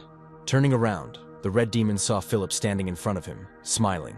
He accepted his offer to have a cup of coffee at a nearby cafe. Sniffing the aroma, the young man wondered why no one knew about this cafe if they positioned themselves as one of the best in making coffee. But when he took his first sip, he called the contents of his mug not coffee but some kind of slop. The young man tried to pour the disgusting liquid onto the floor, but the red demon stopped his movement, saying that if he didn't like it, it would be enough to simply not finish it. Smiling, Philip agreed with his interlocutor, and immediately after that, he handed his interlocutor some folder, saying that it contained an offer of cooperation from the Equilibrium group. But the man immediately stopped the movement of documents in his direction, reminding them that this was already their third attempt. But the result would not change, since this time he would refuse. Looking at the red demon, Philip suddenly noted that he understood perfectly well that the hero liked to maintain order in this area, and if he entered the balance, he would be able to take better care of its inhabitants. But his interlocutor immediately replied that this was complete nonsense, since he knew perfectly well that as soon as he joined, he could be banned from doing anything here at all. Then the young man, smiling, asked about the reasons why the red demon left Lvov. After all, this group has also been doing absolutely nothing lately, losing popularity and its members. The guy also noticed that the #1 hero was no longer visible on the horizon. After these words, the red demon suddenly raised his mug and knocked it over right onto his mask, after which he thanked the young man for the treat, noting that it was time to know when to stop. Philip did not respond to this strange action of this superhero, who was not quite normal by his standards. After leaving the cafe, the red demon continued patrolling the streets. After some time, his attention was drawn to some activity outside his field of vision. Deciding that another villain had attacked the people, the man quickly rushed to the place where the noise was coming from. Out of the corner of his eye, he saw someone use their superpowers against him. The blow was good, strong, and hit the target, knocking the red demon off his feet. While the man was coming to his senses, his opponent noted that he was seeing the hero's abilities for the first time, which was able to neutralize all the damage received to the extent that it would have been as if he had received a normal punch. Well, the demon, already rising to his feet, asked Philip, who was standing opposite him, what this attack of his meant. And he explained that this backwater area had a very promising location, and if it were destroyed and rebuilt, then huge profits could be made. Therefore, his task is to contain the red demon, while the nearby villain is busy causing destruction. The man clearly did not like everything he had just heard from his interlocutor, and he noted that this was a very reckless act on his part. But Philip was not going to talk anymore, using his abilities against the superhero. Along the way, he laughingly said that he was not a typical hero at all, and should not just follow orders from his superiors to recruit some old man. This time, the red demon was able to hold off the attack without being knocked down onto the asphalt. Moreover, despite the impact of the force, he began to move forward step by step, approaching Philip. But the young man had no need to defeat this hero, because he only wanted to buy a little time for the villain to cause more destruction, which would cause the market value of the land to fall. At some point, he suddenly noticed that everything behind him had become unusually quiet, and the next moment, the body of the very same monster that was gradually trying to destroy everything here landed not far from him. The member of the balance could not believe that his monster was completely neutralized, where a second monster soon appeared next to the first one. Hearing a familiar voice, which noted that this time the line had clearly been crossed, Philip turned around.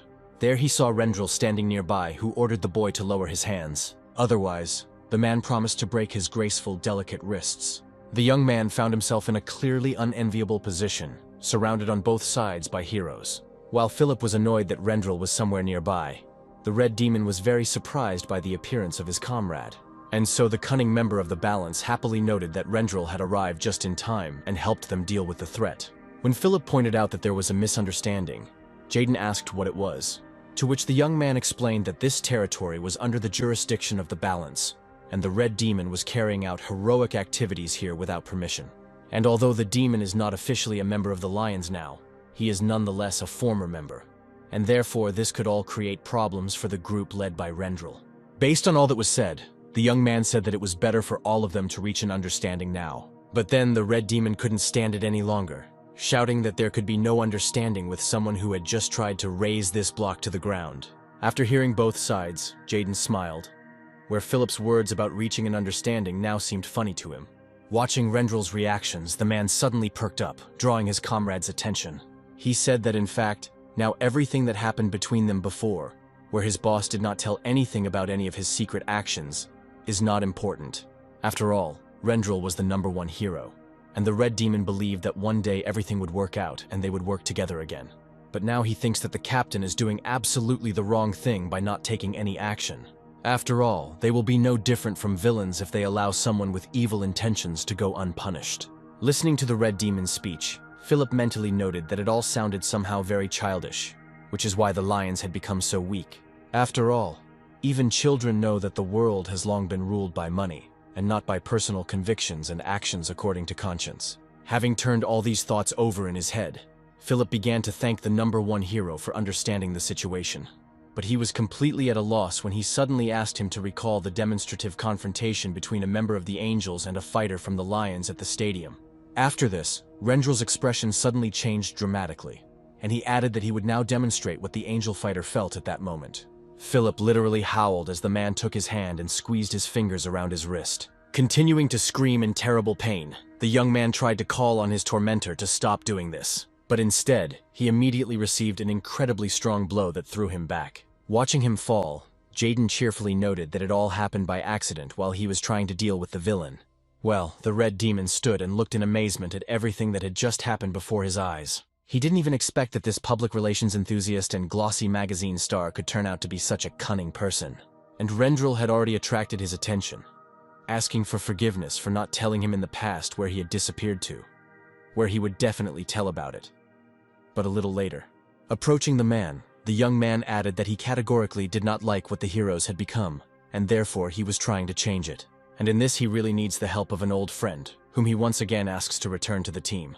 After listening to everything the boss said, the red demon simply remained silent for a while. But suddenly the man burst into the wildest laughter. Noticing that he now recognized the former captain, the demon approved of everything he had just done. And in honor of reconciliation and returning home, he prepared to exchange blows with the boss. Jaden stopped this impulse, and his comrade asked about his plan, because the angels and the balance hold everything in their hands. After thinking for a bit, the young man suddenly turned his attention to the unconscious Philip, cheerfully noting that perhaps they should take advantage of the experience they had gained from this guy today. A couple of days later, the unlucky playboy was lying in his apartment, thinking about everything that had happened. Feeling his broken nose, the young man understood that he couldn't even complain, because he had attacked first. But most of all, he didn't understand where Rendel had gotten so much determination from. Deciding to leave everything that had happened in the past, the young man gestured for his assistant. When the girl approached, Philip asked her to please his ears with a report on how many new participants they had. But today there was no room for this joy, as the girl reported that not a single new hero had joined them. And when he asked about which group people were going to, believing that it was the angels who had interrupted the flow, the assistant finally defeated the guy by saying that everyone was going to the lions. Philip couldn't believe that the recruitment that this group had been doing lately was having such a positive result. But the girl explained that their popularity has grown significantly in the last few days, due to the fact that they perform well in battles with villains. The young man could not believe what was said, not understanding where the heroes could have found so many villains. But before he could finish speaking, suddenly the window glass behind him shattered into small pieces. This, of course, caused the young man to turn around, where he and his assistant were shocked by what they saw. After all, right in front of him, outside the window, stood a monster of incredible size. The girl instantly recognized the monster that had appeared on the city streets quite recently, and was only just managing to sow chaos and destruction. And no matter what heroes from the balance tried to oppose him, they all turned out to be absolutely helpless. Once again, the next superheroes decided to try their strength against a new supervillain. When the explosion occurred, the young man was delighted, noting that he had succeeded. But the girl did not share his joy at all. She wanted to tell her colleague that he needed to be careful, but he had already flown high into the sky from the strong impact. Turning around, the girl looked in the direction from which the force had come at her companion. And there, right in front of her, she saw a gigantic monster. One glance from the monster was enough for the girl to run away as fast as she could. Without even thinking about pursuing the fugitive, the monster turned around and did nothing but laugh. After all, the role of this monster was played by none other than Jaden himself, who accidentally took over the body transformation skill from Cindy, whom he defeated. Thanks to this ability, he could not only increase the size of his body, but also give it any shape he wanted. And if you add the power of Rendel to the power of the created monster, you get the greatest villain of all time. Letting out a loud growl for added effect, the young man suddenly saw Philip in front of him in the broken window. Without thinking twice, he prepared to attack this would-be hero, showing him his incredibly sized fist. Watching as at least new injuries approached him, the young man became seriously frightened.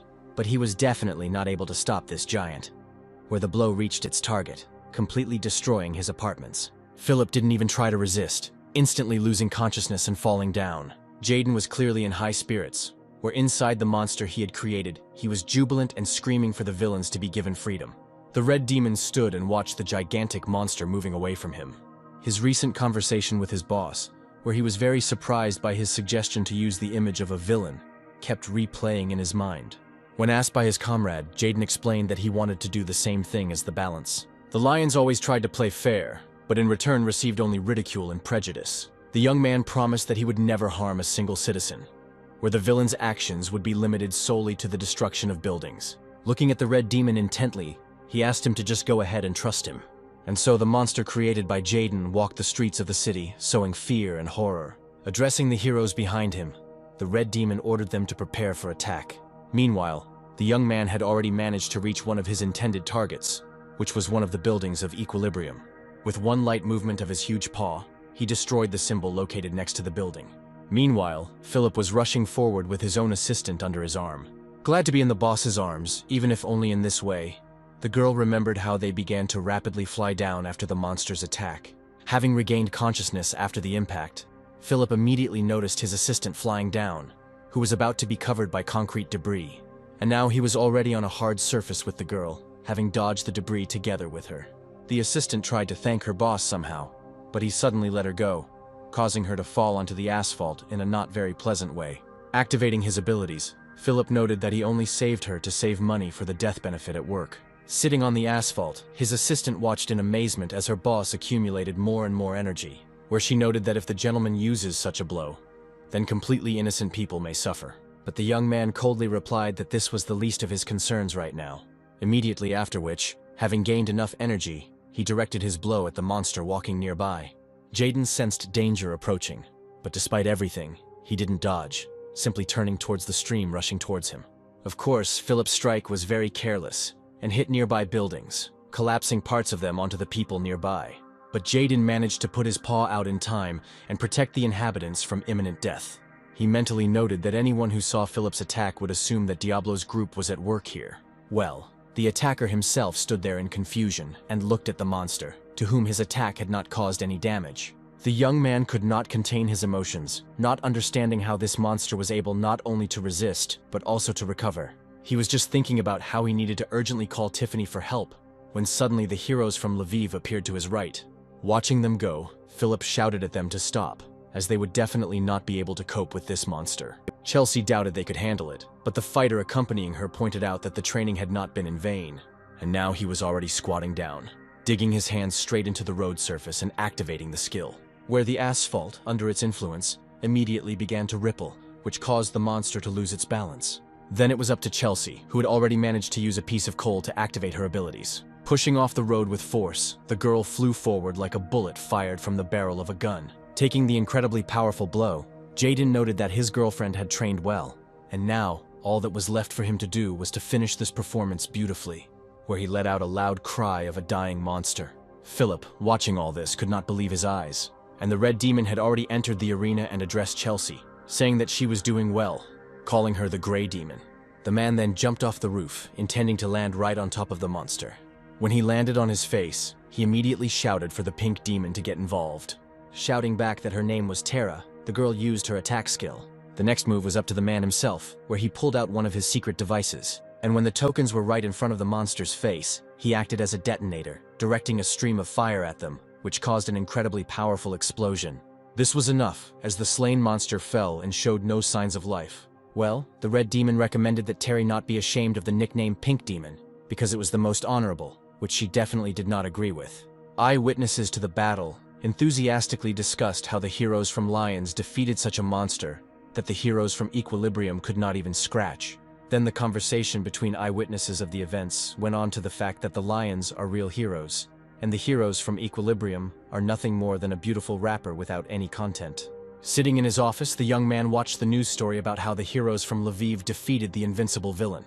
And while Jaden watched, he involuntarily hummed a cheerful melody to match his mood. But he instantly focused when the door to the room swung open after a strong blow was thrown at it. Turning his head slightly, he saw the head of the balance group, Robin, who immediately showed that he was not in a good mood. When asked about his business here, his interlocutor coldly stated that he did not believe in such a coincidence, where the villains that appear attack only the balance, and only the heroes from the Lions are capable of defeating them.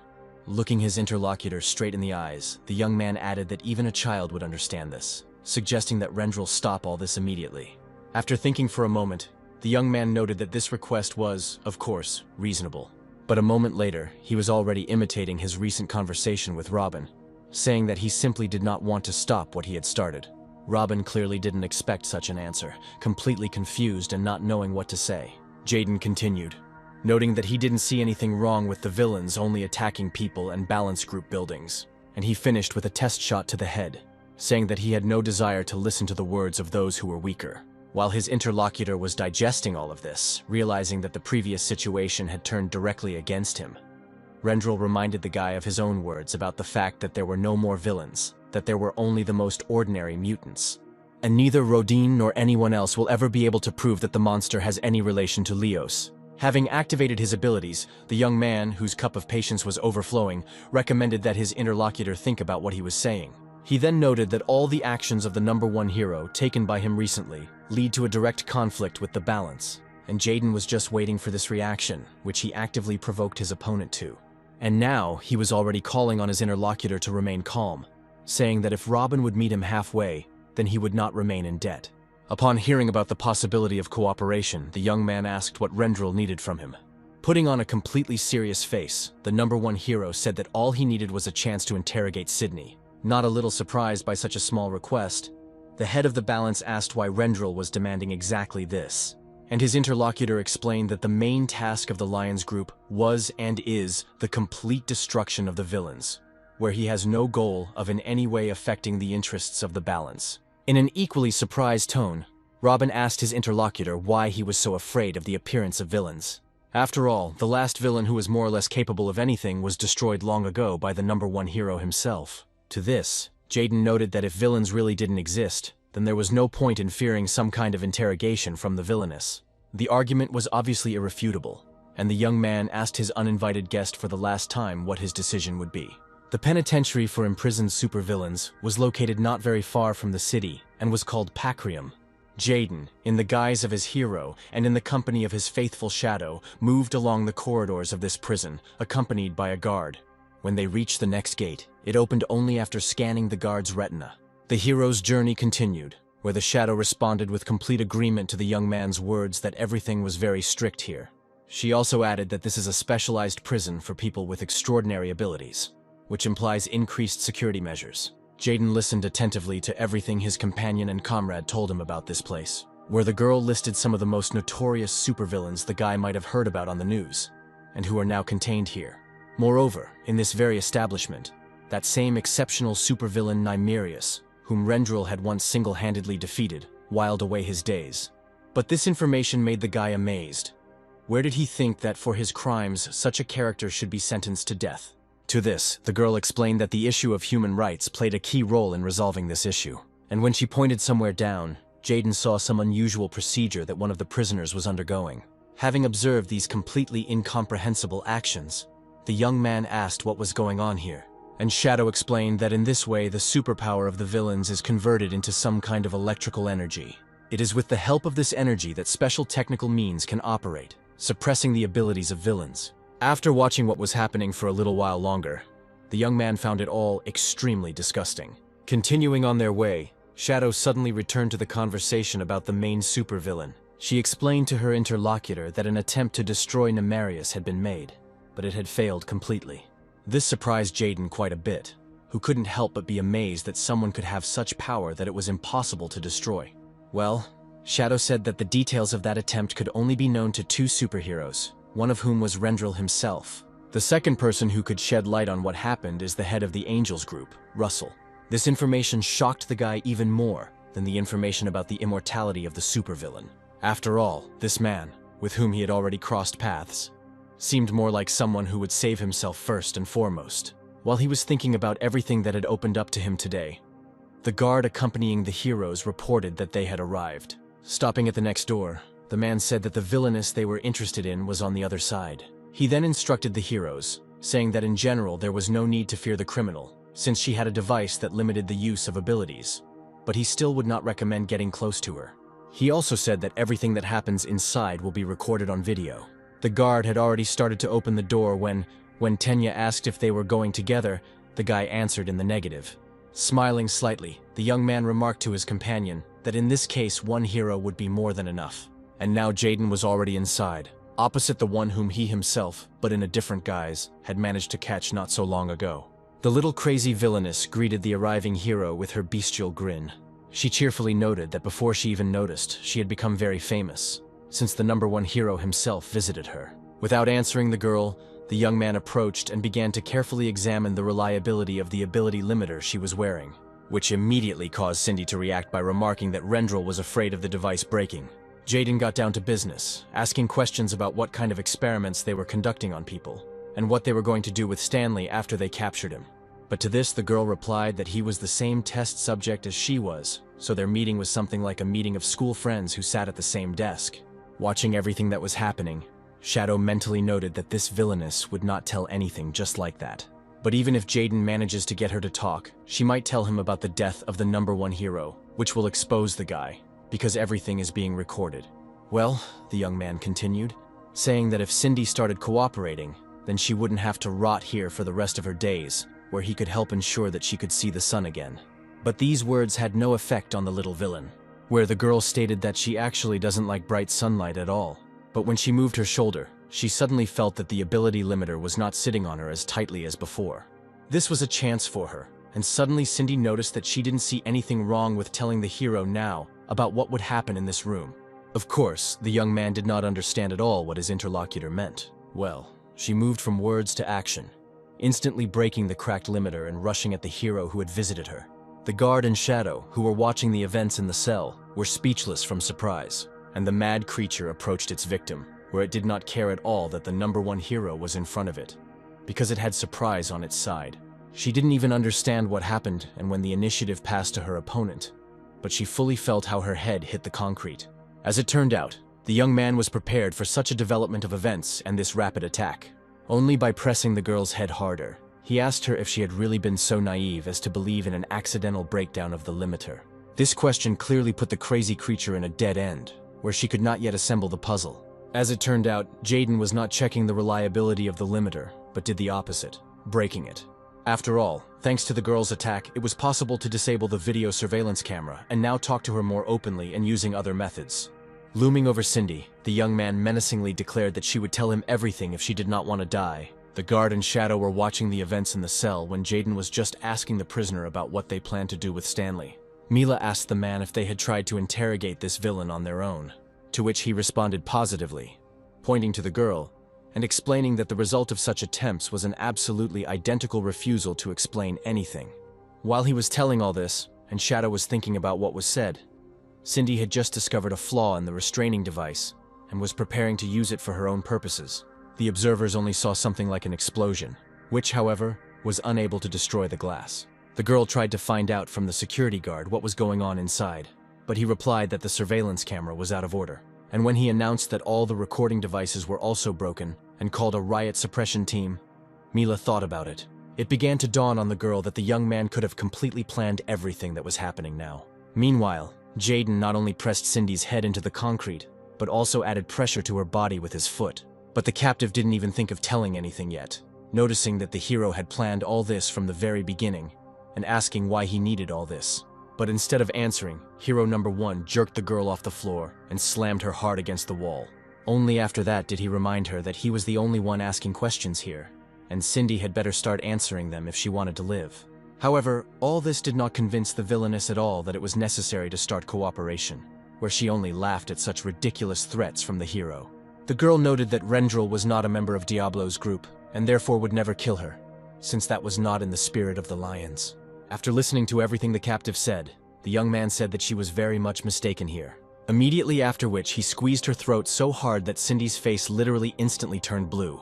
She managed to notice to herself that this man was squeezing her neck so hard that it was about to break, and this clearly showed the seriousness of his intentions. However, she continued to believe that even a hero like Rendel could not afford to kill a prisoner during interrogation. But the guy also had a counter-argument to this argument, where he noted that the prisoner attacked him first, and he simply miscalculated his strength when trying to detain her. And because of the loss of control, this irreparable tragedy occurred, where Cindy died while trying to escape. After that, he squeezed the crazy girl's throat even harder, causing her face to shimmer with a variety of colors. A few seconds later, the captive was already screaming that she was ready to cooperate and would tell everything, first naming Matthew's name. Releasing the pressure a little, Jaden asked the girl to explain who this unfamiliar character was. And when Cindy brought the information to him, he was quite surprised to recognize in Matthew the one with whom he and his team had already had to fight in the laboratory and not in their favor. Then he pushed the girl into the wall even harder, saying that he needed as many parts as possible. The prisoner riot suppression team arrived on scene fairly quickly, where the team leader made it a priority to locate and neutralize Cindy. But when the door was opened, the fighters saw the villainess lying on the floor, next to whom Rendel stood calmly. Simply observing formalities, the riot suppression team detained the criminal, once again placing a restraining device on her. When asked by the guard, Jaden explained that he was fine, also noting that the prisoners should be watched more closely next time. Having finished this conversation, the young man headed towards the place where his girlfriend was standing. The Shadow greeted the guy with a slight half-smile, immediately noticing that he had put on an unprecedented performance. And when she asked if he had managed to get any useful information, Jaden suggested that they wait a little with this conversation, because the first priority was to talk to Lara as quickly as possible. Robin was sitting in his office staring at the monitor when his attention was drawn to the appearance of an assistant in the room. He reported to his boss that during Cindy's interrogation, An incident occurred where the criminal was able to throw off the restraining device and tried to break free. He continued to tell the details of the event, but the young man interrupted the speaker, simply asking to show him the recordings from the surveillance cameras. The stunned assistant didn't even immediately realize what the boss wanted from him, and the boss had to repeat his demand. He tried to say that there was almost nothing on the video, since the situation happened almost immediately after Rendel entered the room, but Robin insisted. In a cold and demanding tone, he ordered that everything that was left of the video recordings be brought. Soon, the young man began playing the recording of Cindy's interrogation. He immediately noticed how the #1 hero approached the girl and performed some manipulations with the equipment that restrained her abilities. Instantly realizing that the shackles had not become unusable on their own, the leader of the balance group burst into laughter. At that moment, Stephanie, whom Rodin had called to him before he began watching the video, entered the room. Stopping in the middle of the room, the girl noted that the guy could have said whatever he wanted, just over the phone, and the young man asked whether the girl working with the talented newcomer had actually been a member of the Lions before. The girl confirmed this, and her boss added that they had started all this only to play with the Leos, who were supposed to think that they had succeeded. But then he made his interlocutor look down when he said that it was her fault, that it was that very Shadow who participated in the capture of Cindy, where Tiffany simply could not protect important information. The girl had no choice but to admit her guilt, after which Robin noted that she had greatly disappointed him. He then added that there was nothing worse for them than what was happening now, when their shares were just starting to rise in price. And while he was voicing all this, Robin simultaneously used his abilities to lift his interlocutor into the air and begin to squeeze her body. Turning to the girl, he tried to get an answer as to why it was necessary to create all this confusion. Tiffany didn't have time to answer, when suddenly, from the impact of the force, the mask that she wore constantly shattered into small pieces. Looking at the mutilated face of his subordinate, Robin asked her if the scars she already had from the mistakes she had made earlier weren't enough. Continuing the torture, the head of Equilibrium was already watching the broadcast of the conference that Tiffany had recently held. Speaking, the girl stated that the leadership and popularity of Balance remain unshakable. Experiencing terrible pain, the girl tried to say something in her defense, but she couldn't do it. And her tormentor noted that he was aware of the growing discontent towards him due to recent events. At the same time, he suggested that Tiffany was trying to deliberately put him in this difficult position. But to this, the girl, losing strength, explained that she had never acted against her boss and was ready to take full responsibility upon herself. Robin pretended not to hear what was said, suddenly demonstratively remembering that Tiffany was not able to speak normally without a mask. Recalling the terrible events of the past, the young man noted that it was all just an accident. Then the guy moved on to the ranking of superheroes, in which the girl, despite everything, occupied the 8th position. And then finally he stopped using his powers on her, causing Tiffany to fall to the floor. In a slightly softer tone, he noted that, in any case, his subordinate knew how to solve problems quickly and well. And while she was picking up the pieces of her mask, the young man added that he would not tolerate any more mistakes. Soon Tiffany left the office of the leader of the Balance group, where in the next room she ran into another member of their group. Seeing his girlfriend without a mask, Philip was very surprised, and asked if everything was okay with her. The girl couldn't speak much, or normally without the mask, handing the guy the fragments and saying the name Max. Realizing that she wanted Max to fix the mask, the young man took out a spare device and handed it to the girl. Having installed it on her head, Tiffany was already able to properly thank Philip for his help, and when he pointed out that everything could have been different if he had been able to deal with that villain, the girl replied that it no longer mattered. As she left, she assured him that everything was indeed fine, and that he should not worry about anything. The young man silently listened to what his girlfriend said, and just as silently followed her with his sad gaze. The elevator cabin reached the desired floor, and the door began to open, allowing the friends to see everyone who was already inside the room. Waiting for the arrival of Jaden and Shadow Stanley, Haley and Lara immediately turned their attention to their newly arrived comrades. As they approached, the young man assumed his usual appearance, and Lara was already wondering why she had been summoned in such a hurry. After this question, Jaden looked meaningfully at his faithful companion Shadow. He immediately remembered how Cindy, who he was holding, began to leak information, naming Matthew's name, and he demanded that the villain provide him with more information about this character. But the frightened girl did not want to go against this man who was experimenting on her and her comrades. Moreover, he began to artificially create monsters, and then developed an ability amplifier. The young man, upon hearing this, immediately became wary, because it was this drug that was linked to Rendel's death. Cindy, in response to his question, explained that she and many others were test subjects in testing the amplifier, and it was thanks to it that they received their abilities. She also explained that Matthew himself is a rather strange and scary person. Jaden began to demand more details from the girl, but she said that she didn't know much. He himself understood that developing and creating such a drug was not an easy task, which meant that Matthew had some other partners. Then he grabbed the captive's face directly, beginning to squeeze it harder and harder, where the young man accompanied his actions with words about the fact that the information provided to Cindy was insignificant. And then she screamed that she really didn't know where this man came from, but she knew what he would do next. And now Jaden was listening attentively to the fact that they were planning a large-scale attack using mutants. Stanley was also quite surprised when he heard what the one called Matthew had planned. For now, Haley was just listening to him talk about how if the attack involved the same mutants they encountered in the lab, then it would be impossible to call this attack anything non-trivial. But both girls immediately after this suggested that these people could have a much larger number of mutants than they could see.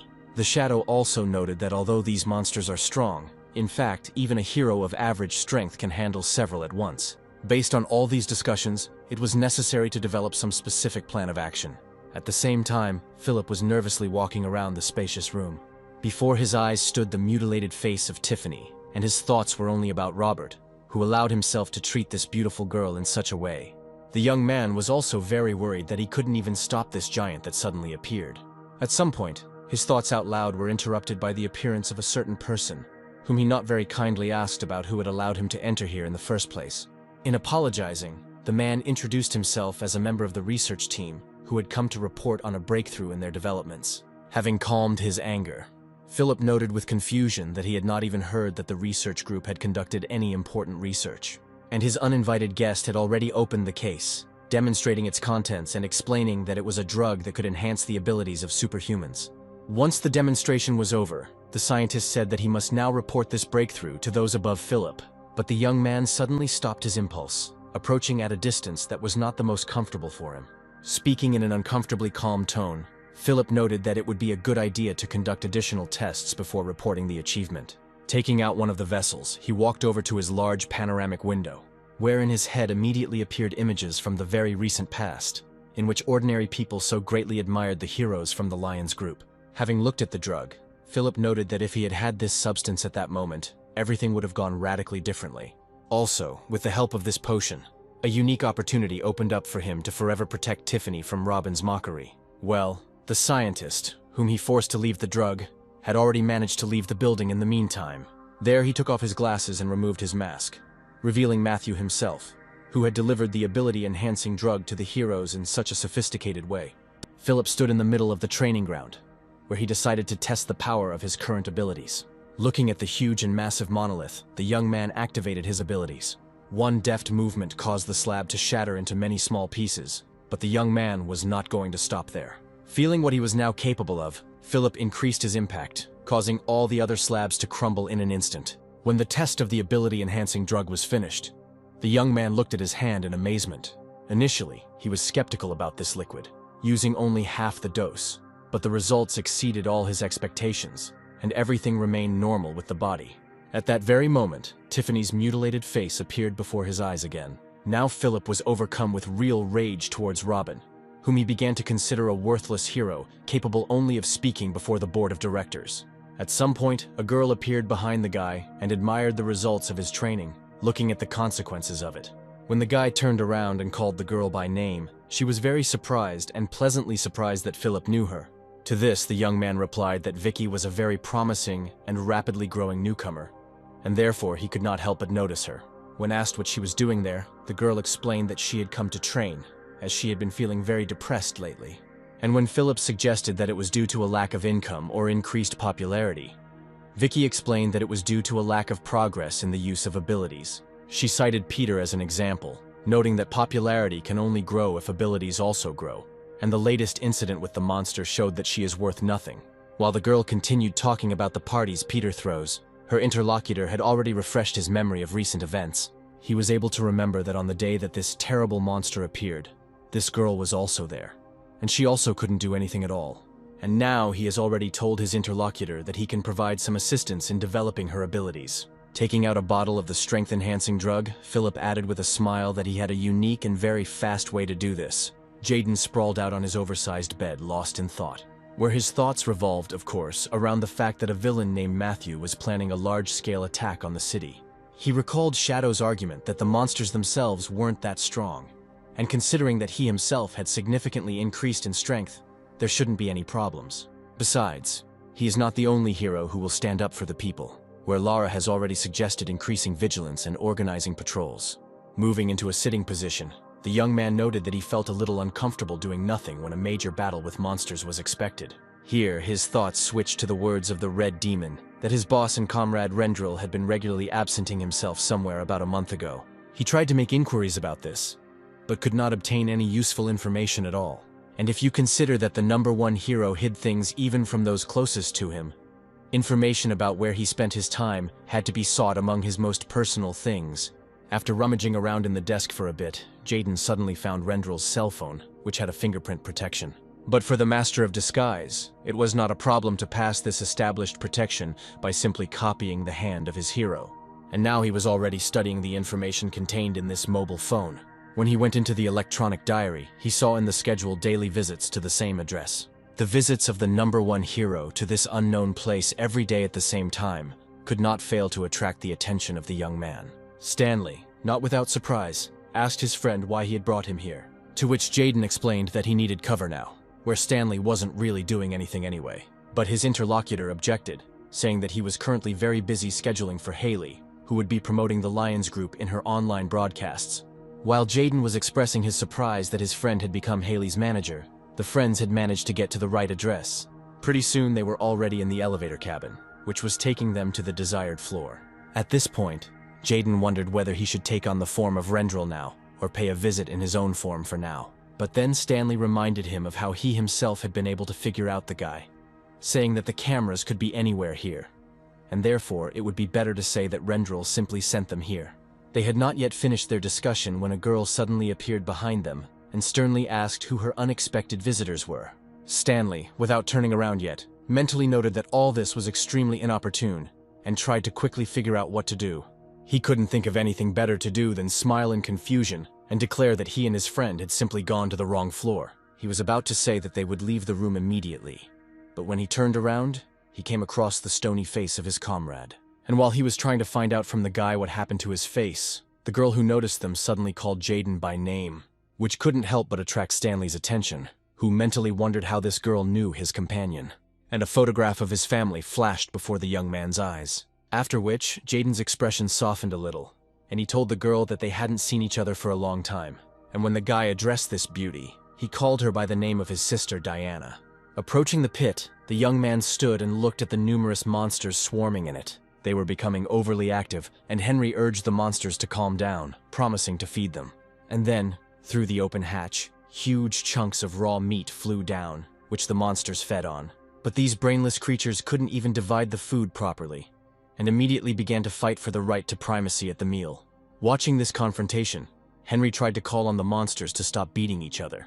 In another room, Matthew himself was in front of numerous monitors, whose attention was drawn at some point to Henry appearing in the room. The Mudman complained to his boss that he was terribly tired of babysitting these stupid creatures. Besides, he wasn't sure that this whole horde of monsters would be able to cope with the heroes. Understanding his subordinate's doubts, Matthew immediately noted that, of course, these worthless creatures would not be able to defeat the heroes. Completely confused by this statement, Henry asked why they kept them at all, and his boss explained that in addition to this horde of monsters, he hopes that someone else will appear who will also oppose the heroes. Therefore, there is absolutely no need to worry about the precise implementation of their plan. Meanwhile, Jaden's sister Diana had already invited her guests to the table, treating them to coffee. Taking a sip, the girl asked why her brother didn't drink this excellent-tasting coffee. Looking sadly at the cup, the young man replied that he simply didn't want coffee. Stanley sat and watched this very cold and awkward conversation between two close relatives, smiling openly.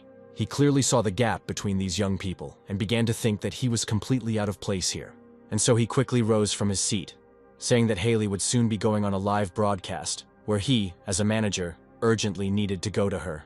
Jaden tried to stop him, including stating that their mutual friend definitely didn't have an airtime today.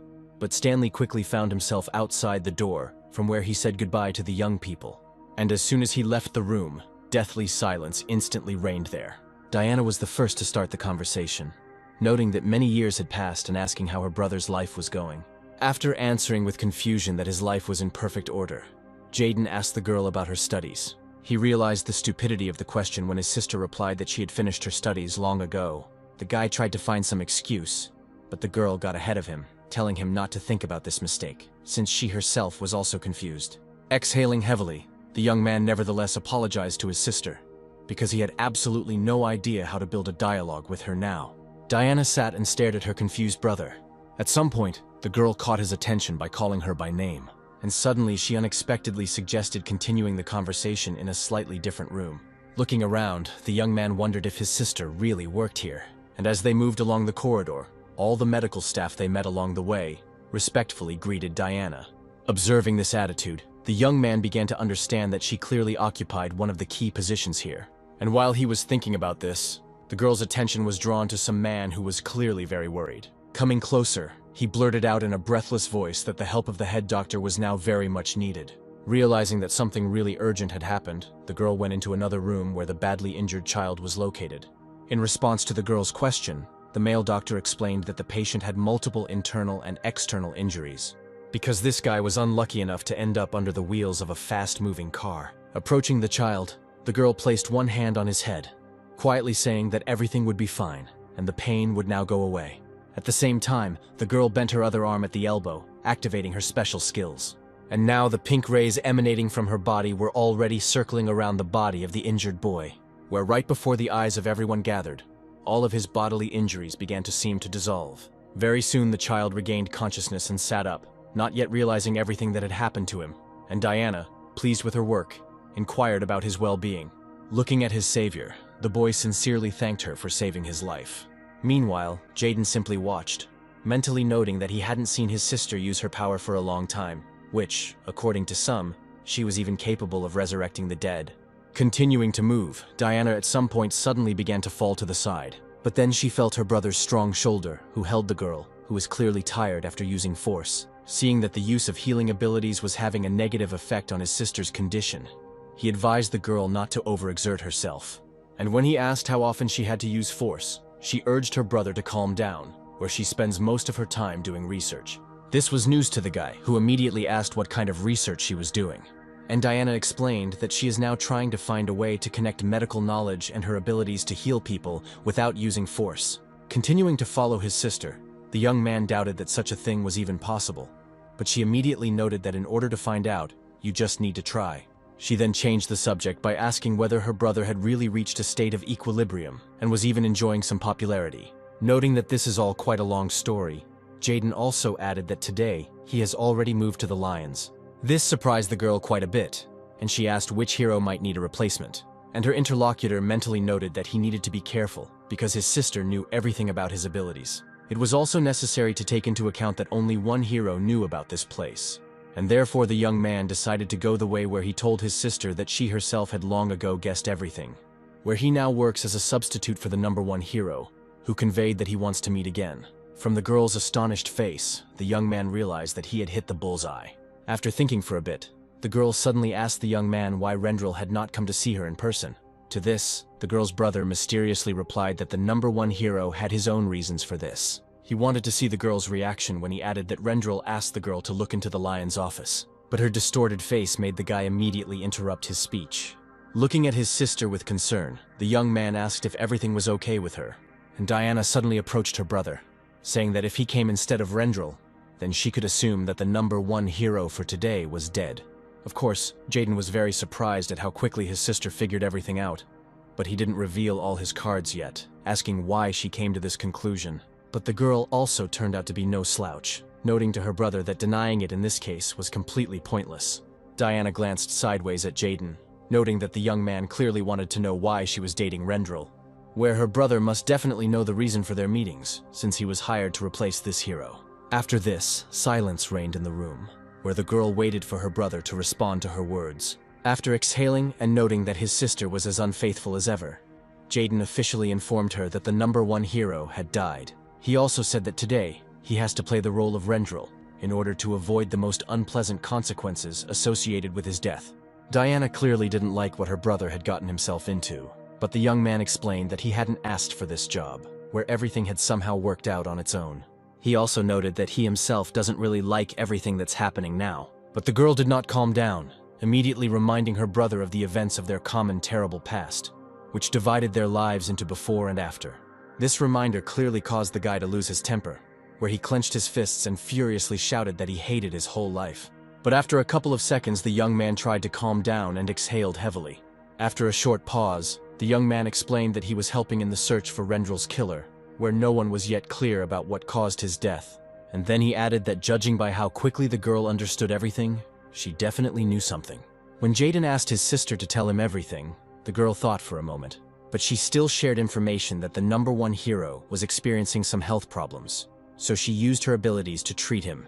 This was surprising for the guy who asked about the illness that, according to his sister, the hero suffered from. But Diana replied to this that she had not asked him for details, and Rendel himself was not particularly eager to talk about it. But then the girl was transported into memories of Rendel's last visit to her. According to her, during this last visit, hero #1 felt much worse than usual. After that, he stopped communicating, where she could not even imagine that the hero was already dead.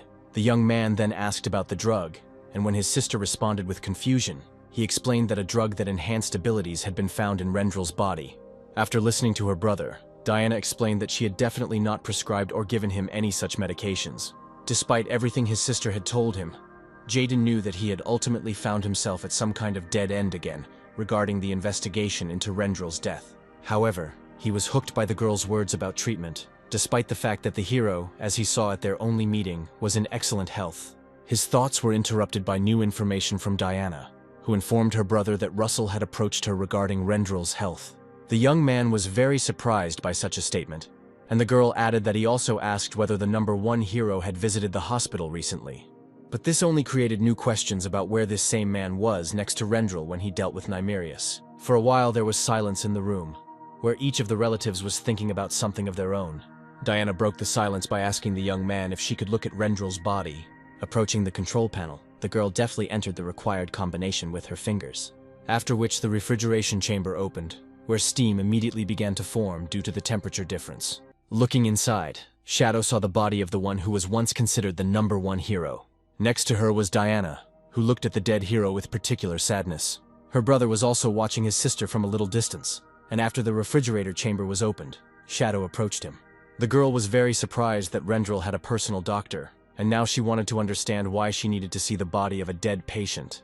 To this, Jaden replied that the girl had easily guessed that the hero was dead, and therefore it would be better to join forces with her in finding the culprit of the death. But what Diana is going to do with the body is still unclear even to Jaden himself. The guy then glanced around the room, noting that he had already heard about the morgue for dead heroes, but this was the first time he was seeing it in person.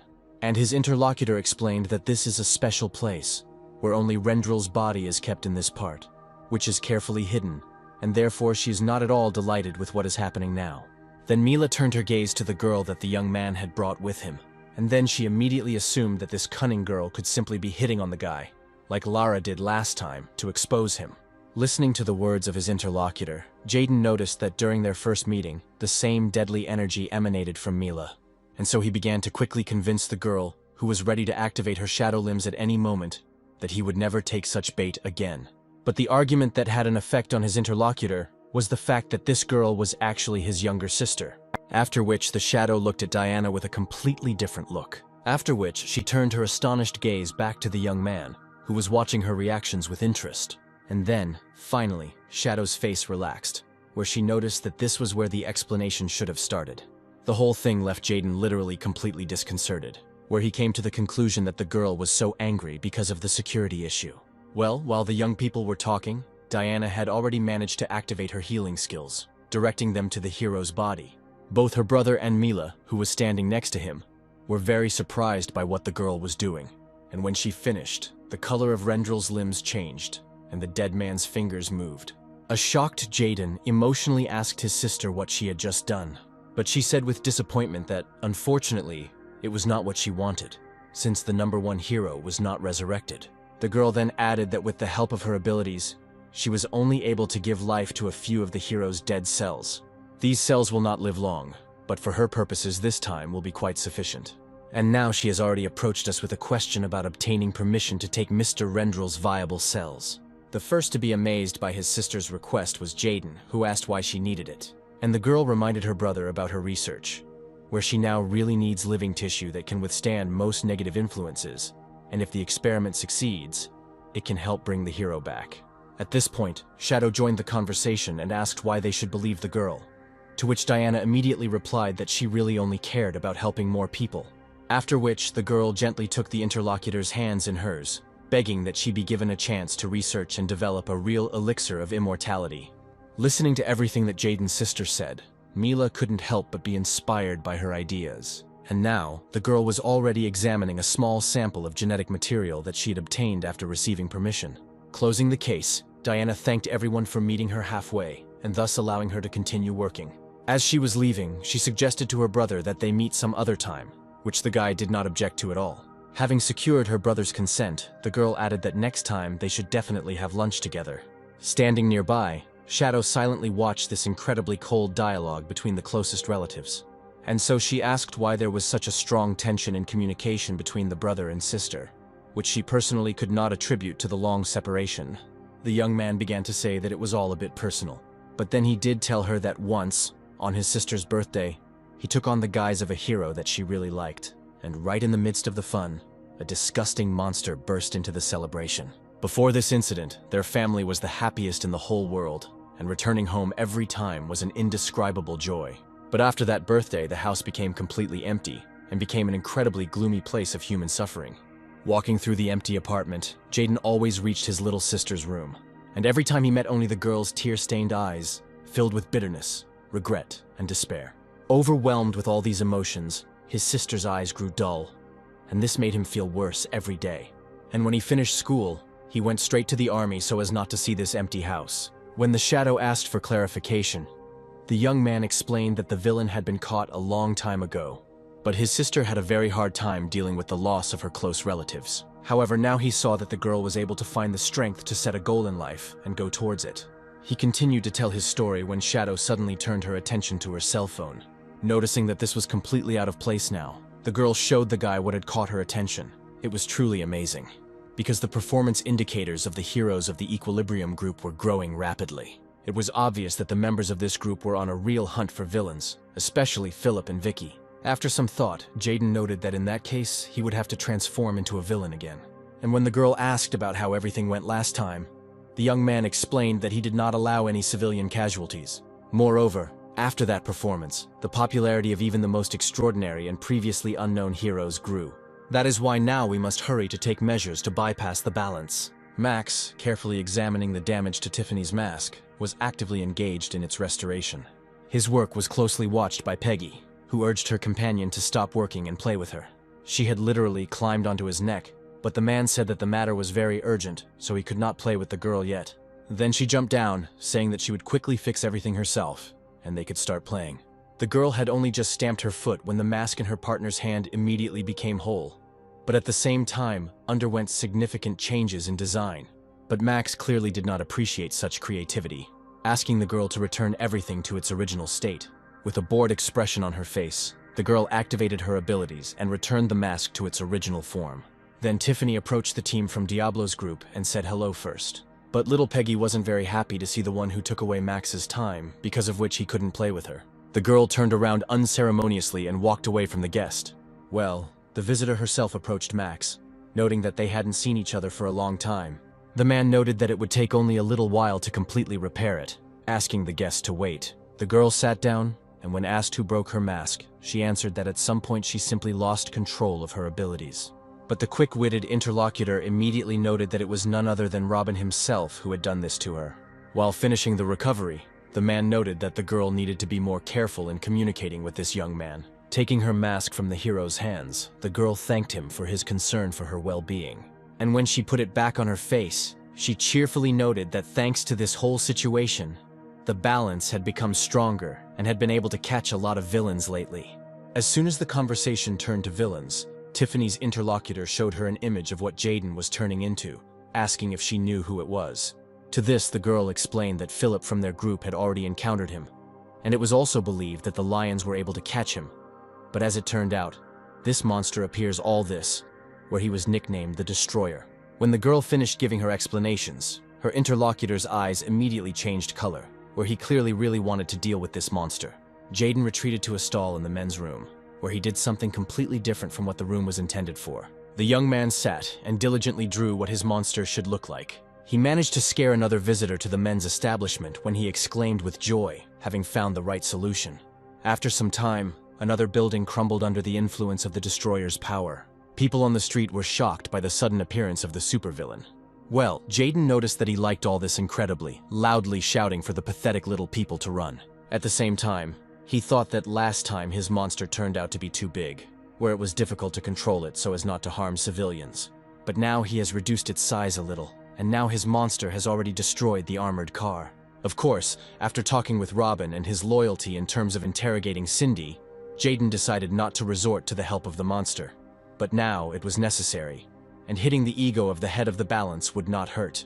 And then the young man heard a threatening call that demanded that he stay where he was. It was Vicky, who was the first to arrive at the place where the monster appeared, thirsting for revenge with him. Looking intently at the monster, the girl repeated once again that her opponent should not even think about moving anymore. Jaden immediately recognized the same girl who had simply run away from him last time. But now he remembered that her performance indicators had improved significantly.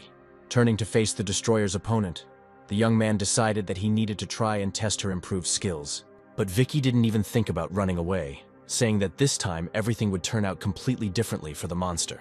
Having finished the dialogue, the girl immediately threw a sharpened object towards her opponent, which provoked a real firestorm that covered the Destroyer's body. The young man, looking at the girl's obviously satisfied face, was very surprised at how she was able to strengthen her abilities since the last time. After all, during their last fight, all she could do was blow soap bubbles at him. Now its power is completely incomparable with what it was just recently. While Jaden was thinking about this, several soap bubbles appeared next to his head, which also detonated, dousing the monster's body with a new portion of all-consuming fire. Where after this, the young man seriously wondered how the girl's strength could have increased so much in such a short period of time. And his opponent, in turn, was amazed at how quickly the enemy recovered, despite her very powerful attacks. Realizing that she had not consumed enough of the drug, Vicky extracted the strength-enhancing potion, where Jaden, watching her actions, couldn't help but notice how this small bottle appeared in the girl's hands. Instantly realizing that this was the same ability amplifier that killed Rendel himself, the hero, in the guise of a villain, rushed to the girl, intending to take the dangerous substance from her. Not expecting such incredible agility from the monster, Vicky was literally taken aback, not knowing what to do now.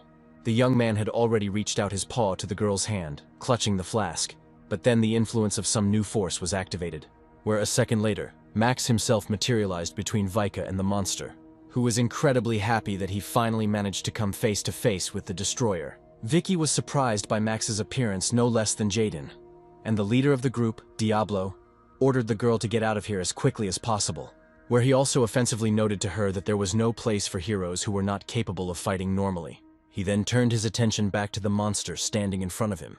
He menacingly declared that he would deal with this monster single-handedly and immediately. Max quickly took first place in the Diablo group and became its full-fledged leader, but almost no one called him by name, as his nickname, the Ripper of Evil, was more often heard. Jaden, of course, was not at all happy with the appearance of this hero, because in this case, the members of the Lion group would not have time to arrive in time, and therefore would not be able to show how they would defeat this monster. Therefore, it was necessary to try to somehow stall for time until their arrival. But his opponent had no intention of waiting a second, immediately activating his weapon and directing it against the enemy. He hadn't even finished the first attack before he immediately moved on to the next one, deciding not to give the monster the opportunity to do anything. All Jaden could do was watch as all sorts of projectiles flew towards him. The power of this hero's attacks was certainly strong enough, but it couldn't be said that it was impossible to withstand. Deciding not to remain in debt to his opponent, the young man struck back at Max. This blow had enough force to throw the enemy back a little and interrupt his chain of attacks. Then he turned to the hero, proposing to stop the battle for a while and conduct some kind of negotiations. But his opponent, whose face still bore damage from the blow, replied that he had nothing to talk about with the villains. This immediately made it clear to the young man that he would definitely not be able to achieve mutual understanding with this hero. It will also be difficult to waste time waiting for the heroes from Lviv, because Max is from Diablo, who does not care at all that civilians may suffer. Then Jaden decided to resort to the surest means, which was to simply run away. But the Ripper of Evil was clearly determined to gain the upper hand over the villain today, shouting that the filthy worm would not escape from him. And then another salvo from his cannon flew straight into the back of the retreating monster, after which Max began to approach, loudly declaring that today, the monster would remain here forever. But when he approached the place where he had just fired a volley, he was quite surprised by who he saw there, where, next to the body of the defeated monster, stood and grinned the #1 hero himself, where Jaden pretended to be very surprised to see Max, who he didn't even know was here. As he approached, the evil Ripper grabbed the monster by the head to make sure it was dead. He lifted the monster and realized that it was indeed dead.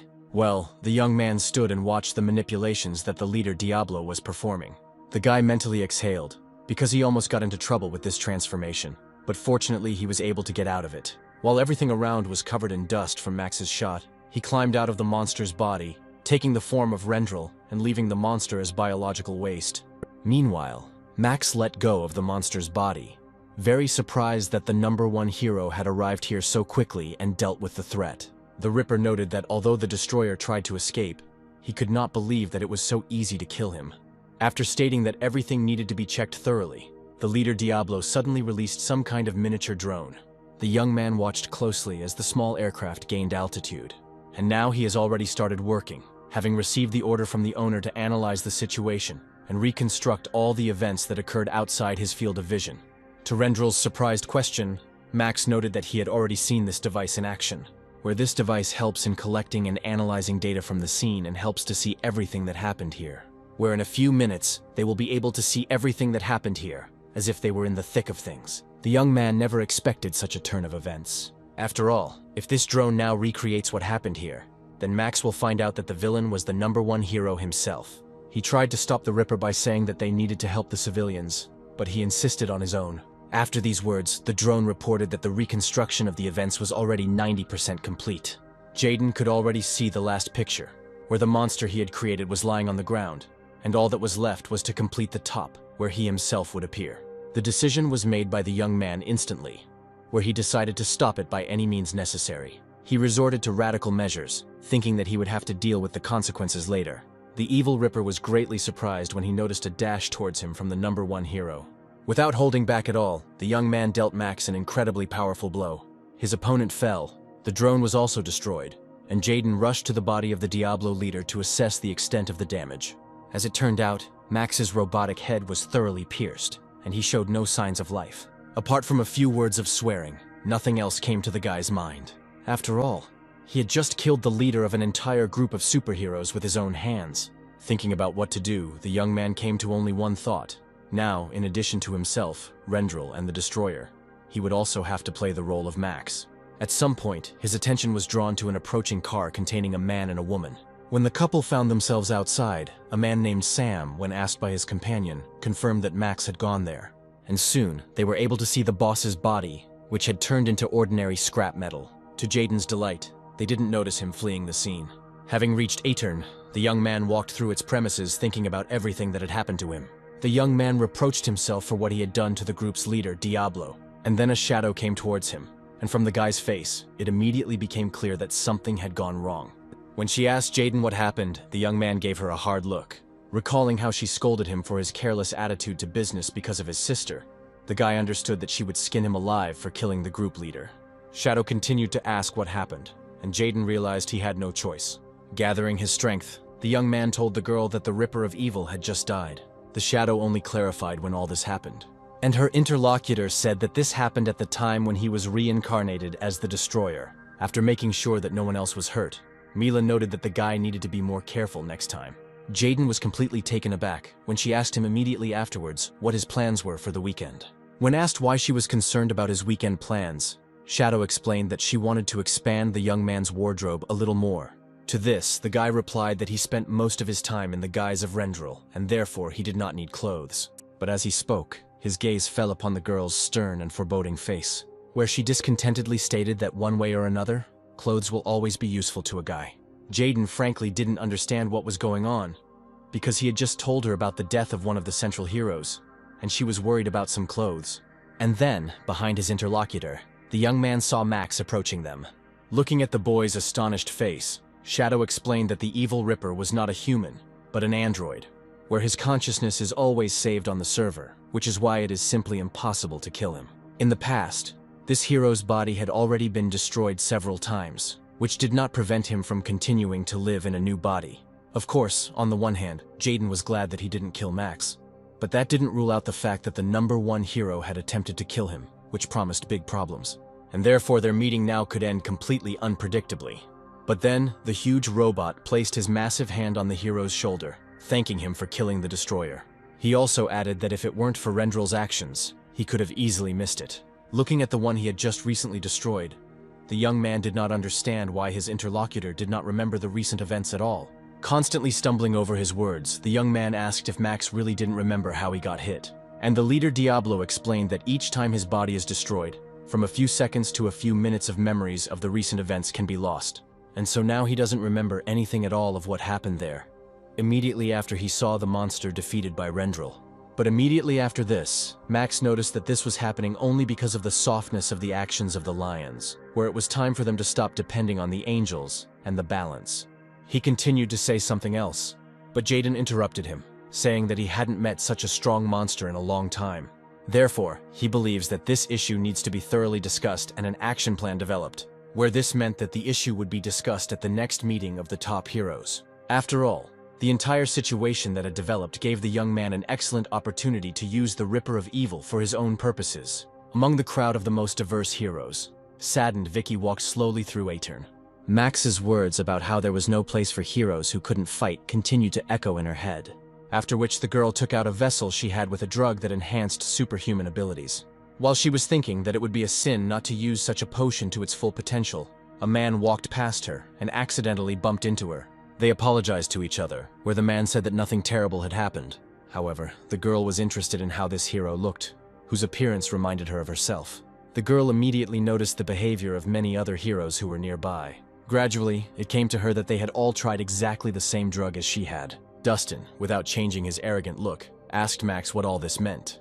After all, the Ripper of Evil showed up with a whole team of his comrades, as if he had decided to stage a coup d'etat. Well, Max, answering the question, said that lately too many accidents have started to happen, right up to the appearance of villains. However, up until now, the Diablo group has always fulfilled its responsibilities, and his interlocutor noted that they also had certain rights, where Balance and Lions supported them. Dustin also noted that all the groups are doing their job well, and therefore he does not find any changes necessary. Listening to the young man's words, Peggy thought out loud, calling the speaker an incredibly difficult guy. Dustin tried to say something to the girl, but she immediately interrupted his impulse, saying that they had come to this meeting today for a reason. After all, just recently there was an incident in which the evil Ripper was almost decapitated as a result of an attack by a villain. The representative of the Angels group did not expect to hear such information at all. At the same time, Robin, who had not shown any interest in the conversation until then, perked up. The other heroes nearby also could not believe that someone could defeat the mighty Ripper. No less amazed than the others, Tiffany was the first to ask who had the spirit and strength to defeat Max. To which the defeated man himself and the girl sitting on his neck explained that this was none other than the Destroyer, who only gains strength after each defeat. Where this time Rendel was able to save the situation, because if it weren't for him, everything could have been much worse. Here Robin intervened in the conversation, asking if there were any other heroes there besides Rendel, and the answer that the #1 hero was the only one made the leader of the Balance plunge into thought. And then Jeremy took the floor, not without joy, noting that in connection with the change in the situation, he considers it necessary to reconsider the hero's policy regarding villains. Everyone listened attentively to his words about how the more such incidents happen, the worse things will get for everyone, where ultimately they are all heroes and should not forget about it. He then looked at Robin, adding that a hero must remain a hero, even if his main goal is to gain profit. In response to this taunt, the head of Equilibrium stated that under any circumstances he saw no reason to lure people away from his group. But then his statement was interrupted by Russell, to whom Robin turned his attention, interrupting his speech. And now the head of the Angels has declared that apparently the Balance simply needs help, since they themselves cannot cope. After which he recommended that the guy learn to interact and accept help without unnecessary words and actions. Immediately, from all sides, approving exclamations were heard, which noted the correctness of Russell's statement. And he was already calling on everyone gathered to vote for the proposed changes to the strategy. Jaden looked at this man with some surprise, not understanding the changes in the behavior of the head of the angels, who usually opposes himself to all ideas coming from the lions. And when Russell was the first to raise his hand, saying that he supported the proposal of the #1 hero, the young man was completely lost in guessing what this man had in mind. The people on the street turned their attention to the crowd approaching them. The first one to catch everyone's attention was Matthew. Following him was a whole crowd of some people whose heads were covered with hoods. Having contacted Henry, the man asked him about his readiness, to which the mudman, forming his human nature from a lump of mud, confirmed his complete readiness. Looking down, the young man informed the boss that he had placed monsters literally every 10 to 15 meters. This pleased Matthew, who pulled out a device, pressed a button on it, and said that it was time to begin the show. With the press of a button, the contents of the capsules, which were embedded in the collars of the hooded men, were injected into their necks, which resulted in the immediate mutation of every single one of those brought here by Henry and Matthew. And then, in front of some girl passing by, there stood not a man in a hood, but a huge green monster. And after him, all the rest of his comrades instantly turned into a variety of creatures. Rushing in different directions, the monsters began to cause mayhem, destroying cars and everything that came their way. Realizing that it was useless to run, the girl prepared herself for the inevitable death that was rapidly approaching her. But then someone quickly rushed past her, literally sweeping the merciless monster out of its path. Having dealt with the monster, Jaden told the rescued girl to run as far away from here as possible. The girl, having thanked the savior, immediately followed his advice, and the young man again turned his attention to the monster. And then Matthew, who had already met Jaden earlier, headed towards him, and was very surprised that the heroes appeared so quickly. Shifting his gaze from the defeated monster to his old acquaintance, the young man paused briefly, after which he said that they simply slightly adjusted their strategy of action. Explosions were heard every now and then in several areas of the city, followed by thick black smoke rising into the sky. Everyone who was watching the live broadcast now clearly and in the first person saw how the monster was knocked down with literally one blow. Then Haley entertained her followers, and hundreds of approving comments were already pouring in. Without forgetting to communicate, the girl sent everyone her best regards, noting that there was now one less monster here. She also reported that shelters were open on the outskirts of the city and accepting people, where everyone could wait until the heroes dealt with the threat, and the next monster was already running towards her. By stretching out her arms, Haley somehow managed to stop the enemy from advancing any further. The girl noted to herself that individually her opponents were not as strong as they seemed, but their numbers could become a problem. While holding back the monster, she didn't notice the attacking force approaching from her right. It was Philip who, with one simple movement, literally tore the monster into tiny pieces. One of the fragments hit Haley, who thanked the guy for his help, but asked him to be careful and focus on suppressing the monsters with her. But the young man seemed out of his mind, saying that he didn't care about the recommendations for suppression, and that the girl could deal with the new threats herself. Having finished this short dialogue, Philip rushed forward, where, moving further and further, he simultaneously destroyed all the monsters that stood in his way. All Haley could do was watch the guy walk away with a confused look, and while she was watching him go, the girl's thoughts were transported back several hours before the start of this collision, where at some point Jaden, in the guise of Rendel, approached her and started a conversation. Confused about the names, Haley almost called the #1 hero by the guy's name, where he managed to shut her mouth with his hand in time. Putting his finger to his lips, the young man reminded the girl that he was now in the form of Rendel, not Jaden.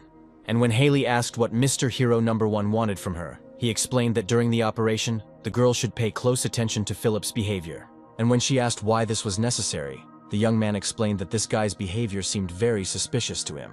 And now the girl was fully convinced that Philip was indeed behaving quite unusually, where it began to seem that by fighting these monsters, he himself was gradually turning into something similar. Meanwhile, Jaden continued to talk to Matthew, explaining to him that even if he brought 1,000 monsters here, it would not change the outcome of the confrontation.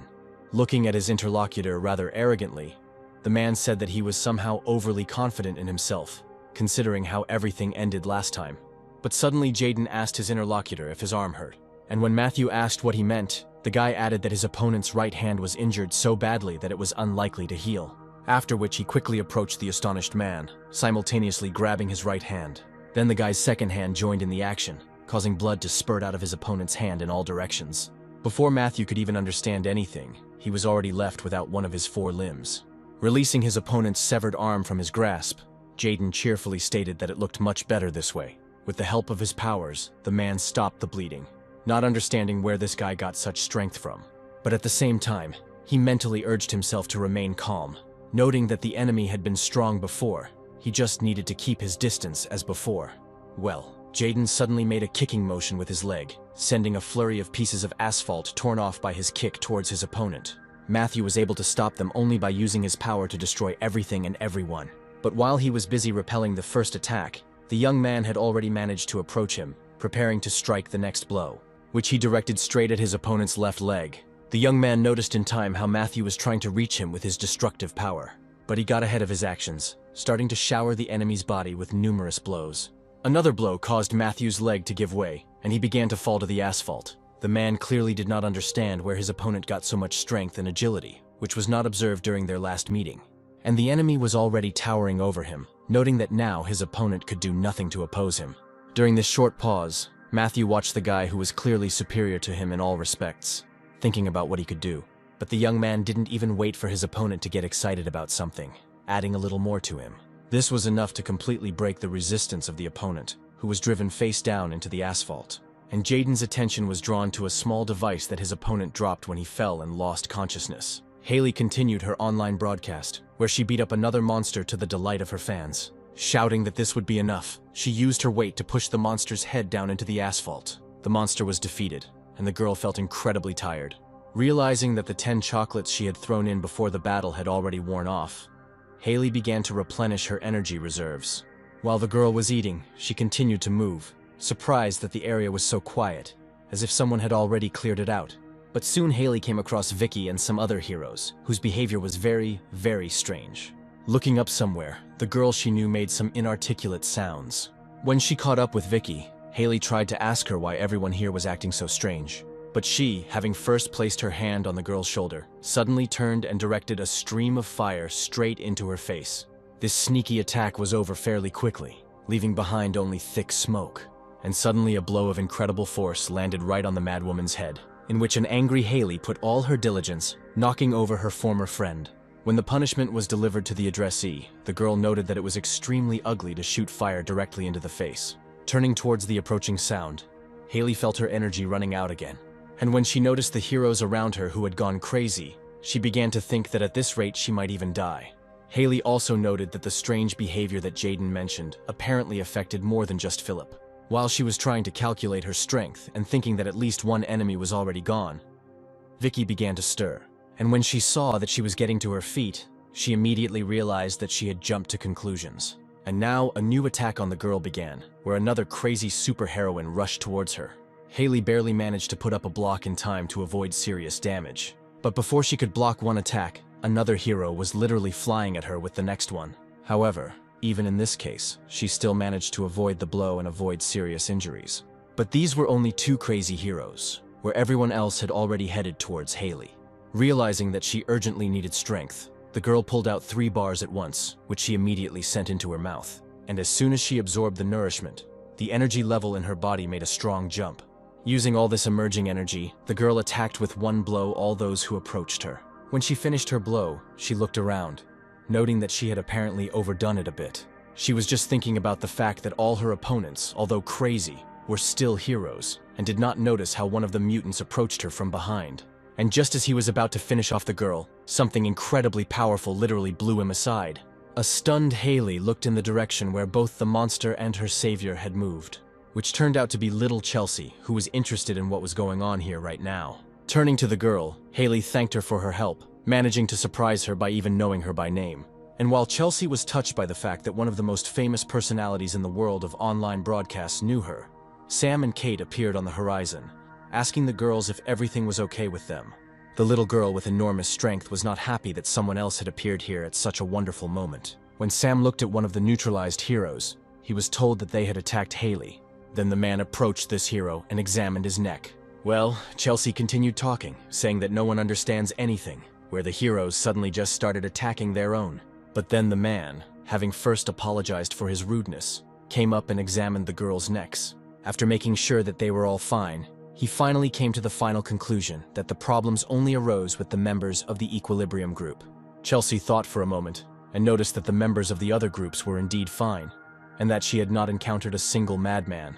Opening some box, Sam said that they originally came here to mow down villains, but the situation had changed dramatically. From his box, he pulled out a miniature car, but as soon as he placed it on the road surface and used his abilities, the car immediately became normal size. And so he and his constant partner quickly loaded all the members of the balance who were lying unconscious into the back of the truck. Once the loading was complete, Kate told Haley that they would take these lunatics away, and the remaining heroes would be tasked with suppressing the villains. Haley agreed with this arrangement of roles, while Chelsea, meanwhile, could not be happier about being alone with her idol again. The car moved off, and the remaining girls thought about what they should do now and where to find the villains. But suddenly an image of Rendel appeared before Haley's eyes, where he spoke about the girl watching Philip during the battle. She even scared her new friend a little when she suddenly shouted Philip's name, where Chelsea even thought that her idol was in love. And the girl worriedly declared that it was impossible to allow this member of the balance to go crazy like the others. Meanwhile, Sam and Kate were driving in a car, trying to quickly leave the battle zone, where the girl found their outing today incredibly boring. At some point, she saw a man standing in the middle of the road ahead. Leaning out the window, Kate yelled at the guy to get out of the way, but if he was malicious, he could stand there and wait to be run over by their car. The young man said nothing in response, only activating his superpowers, the action of which was directed directly at an approaching car with a bunch of heroes in the back. The car was overturned like a toy, and everyone who was in the cabin and in the back were lying in different directions on the asphalt. Holding her badly bruised head, Kate began to rise carefully, without making any sudden movements. When she managed to look around, she saw her comrade asking if he was safe. To this, Sam, whose legs were trapped in the cabin, replied that his limbs were crushed. Having called on her friend to be patient, the enraged girl headed towards where the enemy who had overthrown them was located, with the firm intention of destroying him. But he acted ahead of the curve, closing in on his victims and continuing the attack. Kate and Sam watched helplessly as the enemy aimed his blow at them, intending to finish off their friends. But then some pink energy appeared right in front of the girl's face, protecting her from the impact of the force. And at that very moment, the man felt something forcefully pulling him by the collar. As it turned out, it was Chelsea, who had arrived at the scene of the car crash and was now dragging the wounded man away. Having pulled the man to a safe distance, the girl breathed a sigh of relief. And Kate, who had arrived just in time, noted that she had arrived just in time. Here the girl turned her attention to Haley, asking her what they should do next. And her partner replied that she would take care of disarming this guy, and Chelsea and the survivors should leave. But her little interlocutor noted that it was suicide, since Philip had completely gone mad, despite the fact that this guy is one of the strongest heroes of the balance, where those with whom the girl fought before are not even close to him. But Haley warned, since it would be doubly difficult for her to fight if she also had to worry about the safety of the wounded. Besides, she had already developed her own battle plan, having noticed the vials in her opponent's pocket. Chelsea looked at her friend again, then turned her gaze to the wounded heroes. And now she has already put both of them on her back, having consumed a piece of coal along the way. As a farewell, the girl shouted to her friend that she would send other heroes here and asked the girl to hold out as long as possible. Immediately after that, this little girl, capable of dragging entire trains of carriages, jumped up and dragged two seriously wounded heroes on her back. Left to fight the mad Philip, Haley mentally assessed the chances, where she only had 2 bars left to fight. They had to be used wisely, and so the girl used the first one to get energy to begin implementing the plan. As soon as the calories entered her system and took effect, Haley quickly rushed towards the direction where the enemy was located. Gathering all her strength, the girl approached and dealt Philip an incredibly strong blow. But it turned out that her efforts were in vain, as the young man neutralized all the damage with his abilities. Without a second's hesitation, he tried to strike his opponent back with a backhand, but the girl managed to dodge. The first attack was immediately followed by a second one, which Haley, with difficulty, was still able to block. After this protective action, the girl noticed that strength was running out along with the calories in the body. But she still managed to realize her plan and, at the moment of getting closer to Philip, steal one of the bottles from him. Looking at what was happening to her opponent, the girl, of course, thought that she somehow didn't want to use this thing at all. But at the same time, she had no other choice in this case, because the enemy was superior in strength. With a deft flick of her finger, Haley unsealed the bottle and poured its entire contents straight into her mouth. It didn't taste very good, and after some time the girl suddenly realized that the drug had no effect. Philip, however, had no intention of waiting for the substance to take effect and continued to attack the girl. Weakening with every second, Haley was already having great difficulty holding back this incredibly powerful onslaught. The girl somehow stayed on her feet after another blow dealt by her opponent. Feeling how much pain her forearms, which had taken the brunt of the blow, were in, Haley tried to figure out what to do next since the drug hadn't worked. It was quite obvious that this distraught young man would not allow her to leave here alive. While consuming the last candy bar she had, the girl decided that she would try to gradually increase the distance by throwing everything she could get her hands on at her opponent. But as soon as the bar was in Haley's stomach, she immediately began to feel some changes beginning inside her body. Crazy Philip wasted no time in continuing his attempts to kill his opponent. But for some reason the girl froze in one place, as if paralyzed, completely not reacting to the approaching mortal danger. She merely shifted her gaze as the enemy's attack hit its target, creating an explosive effect. The dust raised by the explosion had not yet had time to disperse, when literally burning eyes became visible through it. And then Haley appeared and cheerfully noted that now she understood the reason why she could not defeat the enemy. The distraught Philip began to attack again, but now the girl was ready for any form of confrontation. She didn't even have to collect and concentrate the energy that her body generated non-stop and in unimaginable quantities. All this power that she had come to possess, Haley immediately directed at her opponent, which ended for the latter in inevitable and final defeat. Pleased with herself and the degree of her increased strength, the girl cheerfully noted that there was actually nothing complicated about it. But a second later, she suddenly felt incredibly weak and passed out. When she opened her eyes again, she saw Shadow and her friend Stanley in front of her. As it turned out, she was already in the hospital, and the young man was interested in how she was feeling. Without waiting for an answer, the guy began to scold his girlfriend, saying that she should never have taken the drug because she knew it was dangerous. Realizing that she had done the wrong thing, Haley also told her friend that she simply had no other choice at that moment. Then she was told that all those heroes whom she had neutralized were alive and were also in this hospital. As expected, all the insane heroes were from the Equilibrium group. Then someone else approached the girl and said that thanks to Haley's efforts, everything would be fine with all the heroes. It was Jaden's sister, who, coming closer and closer, asked the heroine about her well-being.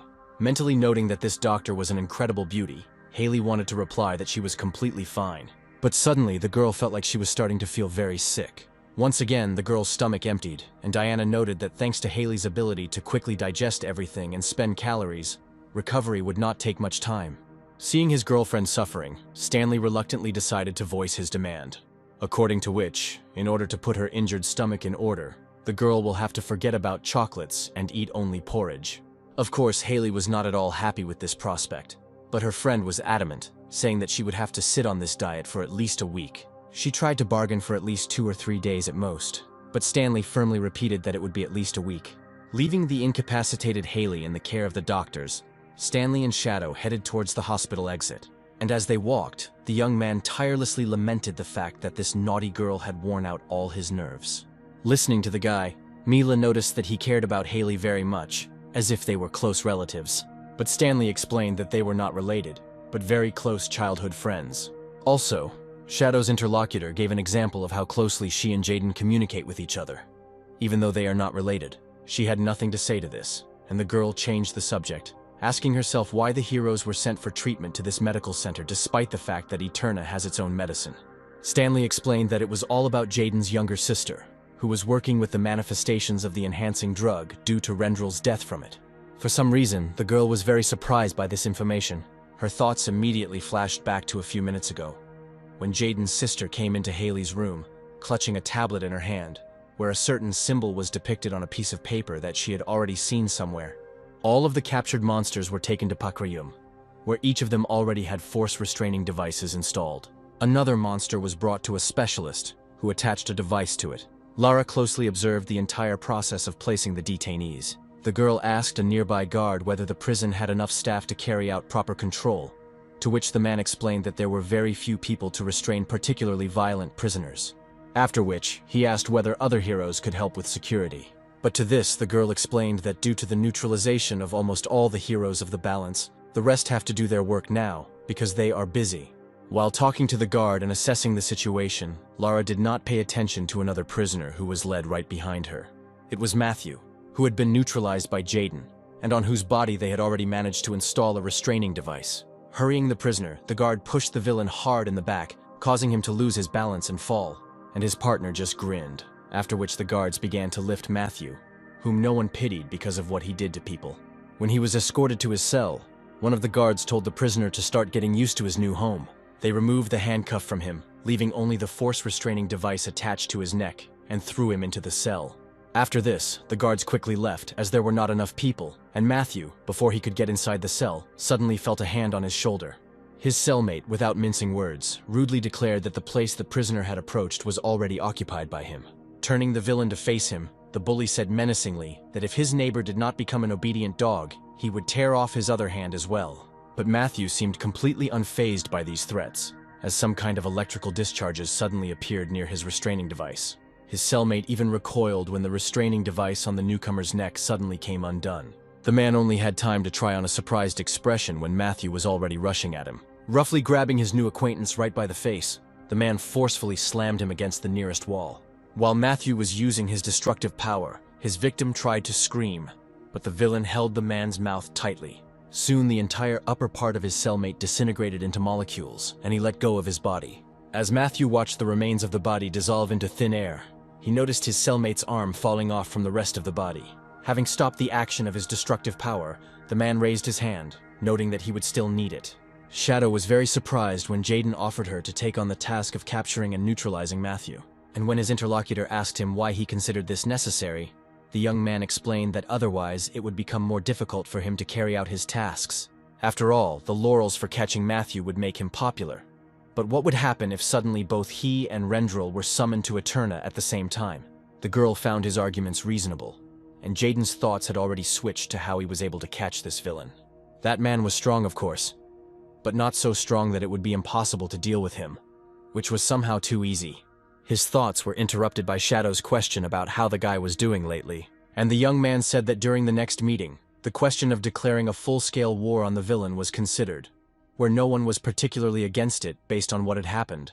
The leader of the Equilibrium was busy with his own affairs, because most of their group was neutralized, and the organization was in complete chaos. The guy also noted that the overall rating of Leo has grown significantly, and therefore he may now have free time. But Jaden didn't understand when the girl asked if they were finally free, and when her interlocutor asked her to clarify, Shadow explained that she meant weekends. Still not understanding what Mila was getting at, Jaden replied that his weekends would indeed be freer now. Immediately after this was said, the girl with a rather sharp movement pulled out a rather long sheet of paper from her pocket, and now she has already begun to convey to the young man information about what she has planned for them for the weekend. Having finished, Shadow stated with satisfaction that everything should work out if the developed plan was followed. While Jaden was personally familiarizing himself with the plan of action that had been drawn up, the Shadow answered Stanley's call. Ignoring the conversation, the young man tried to understand why he was so meticulously planning out his weekend plans. And at some point, it finally dawned on the guy that this wasn't just spending time together, but a real date. But then his attention was drawn to how the Shadow began to show some strange activity, where the girl rose from her seat rather abruptly, continuing to listen to what Stanley was telling her. When Jaden asked, Mila explained that they needed to get to the hospital as quickly as possible. The girl's face was very serious, where the conversation that had just taken place had clearly had some effect on her, and the essence of the conversation concerned that very badge, which, as it turned out, attracted the attention of not only Shadow, but also Stanley. And so the young man recalled to his interlocutor how they had made their way into the laboratory. And then Stanley reported that he saw exactly the same symbol that was on the paper with Jaden's sister, on one of the tanks in that very laboratory. Diana walked down the long corridor and came to Haley's room, where she was eating porridge and looking at something on her tablet. Coming closer, the girl asked the patient how she was feeling today. Having thanked the doctor for his attention, the girl cheerfully declared that everything was fine with her, and she was ready to continue her activities. Giving the patient a sinister smile, Diana said that she was glad to hear all this. Left completely alone again, the girl finished eating and simply rested. At some point, the girl felt very thirsty and decided to go for a walk to get some water. Having reached the water and having filled a little into the vessel she had brought with her, the girl, quenching her thirst, did not even notice how danger was approaching her from the other side of the window. Having broken the glass, the monster quickly burst into the room, immediately grabbing the girl, which he, however, did not hold on to, but threw with all his might along the corridor. Haley wanted to run in the opposite direction, but suddenly she saw that heroes were starting to rise from their hospital beds. Watching the madness from taking the enhancing drug return to people, the girl was very surprised by this relapse, where she believed that they were already cured. Out of habit, the girl checked her pockets, but did not find a single chocolate bar there. Meanwhile, the same monster that first attacked the girl rushed to attack again. This time, Haley was quick enough to dodge her opponent's dangerous blow. But before she could escape one danger, at that very second, she felt her body being grabbed by several hands at once. She tried to break free, but the men were much stronger, and soon the number of hands clinging to her body only increased. All Haley could do was call for help. Jaden ran down the street, lost in his own thoughts about everything he had recently learned.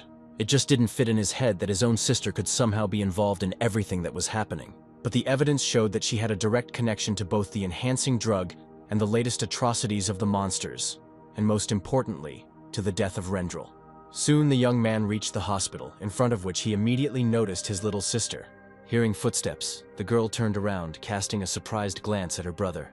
The expression on Jaden's face was so confusing that the girl asked him what had happened, and without waiting for an answer to the question posed, Diana assumed that the guy had come to visit his girlfriend.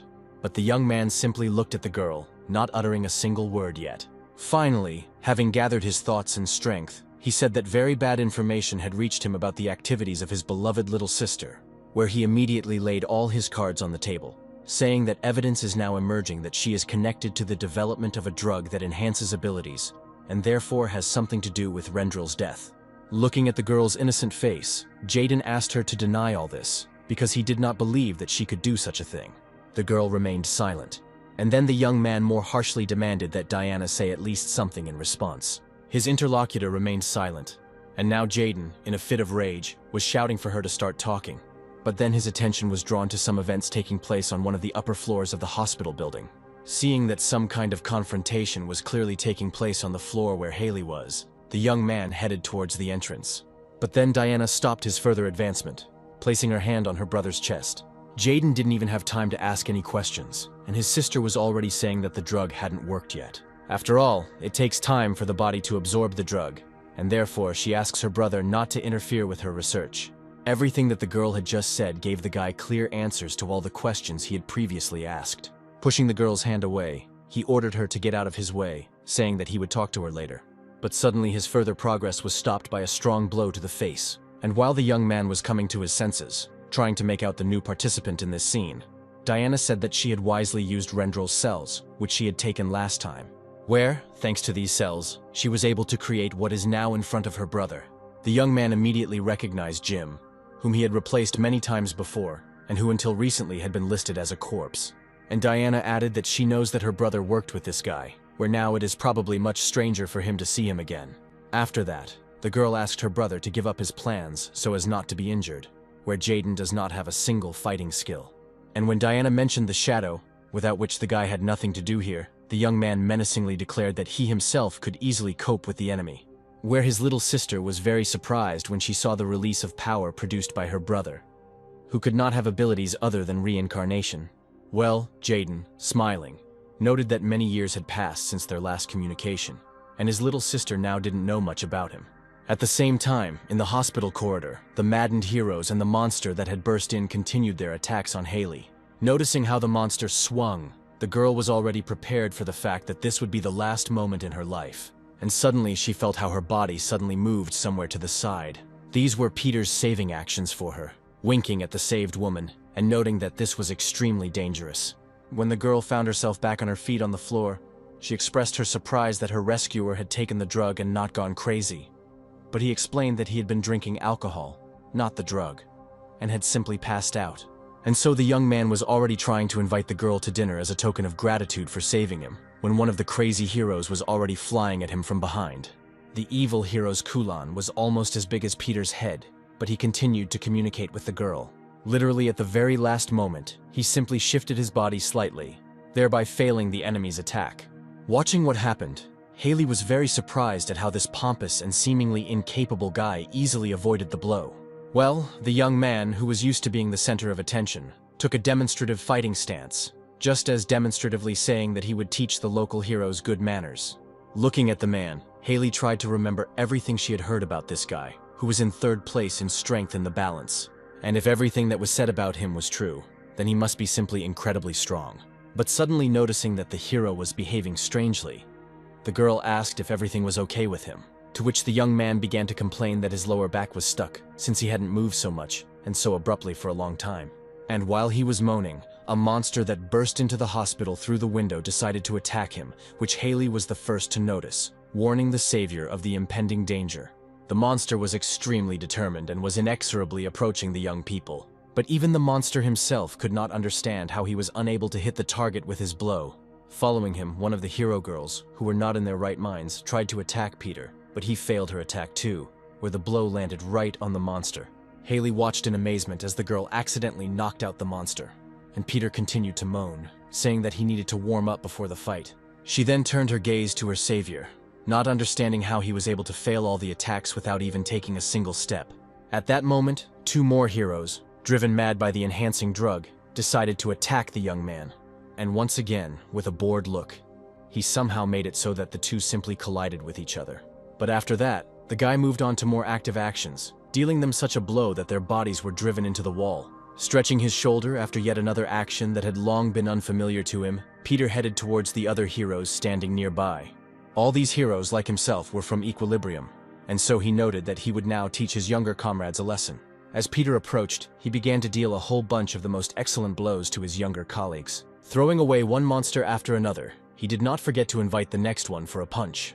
In parallel with these events, Diana asked her brother about what kind of release of power it was, because it only copies appearance. But Jaden didn't bother to answer the question, where a moment later she suddenly felt something rush past her.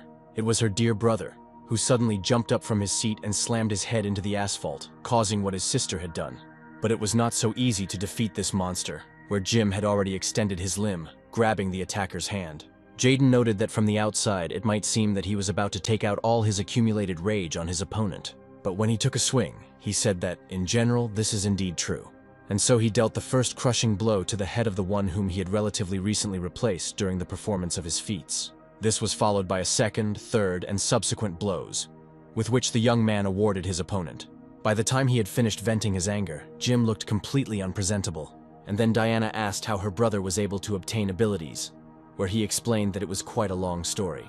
After this, the guy recommended that his sister give up all her unworthy activities, where they would talk about everything in detail later. And while he was speaking, he didn't notice how Jim got something like a second wind. The young man could only see the flames starting to creep up on his face. And now the enemy, who was already on his feet, dealt him an incredibly powerful blow using fire. But Jaden did not remain in debt, settling accounts with his opponent immediately, where another blow from the young man landed Jim again, literally driving him into the asphalt.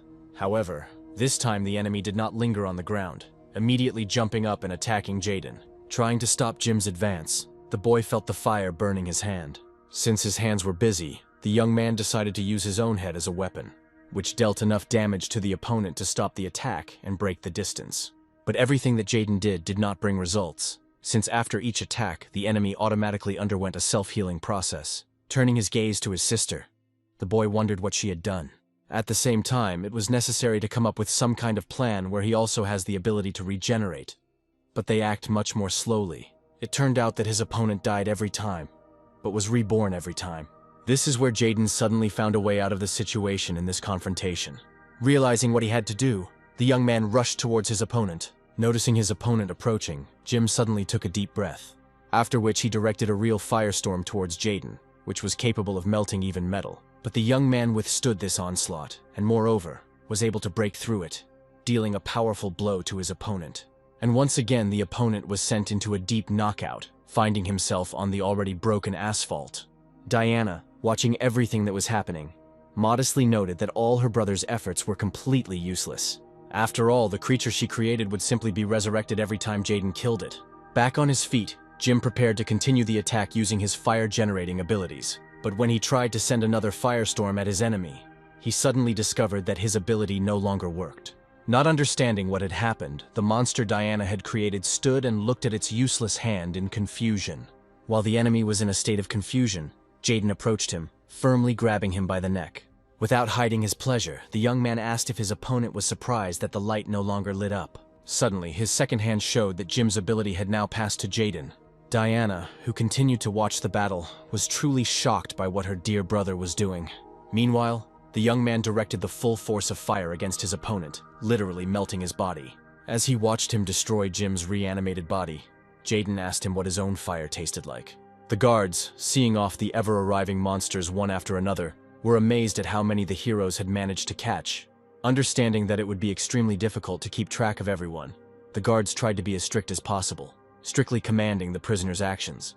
The door to the next room opened, where the first monster standing in front of it saw Matthew in front of him. Looking at his own creation, the man cheerfully noted that they hadn't seen each other for a long time.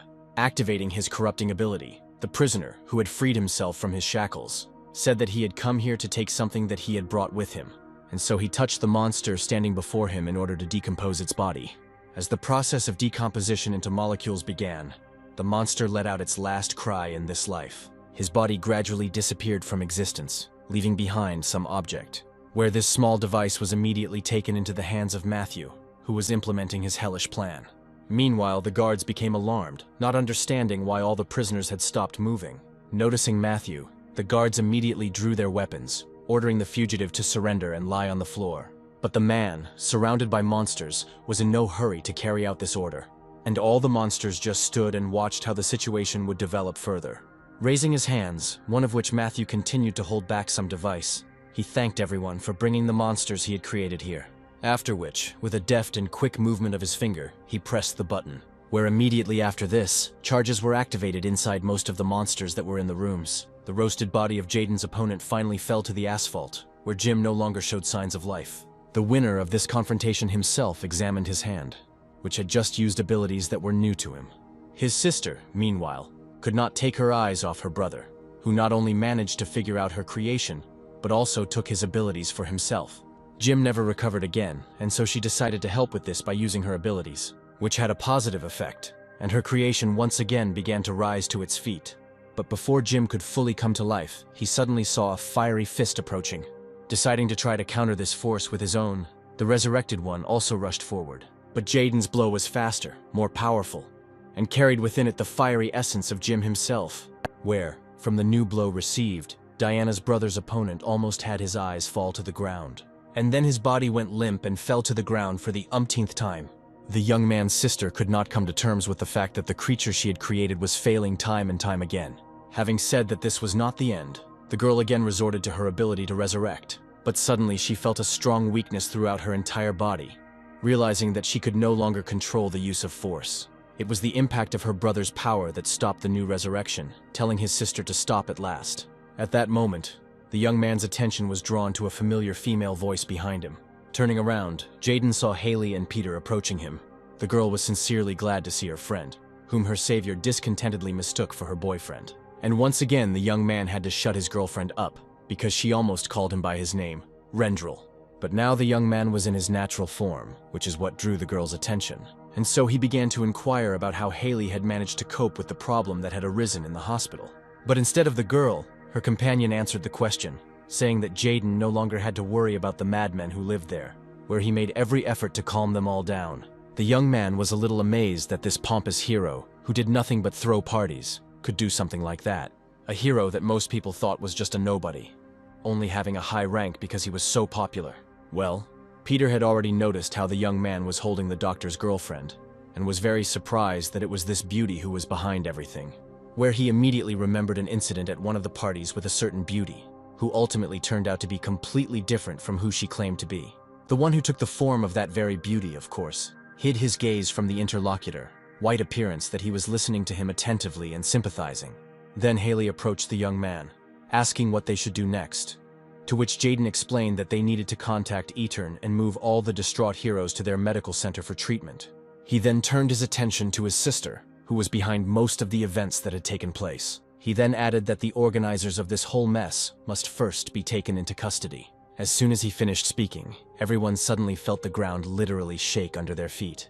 Looking around, Haley tried to figure out what it was that exploded so hard that it caused a small earthquake. And in the distance, one could already see the glow from the fire that had broken out on the territory of the prison for supervillains. Realizing that something was happening in Pacrium, the young man turned to his sister for clarification of the situation. Looking closely at the girl's face, he asked her what her accomplice's next plan was. After the explosion, many guards received serious injuries, including those incompatible with life. One of the surviving men tried to get out from under the rubble, breathing heavily. He wanted to reach for his weapon, but then something overtook his impulse with words that it was better not to touch it. It was Cindy, who had been freed after the explosions, looking at the guard with a feeling of joy and superiority. Looking at the girl in amazement, the man asked how she managed to get out and get rid of the restraining device. to which she explained that the explosives that were hidden inside the monsters were detonated, which allowed some of their accomplices to be freed, who have already tried and helped throw off the shackles and all the rest of their comrades. After finishing her explanation, Cindy pointed the man's gun at him, where the barrel of a machine gun was the last thing he saw in his life. 2 more released prisoners stood and mocked one of the guards, cheerfully asking him if he enjoyed experiencing what he did to them. Immediately after this, the electric shocker came into contact with the man's body again and again, causing him severe pain with discharges. And then suddenly Cindy walked past them, completely oblivious to what was happening. Noticing the red-haired beast, one of the former prisoners invited her to join the fun, where he and his friend could thoroughly entertain the girl. Turning around, the crazy girl seemed to be delighted with such an offer, as she was always ready to have fun. But when the accomplice of the one who called out to her saw her face, he was not very happy about this meeting. Before he could explain anything to his comrade, his body had already disappeared behind the massive teeth of some monster that had quickly pounced on him. As it turned out, it was Cindy's mutated limb, which understood the word fun in its own way. Having finished with the one who suggested fun, the girl turned to the second man, frightening him greatly with such attention. However, he was greatly surprised when Cinda asked him if he knew by any chance where the confiscated items from the prisoners were kept. She thanked him for his help when the frightened former prisoner pointed her in the direction she was looking for. As she continued on her way, the girl thought that she needed to follow Matthew's instructions, where, having once again read the list, which included a cigar, a mirror, a mask, and a t-shirt, she still did not understand at all why her master needed all of this. Taking cover behind the rubble of destroyed walls and interfloor ceilings, the guards fired heavily at the freed monsters and other villains, where they hid around the corner and couldn't even stick their noses out without getting a bullet in the head. While they were trying to figure out how to get around and neutralize the guards, one of the monsters ordered them to clear the way for him. Coming out right under fire, where the tracks simply ricocheted off his body, the villain shouted that he would trample these people. The guards did not stop firing, but the monster moved forward as if nothing had happened, approaching its target. He passed through the improvised barricades like a tank, scattering the guards in different directions and thereby neutralizing this defensive line. Noticing one of the survivors, the villain immediately headed towards him with the intention of finishing off the man. There was no escape from this monster, and the guard, in horror, prepared to accept death. But then the sound of a weapon being drawn from its sheath was heard, followed by several lightning-fast movements. When Lara finished her attack, the monster's body crumbled into many small pieces. The miraculously saved security guard thanked the girl who arrived in time for her help. Helping the man up, she asked how things were going, where he explained that most of the prisoners had been released, and their post was placed here in order to protect the energy department. And when Lara asked whether any more heroes had arrived, her interlocutor sadly noted that the only hero here so far was his savior. Encouraging the guy, Lara said that they had done a great job with their task, and that she would continue on her own. At this time, behind her back, those who were hiding from the shelling had already begun to prepare for an attack. However, one of the villains did show some common sense, saying that they needed to get away from here immediately, since lightning was in front of them. But another of his comrades boldly declared that they had nothing to fear from this girl. After all, she was here completely alone, while a whole fighting squad had gathered against her. Noticing the enemy approaching, the girl did not wait for them to come closer, but rushed to meet them herself. The movements of the girl and her weapon were practically unnoticeable for all those who decided to compete with her. The next enemy that stood in her way was literally divided into 2 completely equal parts. All those who had not yet been overtaken by the Lara's swift attack immediately rushed in the opposite direction, trying to avoid the fate of their comrades. But a moment later, the girl was already several steps ahead, having defeated all those who tried to escape. One of the survivors tried to hide, but it was impossible to hide from lightning. And soon the former prisoner realized that he had nowhere else to run. Lara, approaching him, coldly demanded that the prisoner surrender, in which case she would spare his life. But the man suddenly turned around and asked the girl with a smile whether she really thought she had driven him into a dead end. Immediately after these words, the creaking sounds of opening cell doors could be heard everywhere, and after a few seconds, the girl found herself surrounded by opponents from literally every possible side, where the villains didn't even wait for her to think of something, rushing at their victim.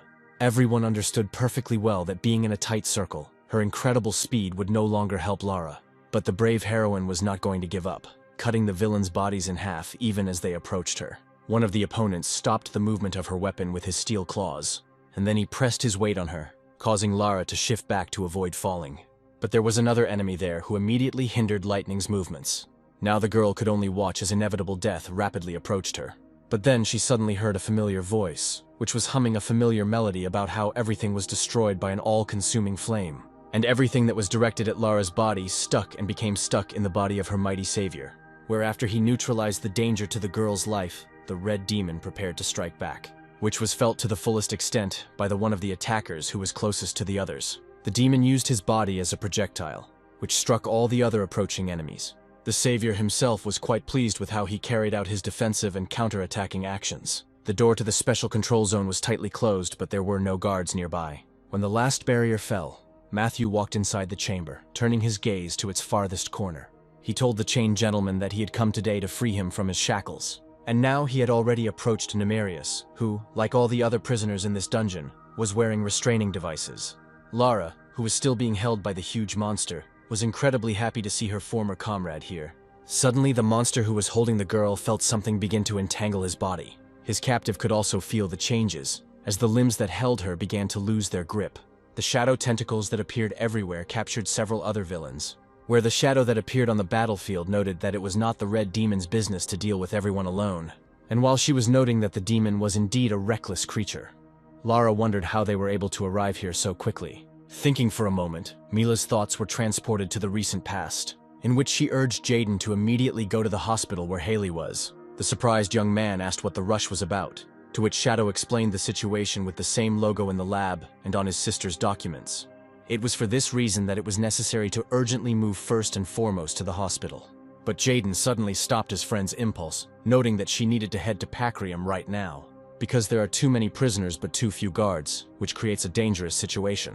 Having told all this, Shadow doubted that the guy himself would be able to resist his own sister. Stanley, who arrived at the scene in time, also took part in suppressing the prisoner revolt. Without sparing the villains, the young man used all his bone power to deal with his opponents. And he was assisted in this by Tara, who worked in tandem with the young man and crushed the villains with her beam attacks. Seeing many of their fellow prisoners suffer a terrible fate, other prisoners tried to escape. But before they could take even a couple of steps, Stanley's bone spikes flew at their backs, where the young man was determined not to allow a single villain to leave the prison. Very soon, bodies were scattered all around the team, some simply unconscious or immobilized, some completely losing their vital functions. Meanwhile, the red demon noted that besides them, many more heroes had come here, and therefore the blue demon should not worry. Indignant at what her comrade had called her, the girl seemed not to notice how another danger was approaching her from behind. But this was only an appearance, where she neutralized the threat without even turning around, accompanying this with a demand addressed to the red demon to call her Lightning. While fighting off the attacks of numerous opponents, her interlocutor did not calm down, claiming that in the world of heroes, the name of the color demon is considered honorable. Having finished one of his thoughts, the man grabbed two opponents by the heads at once. Putting in maximum effort as their heads collided, the demon added that Lara should be proud of the nickname Blue Demon. In response, his interlocutor claimed that Red had come up with all of this himself, and the Shadow only had time to marvel at how these two managed not only to fight, but also to actively argue. Having observed their actions, Mila mentally concluded that these two would definitely cope on their own here. But as soon as this thought flashed through her head, a deafening explosion sounded right behind the girl, which blew the thick concrete wall into small pieces. Lara and her partner looked in horror at the one who appeared after the explosion, and noted that he really missed their company. After all, Nemerius himself was standing before them now, claiming that he was sincerely glad of this meeting. It was immediately clear from Lara's face that this meeting did not bode well. Mila immediately activated her shadow limbs, also understanding that this villain is incredibly dangerous, and he definitely owes his freedom to someone, since no one can get out of that part of the prison on their own. Looking at his old acquaintances, Nemerius wondered what was wrong with their faces, because he was truly glad to meet them. The man then noticed that Rendel's right and left hands were in place, but for some reason he did not see him there. Observing the villain's behavior and listening to everything he said, Shadow immediately noticed a complete lack of fear in him of the one who had once been able to defeat him. After all, despite the fact that Nemerius was the most powerful villain, Rendel was able to defeat him without difficulty. At the same time, Lightning is one of the first positions in the ranking of superheroes. In addition, the Red Demon is present here, who is also strong enough to defeat this villain together with Lara. But despite all this, the girl noticed that her comrades were somehow very nervous. The Shadow looked intently from the grinning Nemerius to his comrades in arms. But then her gaze fell on what was right behind the supervillain. There the girl saw Stanley and Terry on the floor, showing no signs of life. Frightened for her friends, the girl wanted to rush to their aid, but her impulse was immediately stopped. It was the Red Demon whom she convinced that they should help their comrades. Only now did Shadow feel that the body of the one who stopped her was literally shaking, as if from the horror that had attacked him. She couldn't believe that this reckless and strong hero was shaking with fear, and the demon suddenly said that Mila should find and bring the captain here as quickly as possible. Without taking his eyes off the villain standing opposite him, the man added that the girl should hurry. After listening to everything the Red Demon said, the girl tried to say something in response. But here Lara fully supported what was said, adding that Shadow should immediately carry out what her comrade had instructed her to do. After a short pause, Mila finally agreed to give up her impulses and head for help in the form of Rendel. Turning into Shadow, the girl began to understand that everything was much worse than one could imagine. Well, Nymerius, surprisingly, just stood and watched as the team sent a messenger for help, where he really just watched the Shadow leave the scene. He smiled when the heroes asked him why he let Shadow go, and then he explained that he also missed Rendel very much during all these years of imprisonment. But after that he added that apparently neither Shadow nor anyone else knows what actually happened then. The team of heroes did not respond to this, because no one really knew about the real events that happened several years ago. And then their opponent burst out laughing, calling all the heroes terribly unbearable and even strange creatures. And when he finished laughing, he summed up that they had decided to lie about those events after all. Without further ado, Red Demon and Lightning rushed into the attack. Nymerius didn't even think of moving from his place, simply watching as his opponents approached. Lara's bloody sword was stuck into the concrete floor of the half-destroyed prison, and in the room where the battle was taking place, the cracking sound of the Red Demon's helmet, which was being clutched by a powerful hand, could be heard. Not far from Nymerius, who was holding the man in a suspended state, Lara herself was lying on the floor, bleeding. Well, the supervillain, with a bored look, noted that the heroes had not come up with anything new, where one only had speed qualities, and the second could be used as a punching bag. At the same time, Nymerius added that even in such a situation, the sparkle in the girl's eyes did not go out, which was very nice to see. After this, the villain offered the girl to join his service, where he would find such a stubborn and talented assistant useful. After all, he really likes the rage that is literally burning in the eyes of the wounded and helpless girl. But then the Red Demon suddenly grabbed his wrist and shouted that his opponent was being too impudent to offer such a lousy deal. Breaking free from the grip, the man shouted for Nymerius not to even dare insult the blue demon like that, after which he dealt him an incredibly powerful blow to the head. He himself, while the opponent's head was thrown back, successfully landed on his feet. But before the Red Demon had time to gather his strength and fully recover, Nymerius's powerful hand grabbed him again. With an evil grin, the villain asked a rhetorical question about how the hero's regeneration system would work if he were to slowly, one by one, begin to break his cervical vertebrae. Immediately after these words, he began to squeeze his fingers harder, causing a loud crunch to be heard in the demon's neck. Lara, watching this brutal massacre, could do nothing to help. Having tried to straighten up, the girl instantly sank back to the floor from the severe pain and the bleeding wound. Her comrade's body gradually began to stop showing signs of life, and Lara tried to reach for her sword. Overcoming the hellish pain, the girl tried to stand on her shaking legs, which obeyed her very poorly. With difficulty forcing herself to tear her hand away from the wound, she tried to reach Red's body, when suddenly someone from the right quickly approached the villain. With one powerful blow, Jaden, in the form of Rendel, blew the supervillain out of his way. Seeing the young man in front of her, the girl experienced joyful feelings, even calling him by a name other than the #1 hero. After which, Lara sank to the floor again, as her strength left her with every drop of lost blood. Not allowing the girl to fall, Jaden hurried to her, supporting her body. The young man then turned his gaze to the Red Demon's body lying nearby. His head was not in a completely natural position, and his comrade showed no signs of life. Lightning was also very badly injured, and there was a real threat to her life. Turning to his friend, Jaden asked her for forgiveness for the unnecessary pain he was about to cause. Where, having pulled back a piece of stuck clothing, the young man carefully examined the bleeding wound. The first thing to do was to stop the bleeding, and the guy decided to use his new fire skill for this. He asked Lara to get ready and apologized again for the fact that she would now have a burn scar in that place. And so he put his fiery hand to her wound, causing her to experience yet another hellish pain. At that moment, he heard a voice behind him, which noted that he and Rendel had not met for an unacceptably long time. Where Nymerius, who was completely fine after receiving the blow, stated that, in all likelihood, he had greeted his old comrade too softly. Jaden, however, did not respond to the enemy for now, carefully laying Lara on the floor, who lost consciousness from the pain shock. He then turned to face the supervillain, preparing to strike him down again.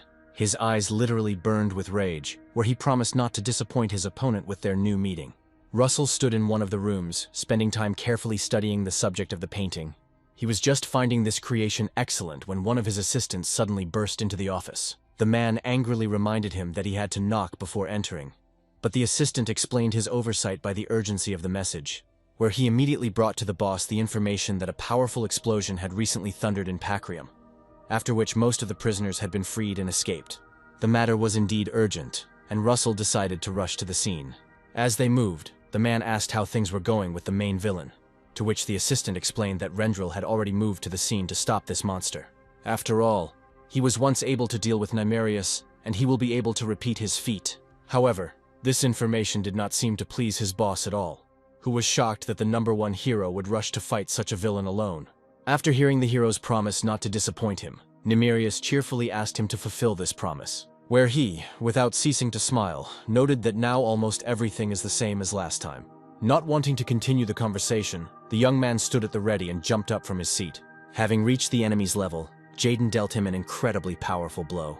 But this time his attack failed to reach its target, as it was stopped by a movement of Nimerius's hand, where immediately after that the supervillain dealt the guy a powerful kick. But the young man was able to withstand this incredibly powerful attack on his leg, which did not even move. Before Nimerius could even fully experience the feeling of surprise, his opponent had already struck him again. The place where the force was applied was immediately noticeable, but nevertheless there was no significant damage to Jaden's opponent. And Nimerius himself noted that Rendel still disappointed him a little. And now he rushed forward, showering the hero's body with numerous blows. Holding back the onslaught, the young man mentally noted that Nimerius had recovered from his blows incredibly quickly. Then the guy decided to use that one-time blow, using all the power of the hero in whose body he lived. It was an incredibly powerful blow that literally crushed Nimerius's ribs into his body. And now the body of his opponent was already flying far to the side, thrown back by this incredible power. After flying some distance, Nimerius crashed into one of the walls again, smashing it into small pieces. Looking at the defeated enemy, the young man breathed a sigh of relief, where he noted out loud that apparently all villains have this habit of pretending to be something they are not. Leaving his enemy behind, Jaden headed towards his friends to take care of their health. But suddenly, his attention was drawn to what began to happen to the enemy's body, where a certain accumulation of energy appeared at the place where the hero applied force. And now Nimerius was already beginning to rise, cheerfully noting that now he was finally able to warm up properly for battle. Jaden was shocked that his opponent was able to get up after such a powerful blow. He then decided that it was worth trying to use his newly acquired ability to control fire against his enemy. He tried to strike, but then Nimerius suddenly closed in on him, restricting his movements. Preparing to attack with fire, the young man did not understand what his enemy was planning and doing. But the man's body was already beginning to be surrounded by a lilac flame, and the villain himself, still having fun, declared that the hero was too late. He managed to push the #1 hero's body back, slamming the guy into the wall. And this flame acted in such a way that the fire in his hand suddenly began to gradually die out on its own. The young man felt that the strange fire spread by his opponent was not just burning, but seemed to be burning away his strength. And Nimerius shouted that Rendel knew well that with such a rapprochement he would burn out his powers, and therefore it becomes completely unclear why the hero opened up. But then the supervillain suddenly felt that his opponent had started doing something that neutralized the effect of the flame he had spread. The last tongues of the lilac substance dissolved into the air, which Nimerius simply could not believe. Well, having freed himself from the harmful effects of the enemy's fire, Jaden dealt him a new, powerful blow. Thrown back, Nimerius was greatly surprised by all that his opponent was able to do. Looking at Rendel, the villain noticed that he felt the effects of this blow somehow differently and hotter than usual. At that moment, Nimerius's attention was drawn to Matthew, who appeared behind him and reported that everything was ready. Immediately after this, the supervillain said that he no longer had time to push around the #1 hero, as it was time for him to go. Jaden was about to protest and rush to stop the enemy when Matthew stepped into action with his destructive power, and then the thick concrete ceiling above the young man's head began to collapse. And Nimerius noted that Rendel would be better off taking care of his comrades now than trying to catch up with him. After this, the villain turned around and said goodbye to his opponent until next time, leaving the scene of the fight with his henchmen. The concrete floor was collapsing, leaving Jaden with no choice but to save his friends. And so he grabbed the red demon and Lara, hurrying to carry them out of the dangerous place. A few seconds later, the main villain was already watching as a pile of concrete collapsed right behind him. Matthew, standing next to him, asked his boss why he had decided to do what he did today. But Nimerius stood and thought about something of his own, not answering the question posed. The man then got his boss's attention again by asking him if he was okay. And finally, Nimerius voiced his doubts that it was the same Rendel he had fought earlier who was now fighting him. Powerful, muffled thuds could be heard from under the rubble of concrete. It was Jaden, trying to break through everything that was blocking his way to the exit. Not far from him on the floor lay Lara and the Red Demon, who still showed no signs of life. Meanwhile, the young man noticed that his super strength seemed to have disappeared somewhere, where he simply could not break through a concrete wall, and his hand was receiving severe damage, and suddenly he felt his body begin to change forcibly. As he transformed back into himself, the boy concluded that his transformation ability had also stopped working. Once outside, the main supervillain first took a deep breath. He really enjoyed the fresh air, which he had missed incredibly much during his time in prison. Once the initial emotions had subsided, Nimerius attracted his minion's attention by calling him by name, where he made a complaint to him about the length of his imprisonment, where he blamed Matthew for taking too long to free him. He tried to justify himself, explaining that good secrecy was required, as well as time to attract the girl to his side, but the boss stopped him, saying that it was no longer important now. After this, in one jump, the villain climbed onto the nearest boulder, which was higher than all the others. Crossing his arms over his chest, he glanced with some pleasure at everything that was happening below, where many freed supervillains were walking free, and their leader stated with satisfaction that everything was going according to plan. At some point, some of the villains noticed the leader standing nearby.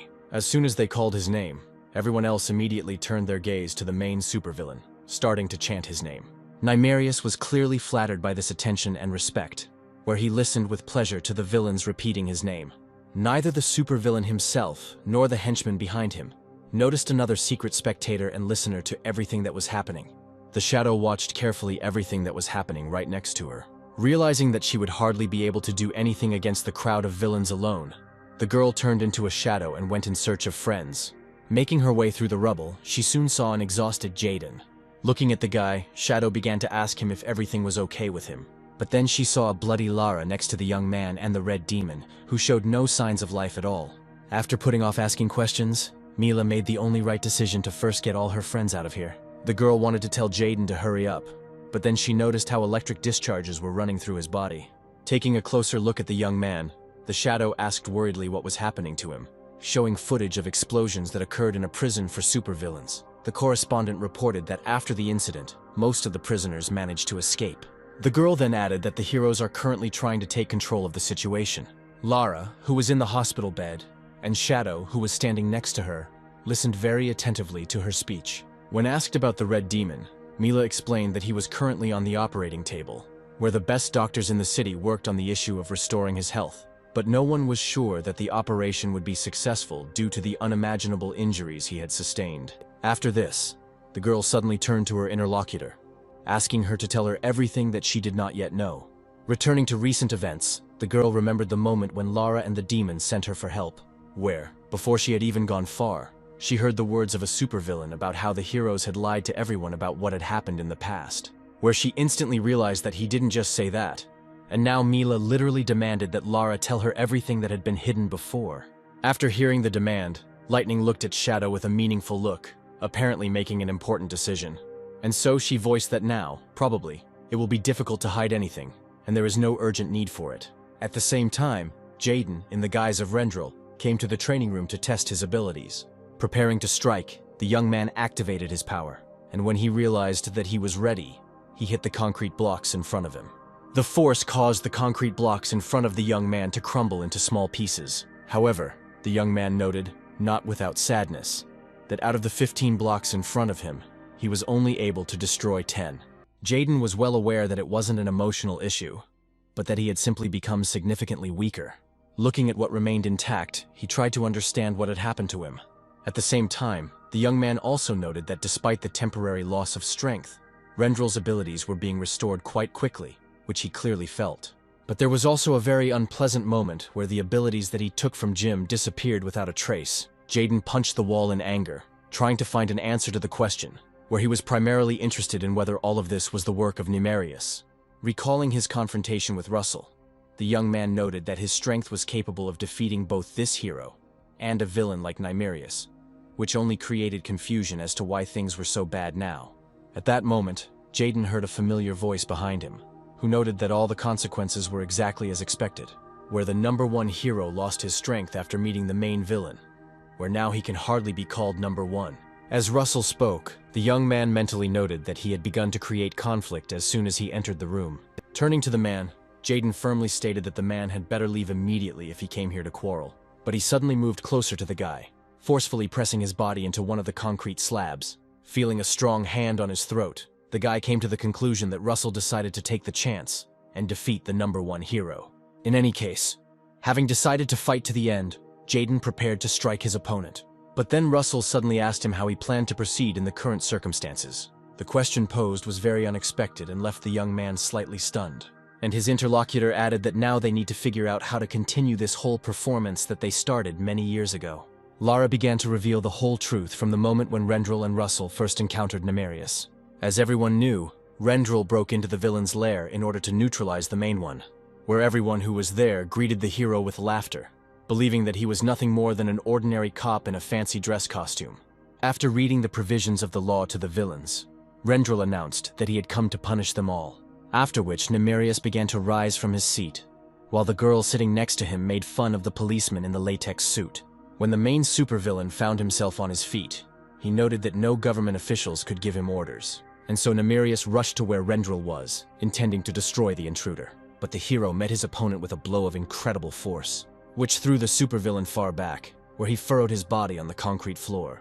But contrary to all expectations, the incredible power of the superhero, used on the enemy, did not work.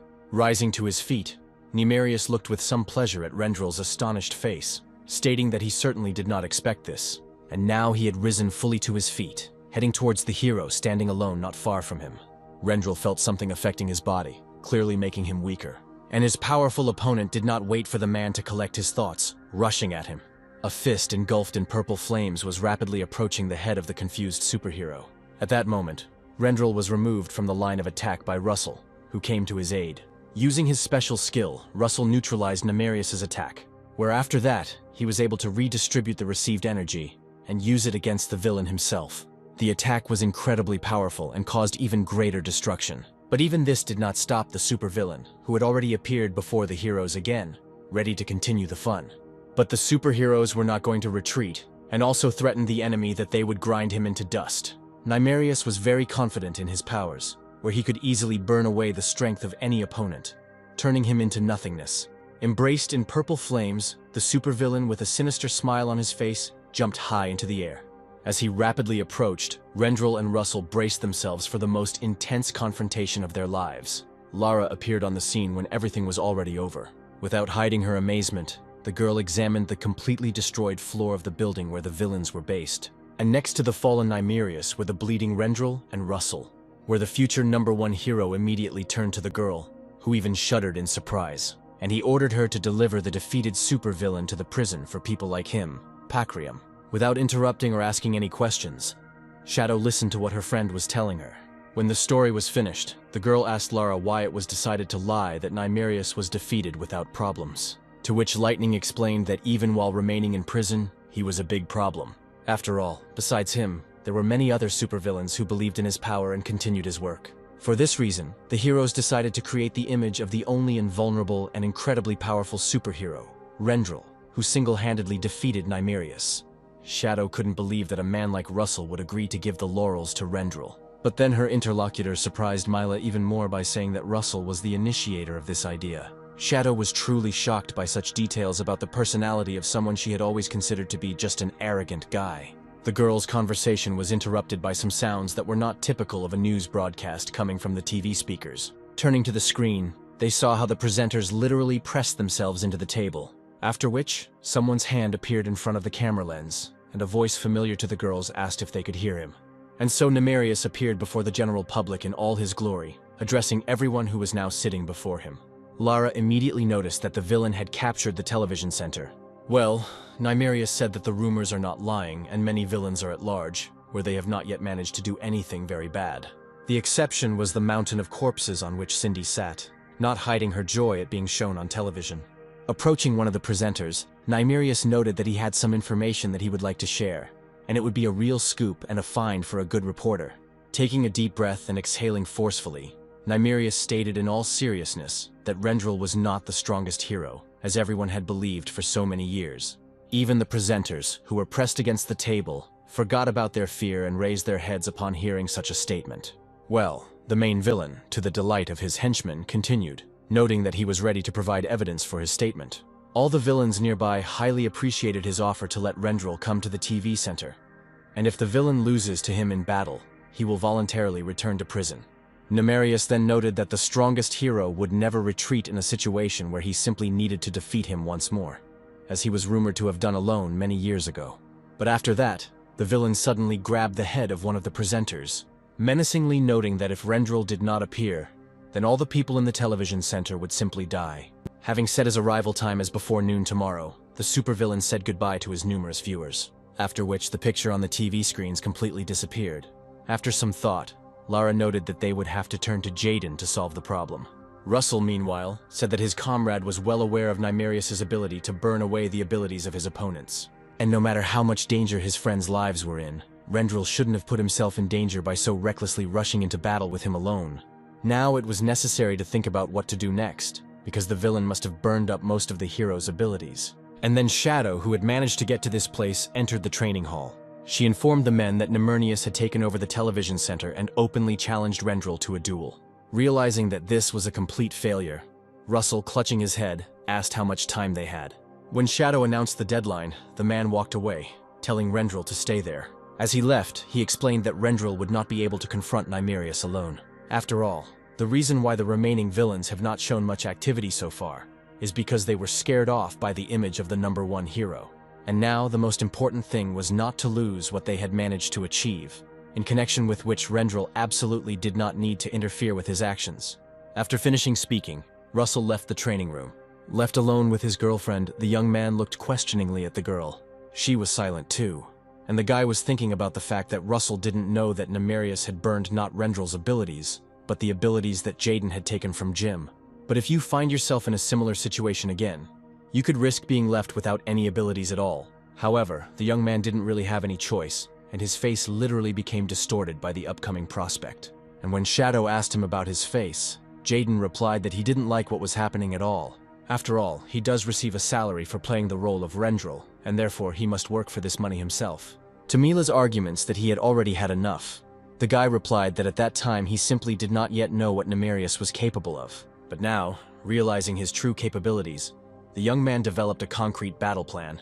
Representatives from all groups gathered to discuss the current situation, and when Tiffany remarked that there were very few of them here today, Russell replied that there was no need to call others. After all, there is an extremely important and very delicate issue on the agenda today. Max was the first to lose his temper and show his emotions, hitting the table hard and shouting that they needed to immediately attack the presumptuous villain.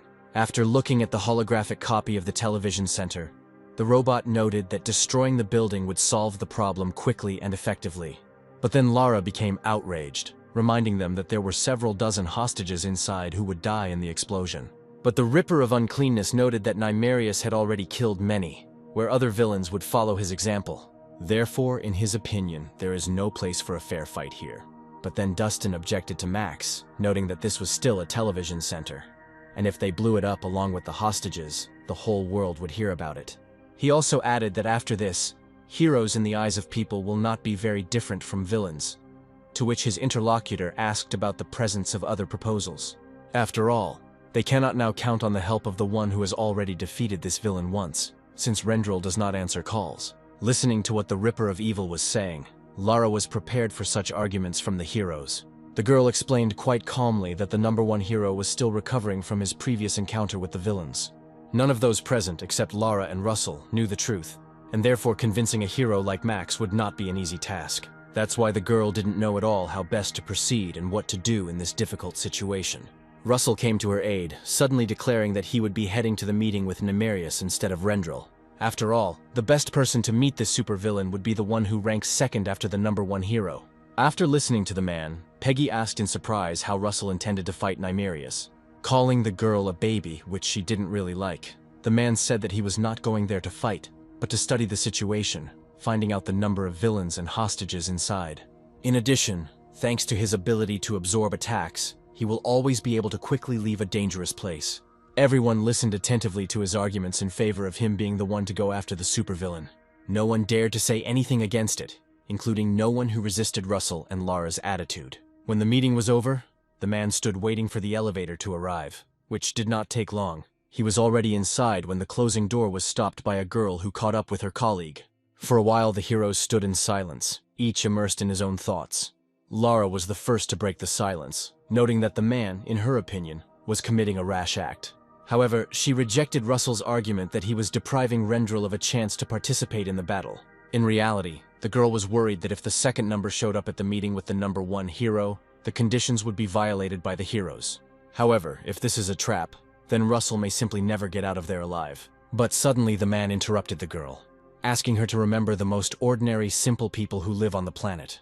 Lara didn't immediately understand what Russell was getting at, and he explained that millions of people without superpowers solve hundreds of problems every day that they are unable to solve. These people simply have no choice, and so they take and do things no matter what, where superheroes with their abilities should learn from them.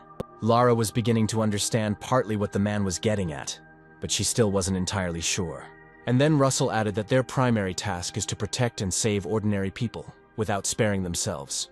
It was precisely because one could die in that place that he did not take Rendel with him, because the world needed a number 1 hero. He also noted that, in any case, the first number had not yet fully recovered, so he should not be involved in the operation. The confused girl listened silently to the man's request to convey his greetings to Rendel and his wishes for a speedy recovery. The evil Ripper was watching this entire conversation, connected to a surveillance camera. Carried away by his occupation, he didn't even notice how his little friend Peggy pounced on him.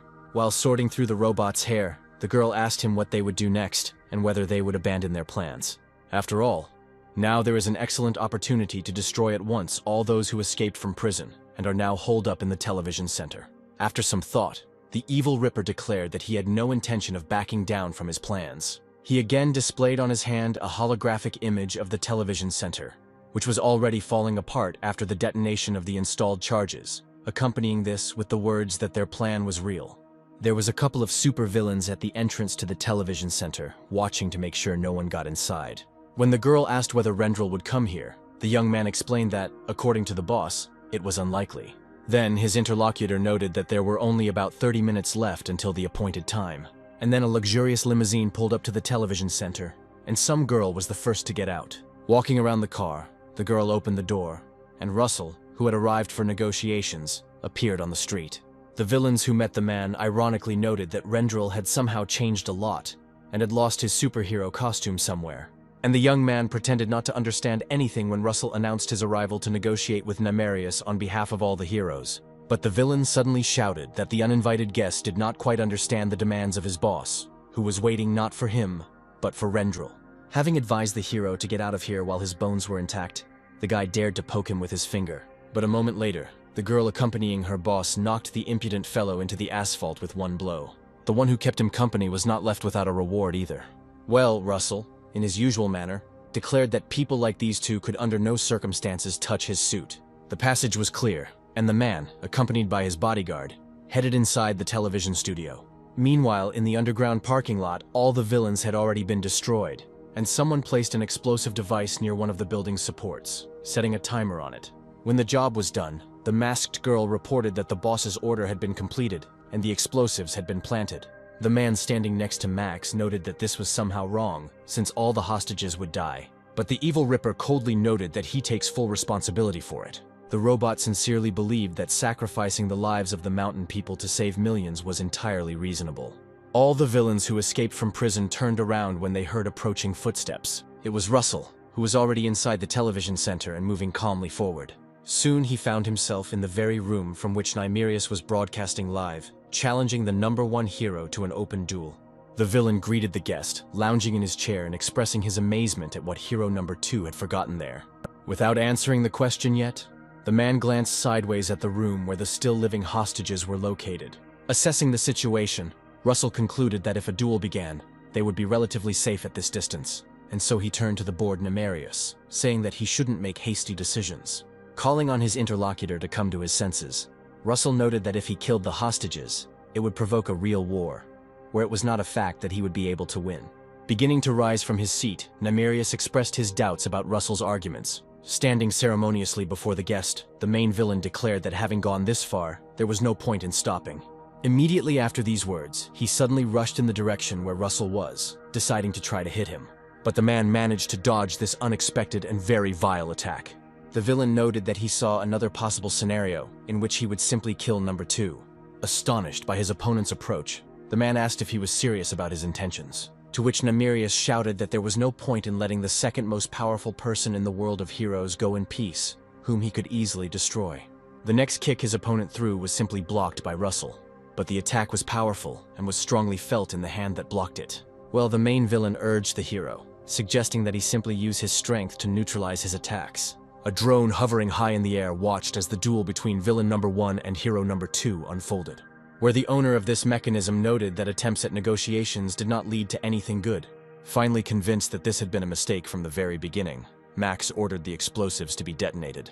The one in charge of this part of the Diablo group's work accepted the order. She then addressed the entire team, conveying the leader's order to retreat to a safe distance and detonate the bombs, immediately after which the entire group dispersed in different directions. One of its participants didn't even notice how at some point someone snuck up on him from behind, and then one hand deprived him of the opportunity to call for help, and the other firmly grabbed him by the throat, strangling him. The girl, who was moving away, could hear some strange rustling behind her and became wary, but when she turned around, she discovered that none of her demolition team members were present. She asked her comrade, who was still nearby, where all those who were going in that direction had gone, but he didn't have time to answer, as he himself was neutralized a moment later. But when the girl reacted and turned around, there was no one next to her. Behind her, she suddenly heard a familiar voice, which noted that the notorious Diablo group turned out to be incapable of anything at all, where Russell, approaching her, noted that they all needed more training. Having decided not to wait for an attack, the girl herself began to carry out offensive actions, but she didn't have time to do anything, as the man used his abilities to neutralize the attack and turned the opponent's power against her. The girl didn't even have time to come to her senses before the next blow was already flying towards her. But the man had no intention of killing the hero. He only noted that the violation by the group members of the agreement reached at the meeting was a serious matter. Until now, not understanding who exactly she was dealing with, the girl was very surprised that it was none other than the leader of the angel group himself who was attacking her. But she was more concerned now about who was upstairs with Nimerius if Russell was standing opposite her. And there the main villain made another attempt to destroy his high-ranking guest, but his opponent very skillfully dodged each of his blows, where Nimerius could not reach the enemy with either his hand or even a kick, uselessly cutting through the air each time. Soon he got tired of running after his opponent, and the supervillain decided to end this waste of time. And so he, having landed after another attack, prepared himself for the actions with which he intended to end this confrontation. He rushed forward until he suddenly saw the smirking expression on his opponent's face, who suddenly met him with a blow of incredible force, which threw the enemy into the far wall, which he successfully broke through with his body. The lilac flame, as always, absorbed all possible damage while Nimerius lay down. However, his thoughts could not so quickly accept that Russell had suddenly acquired this incredible power from somewhere. Standing in the clouds of dust, his opponent noted that he had been waiting for the moment when Nimerius would relax, deciding that he could not be surpassed by the number 2. And the face of the head of the Angels group had already begun to transform into the face of the head of the Lions group, and so Rendel cheerfully noted that, as the villain had demanded, he had arrived here before noon. An hour before these events occurred, Russell approached his personal car, where his assistant and bodyguard were already waiting for him. Without a moment's hesitation, the man sat down in the luxurious car. When asked by his assistant, he replied that he was absolutely firm in his intention to go and meet with Nimerius. But before the car could move, its door suddenly opened, and Russell saw a familiar silhouette. He asked Rendel, who had settled into the salon, what he was doing, and he explained that he had simply come to see him off, and at the same time, discuss how they could most effectively act in this situation. Glancing sideways at the uninvited guest, the female bodyguard asked the boss if everything was okay and whether her intervention was required. Saying that everything was fine, Russell was interested in what the number 1 hero could offer him. The result of these negotiations was that it was Jaden, in the guise of Rendel, who was now standing next to the villain who had been thrown into the wall. As he began to rise, Nimerius asked his opponent how long ago he had begun to try on other personalities. But then, admitting that the blow was good, he activated his purple flames, which burned away the superhuman abilities. The remains of the clothes on his torso were incinerated, and he ran his fingers through the hair on his head, where, like in his previous meeting with Rendel, he took on his other devilish form, noting that now the #1 hero would definitely be in trouble. Watching his enemy transform, Jaden knew he couldn't let him get close and burn away his power. Then the young man decided to use improvised objects as throwing weapons. The reinforcements sticking out from the broken concrete slabs everywhere came in handy for this purpose. Seeing what the #1 hero was doing, Nemerius only chuckled, noting that Rendel's imagination was definitely not all that smooth. He continued to say something else, ridiculing the hero, when suddenly something flew past his face, slightly catching his cheekbone. It was one of the rebars that Jaden used, almost like the ancient tribes used spears. The supervillain was able to dodge the second piece of steel, realizing that the joke was a joke, but the pain was real. Deciding to interrupt this spear throwing, Nemerius quickly rushed to the place where his opponent was. But the young man had no intention of stopping, extracting new objects for throwing from the pieces of concrete. With a deft movement, he straightened his weapon, where the interweaving of rods reached a weight of more than 100 kilograms. And now his opponent had to dodge a new steel spear flying at him. And Jaden, taking advantage of the enemy's confusion, sent one spear after another at him, without stopping at all. And finally, Nemerius was not fast enough to avoid the attack, and the steel sank into his flesh. Taking advantage of this, Jaden accelerated, sending several more rebar spears into his opponent's body, where they all hit the target, piercing the main supervillain's body through and through. But it was unlikely that such a primitive method of attack as the villain believed could stop such a powerful creature.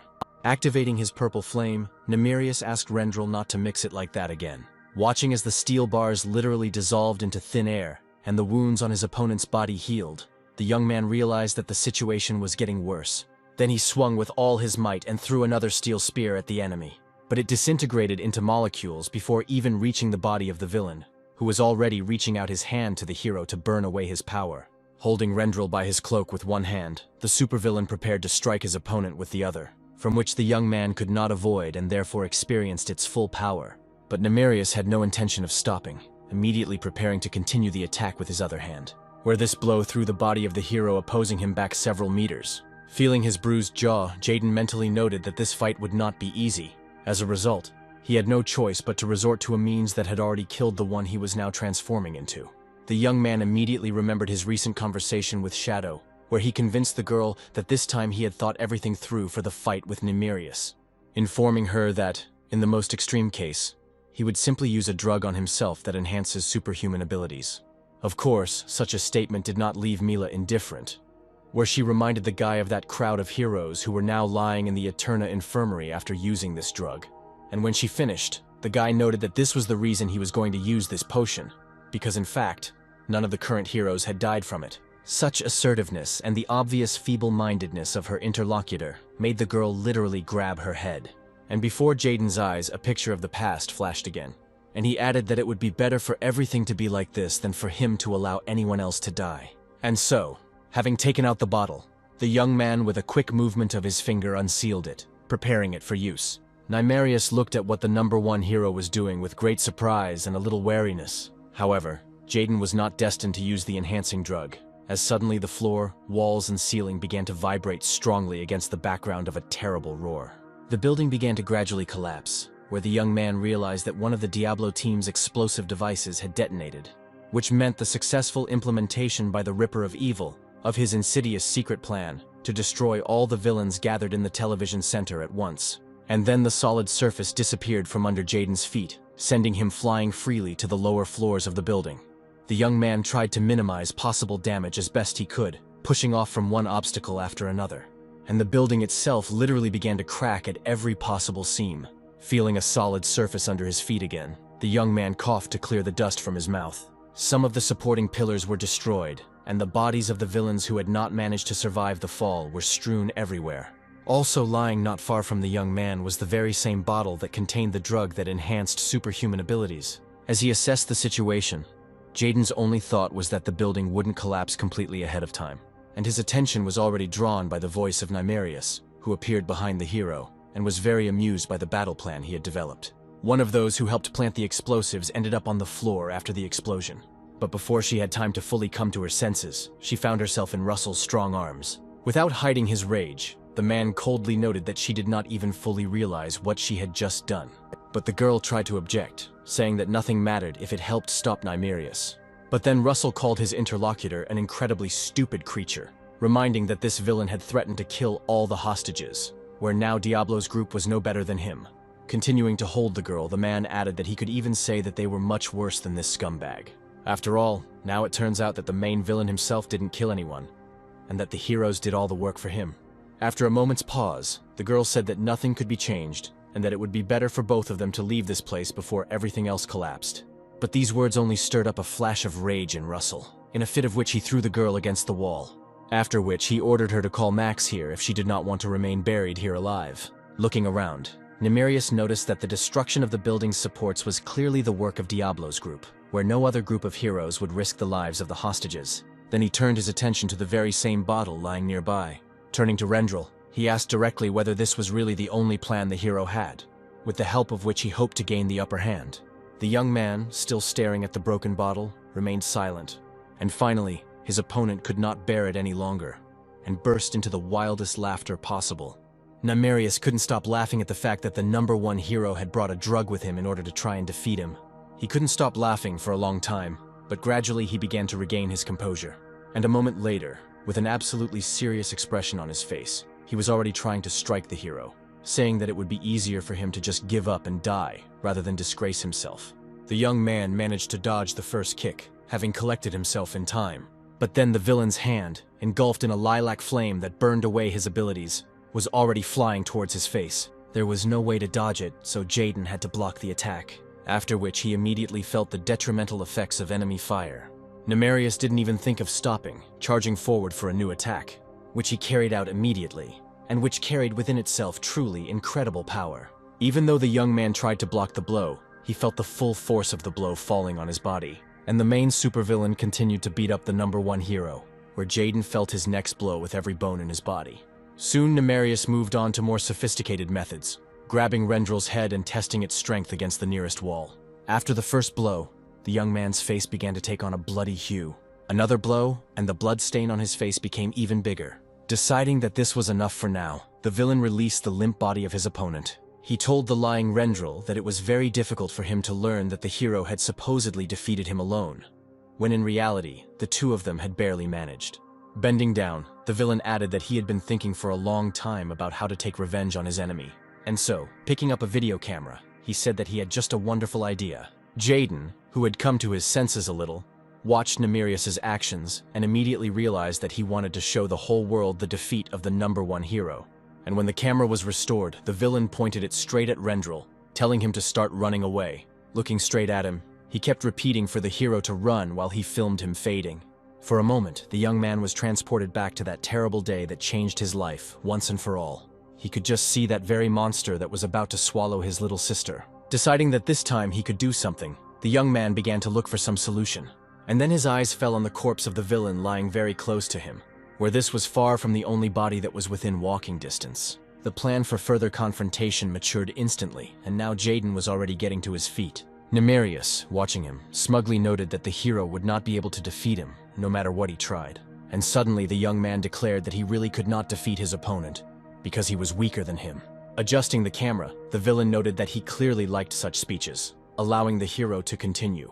And Jaden, touching the body of one of the dead villains, added that he could not have won if he really was Rendel. Noticing the hero's unusual activity, Nimerius was greatly surprised. With great difficulty, he was able to get away from the line of attack of his rebellious and ready to continue opponent.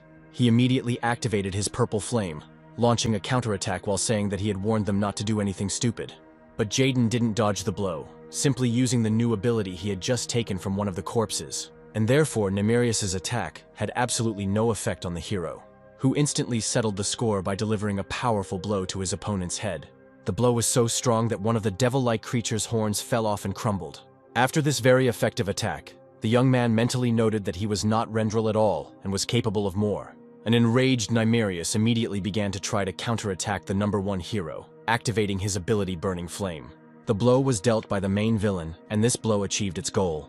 But as had happened recently, Nimerius's fist came into contact with the crystalline armor that his opponent had recently acquired.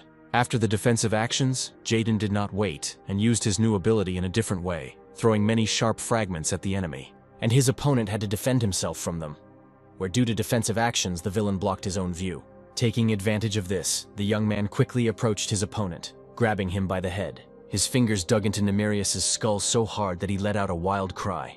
After showering Rendel with all sorts of curses, the villain once again resorted to his lilac flame. However, the young man opposing him was able to break the distance in time to avoid the destructive effects of this fire. He then tried to counterattack again, aiming his foot at the main villain's body, but this attack of his was not as effective as the previous ones, because his opponent managed to catch the leg.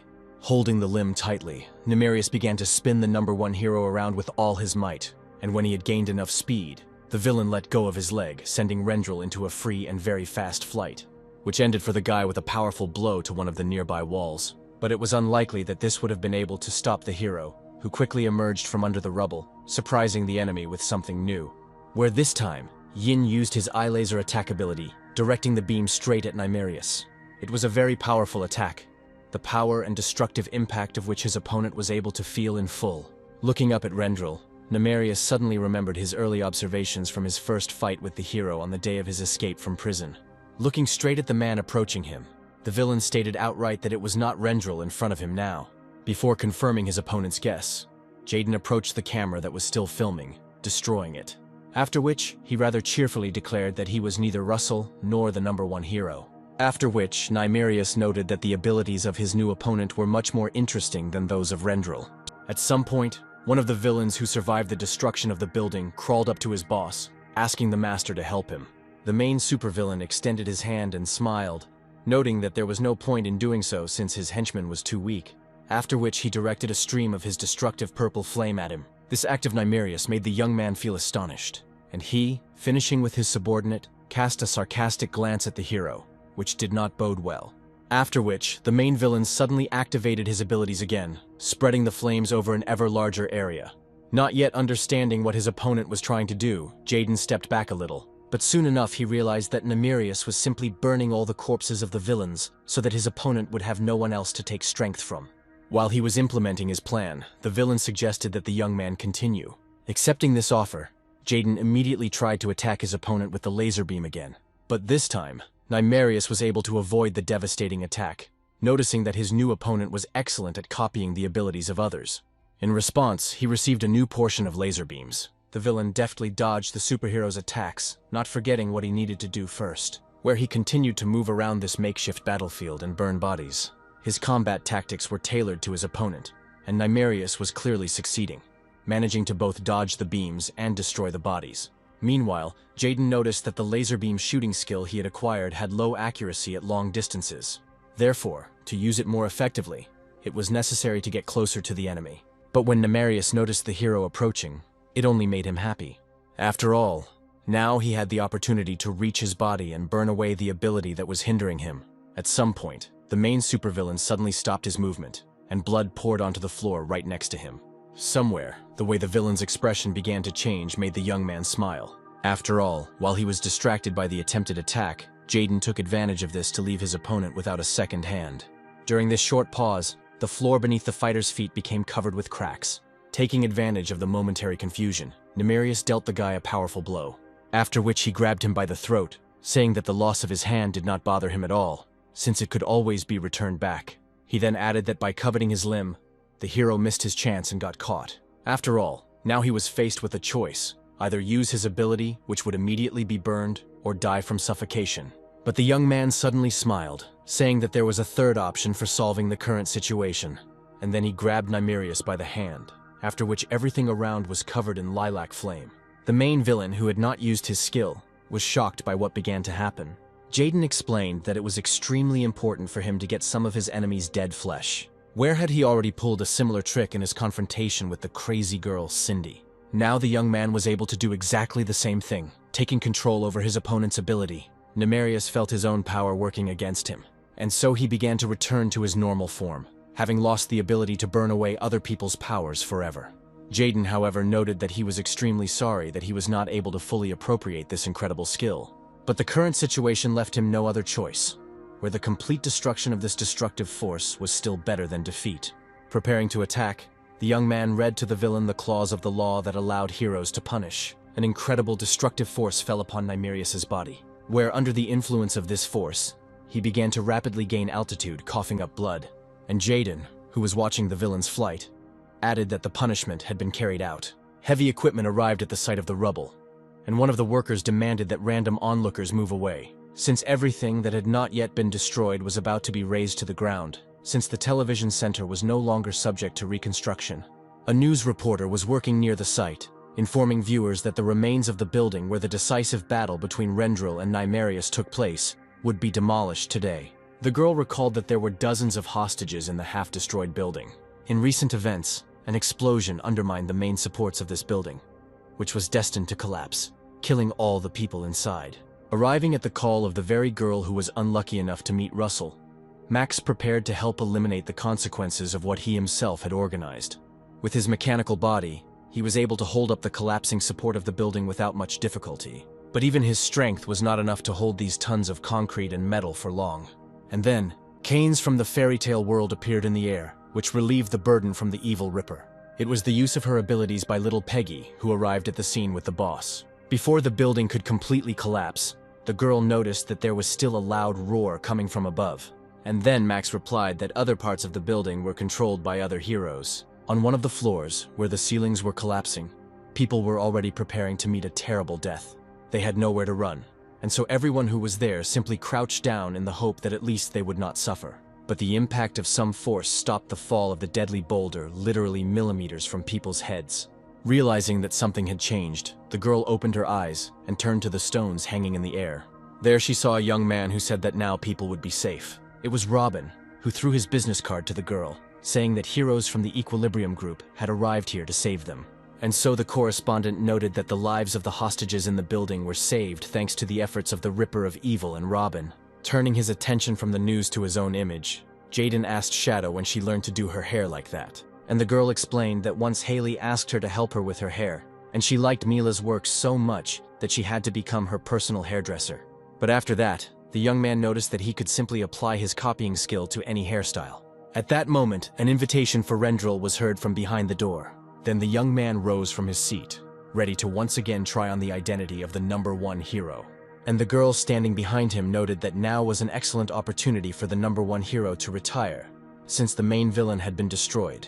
Turning to his interlocutor, Jaden said that he had no need to part with the image of Rendel. Having transformed himself, he added that he still needs to recoup all the investments he made in other heroes.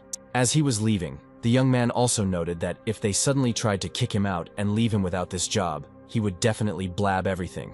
After listening to the guy's arguments, Mila only smiled in response. After which she took out her cell phone to contact Lara and tell her that Jaden was not going to leave, where she hoped that she would not mind. But before she could press the call button, the door to the room suddenly opened again, where the young man who returned instructed the Shadow to free up time, because they still hadn't managed to go on a date. Such a frank statement was a real shock for the girl, making her blush. But after a couple of seconds, her expression softened, where she called her boyfriend a completely tactless person. Jaden, leaving Shadow alone with her thoughts, had already managed to go out to the press, where a multitude of questions immediately rained down on him. The attention of hero #1 was drawn to a male reporter who was standing very close to the stage. As it turned out, he was interested in Nimerius's words that had been broadcast, that Rendel was far from being the strongest hero, where the correspondent now asked the hero to comment on this somehow.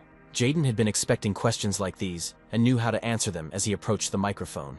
He called the words of the former main supervillain nothing less than an attempt at provocation, where he understood perfectly well that he would never be able to defeat him. Then the young man noticed that all the villain's efforts to somehow throw him off his emotional balance were in vain. He then stepped out from behind the podium, pausing briefly to allow the press to take a few photos. And the last thing he told reporters today, and thanks to them, the whole world, is that he is the strongest superhero. Someone's boot flew out onto the deserted street, breaking the huge glass with a noise, and just a moment later, his owner appeared there, trying to leave this place in a hurry. But suddenly, following him, a huge spike burst out from the same broken window and pierced the fugitive's body. After which, this terrible limb gradually pulled the dead body back. It was Cindy, who in addition to killing, also managed to eat a baked sausage that she found somewhere around here. And that man who had just tried to escape was far from her only victim today. Having finished her delicacy, The girl headed to another room of this ransacked establishment, where the masked man sitting at the table asked if there would be any problems due to the fact that Nymerius was not with them. The girl, examining her makeup in the mirror, replied that he himself was to blame for all his troubles. She then added that their goal now is the t-shirt. A man with a cigar in his hand supported her, saying that the t-shirt had been put in that prison on purpose. After which, the villains who had gathered for the celebration, who possessed the very attributes that Cindy's boss had instructed her to find, noted that all the fun was just beginning.